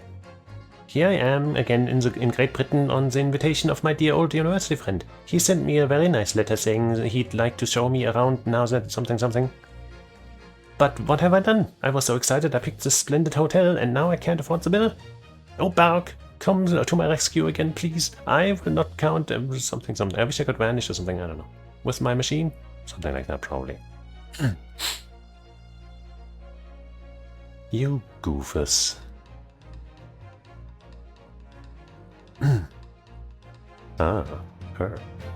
When I went to make the waxwork impression of the killer in the cemetery, I realized what had happened.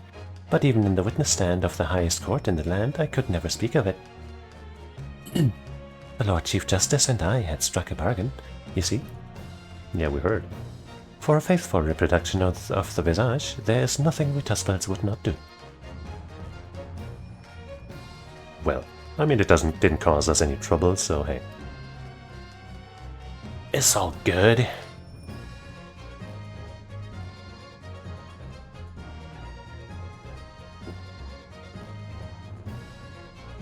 Hey, everyone calls me Gossip. I say jaunty little tidbits to passers-by, you know.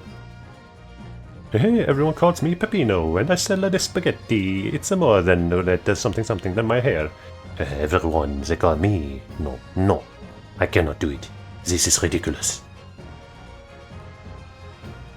Oh, Daly, how charming. You've made lots of new friends here, I see. Yes, and when we're released, we are all going to strike it rich together. Sure. Yeah. With those two as partners, I'm sure everything will go well. And legal. It'll all be very above board. Definitely.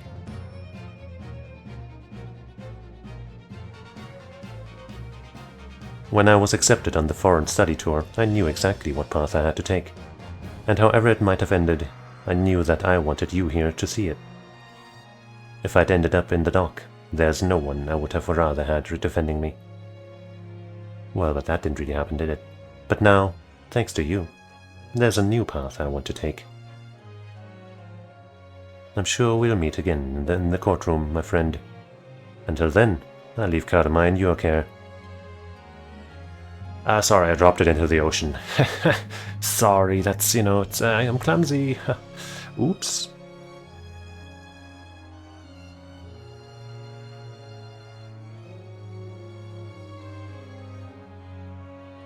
And aboard the ship.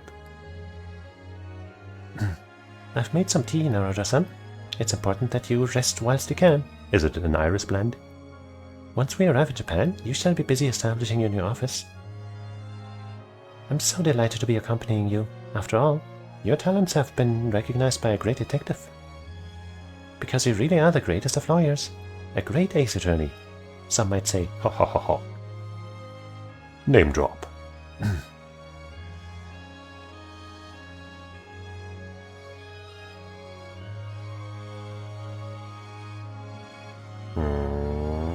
Hey, and the Daruma doll's eyes have been drawn in finally. And Wagai is in the photo too. It's lovely. Let's take a screenshot.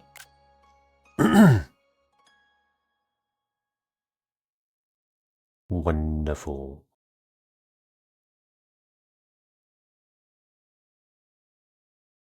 Another scene? No, now it's the actual credits. Like, I mean, it was credits before, but now no more scenes to read, I think. Ah, yes. Oh, hey, it's Ryutaro. Yeah. Look at all those cats. What a great game. From, like, what how I remembered, after having played the two games a couple years ago, 2021. The cats landed, I guess, with that guy, whose name I'm now blanking on. But yeah, I remember thinking this duology was like the closest thing in quality to the original trilogy. And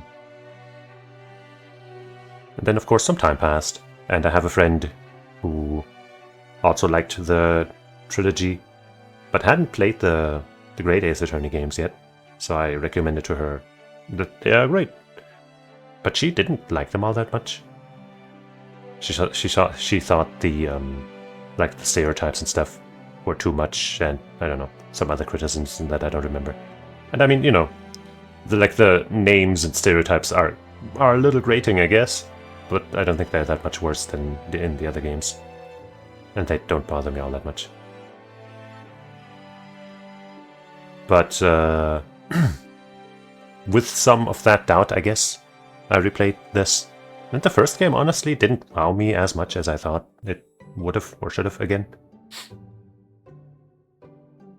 And like, I guess, you know, I'd say that the first of these two is definitely not on the level of the trilogy, but the second game doesn't function without the first. You know, it's the most actual like sequel thing, because, you know, Ace Attorney 1, 2, and 3, while connected, function individually. You're gonna miss out on some references and, you know, plot points maybe, but for the most part it's all, you can play them in any order and still get a full experience, really. You can't really do that here. At least not well. But man, the second game is so good. And, like, with that connection, I guess, I would still say that I hold this duology in almost as high regard as the trilogy. And, like, you know, some of these characters, I really like Gina, Susato-san, of course. But Holmes, man, Holmes is so fucking good. He really strikes an interesting balance of being so incredibly, unbelievably incompetent sometimes, where you have to wonder if it's an act, but I don't think it's supposed to be. But then also being the absolute most godly, like, fucking detective and also everything, you know, scientist, whatever, that you need in times of desperation, I guess. Times of despair. And the rest of the cast of characters is also really great. They're gonna kill each other.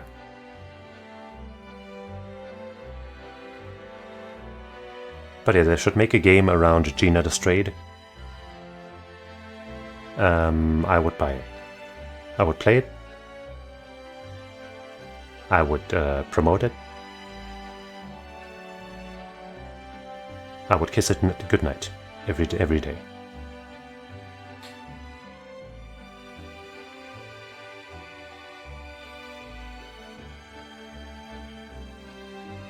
But yeah, that was a nice experience replaying this game. But also, I guess, not quite so related to this game itself. The fact that I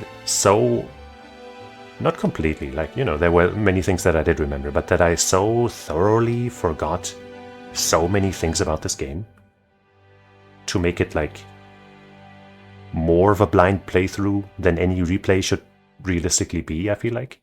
It's only been like 4 to 5 years, so what the fuck? On the one hand, that was great, because, you know, I got to relive this in a purer sense, I guess, than if I had remembered more. But on the other hand, I'm so spooked. How could I have forgotten so much? That's kind of scary.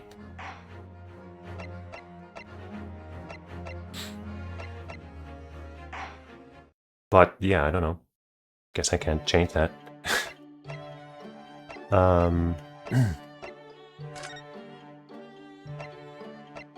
Look, we got a couple new ones in this playthrough. Like the woman. For having examined the fireplace in Mr. Holmes' suite whilst with Susato in episode 5 of the Great Ace Attorney Adventures. And then Inspirational Roots. For presenting the armband to Lord Van Zieks in episode 3 of the Great Ace Attorney 2 Resolve. Yeah, that gave us a special scene. And Best Chips in Town, that was offered to me by Astrodude here, I think, right? For talking with Gina after Ryunosuke regains consciousness following the incident with Toby in episode 4 of the Great Ace Attorney to Resolve. Look, it has Gina and the other guy on it. But we still have some that we didn't get. The Noodler, for erroneously answering Mr. Holmes' question about who might have something that belonged to the convict in episode 2 of Great Ace Attorney. Don't remember that. But hey, it was probably on purpose. Certainly couldn't have been a mistake. So we're missing these two.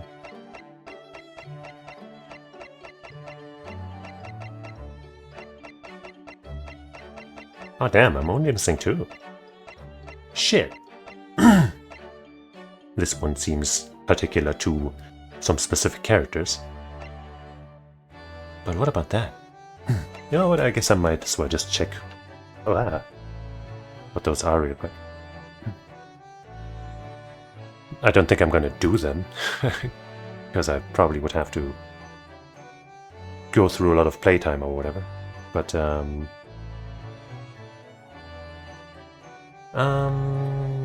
Great Ace, oops, not Acre. Ace Attorney, what's it called again? Chronicles. Chronicles Accolades.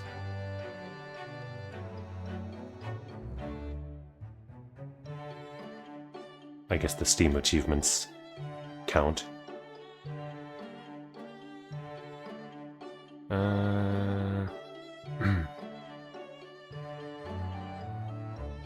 Well, it's kind of hard to see from this. Okay, wait.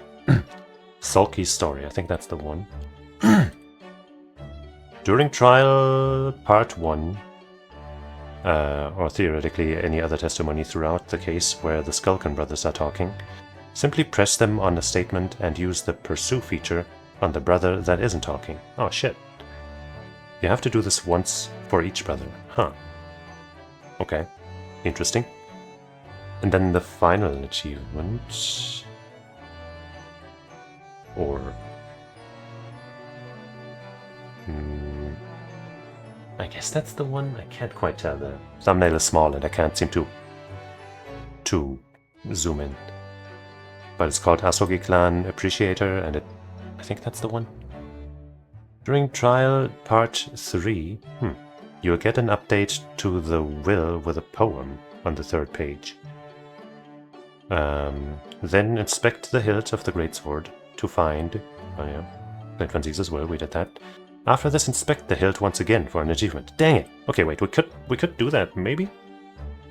I think we might be able to do that. I think our last save might be before we presented that? Or I guess before we don't get a chance anymore. Let's check real quick.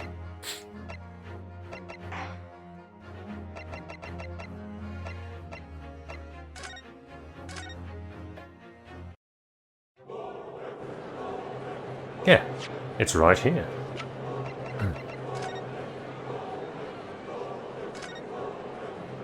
That's a little unfair though, because it says that it's the done, you know. But hey, I guess it's an achievement, so it's fine.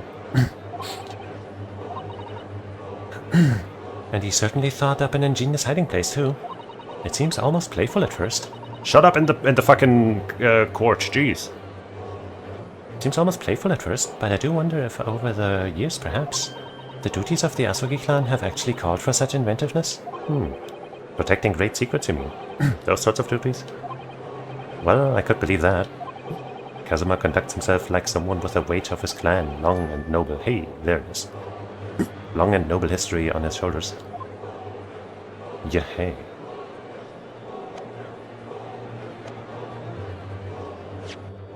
And now get me out of here before the noise grates me any further. Jeez. Maybe we can actually find a spot with those dudes real quick. It might be tricky.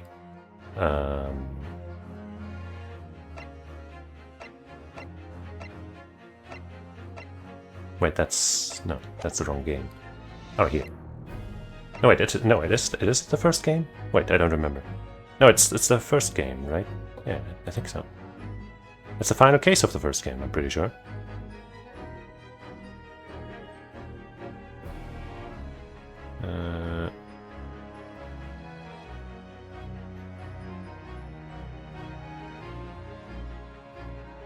Wait, where was it? There. That is episode 5, yeah, the final case of the first game.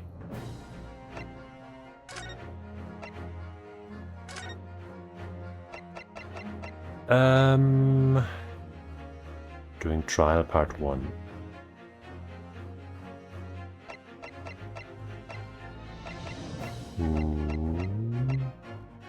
Trial start. Eyewitness testimony.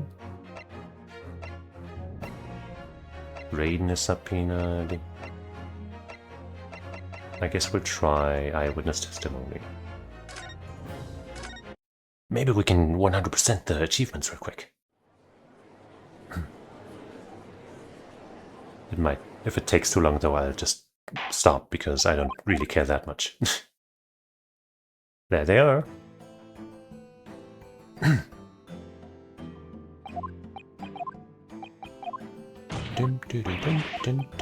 I'll drink some water while holding the button with the other hand.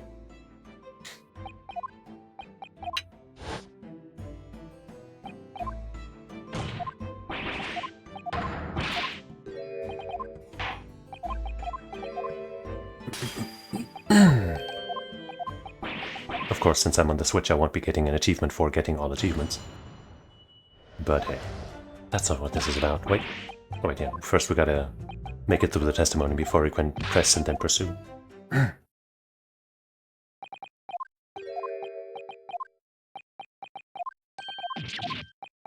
Blah bitty blah.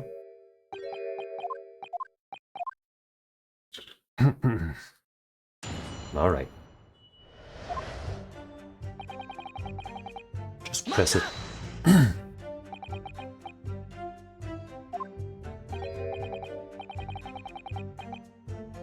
And then I guess do this, and then do it the other way around, right? Mr. Ringo Skulkin, do you have something to add? What? Something that was just said just now appears to have got you thinking. Well, yeah. I was just thinking about me bruv Sulky. Oh, the one you've lost touch with?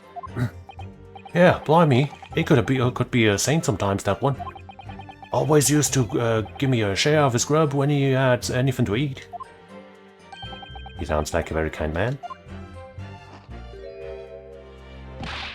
Get out of it! These chips are mine! I'm not sharing! I guess he's not the brother after all. Yeah, and then I press this guy. Convenient.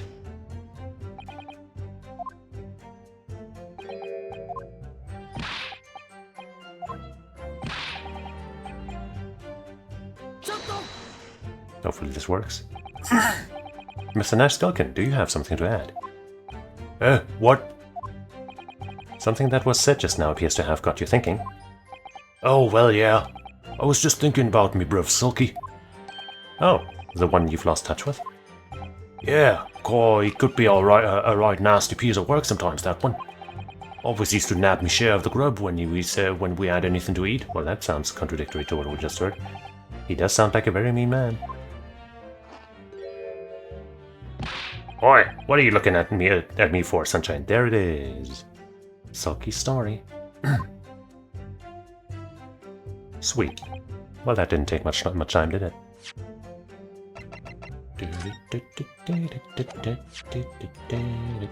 Thanks to the very handy features of this collection.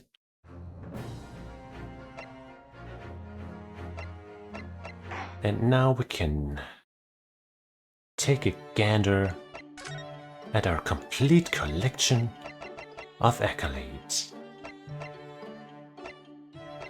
Yay.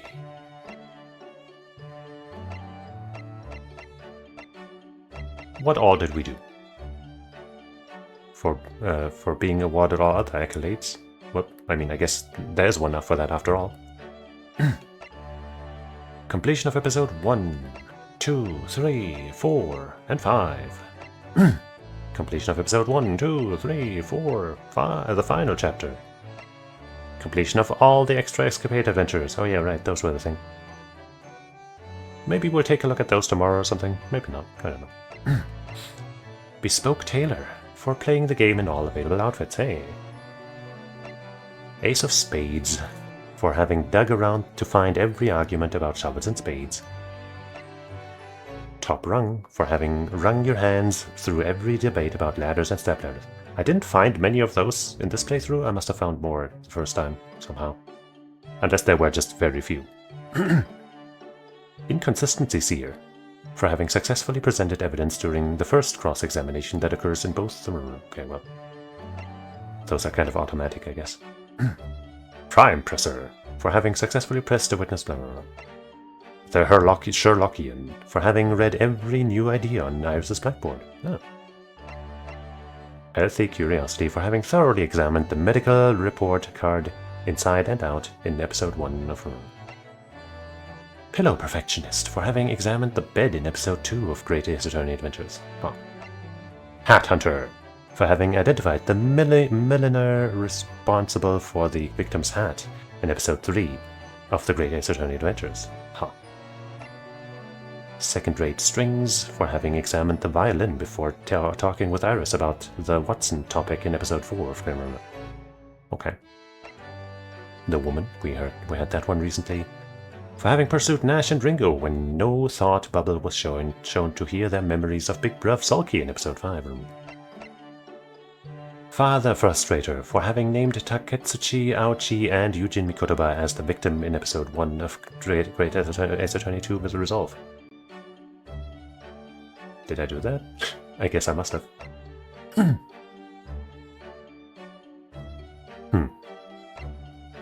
Down in 1 for having examined Miss Green's bottle before it falls from the table in episode 2. Yeah. The Noodler, Inspirational Roots, for presenting the armband to Rodfin. Oh yeah, right. Yay. This is my favorite because it has Gina on it. I don't know, I just really like her. She's very cute and likable. Alright. That's gonna be it for the Great Ace Attorney Chronicles. As I said, maybe if I feel like it, we will check out these escapades maybe tomorrow. I don't know how long, I don't remember how long they are, but it's probably not that long. But maybe not. I'll think about it. But that means that for today, I will thank you for watching, hanging out, and finding our resolve together as we finish this fantastic series of adventures. And I hope you'll join me again sometime. Probably tomorrow. Maybe not, but we'll see each other again soon. And with something fun, surely. Just come on by, it'll be a good time, I'm sure. So, until we meet again, I say it's gotta sama. Bye-bye.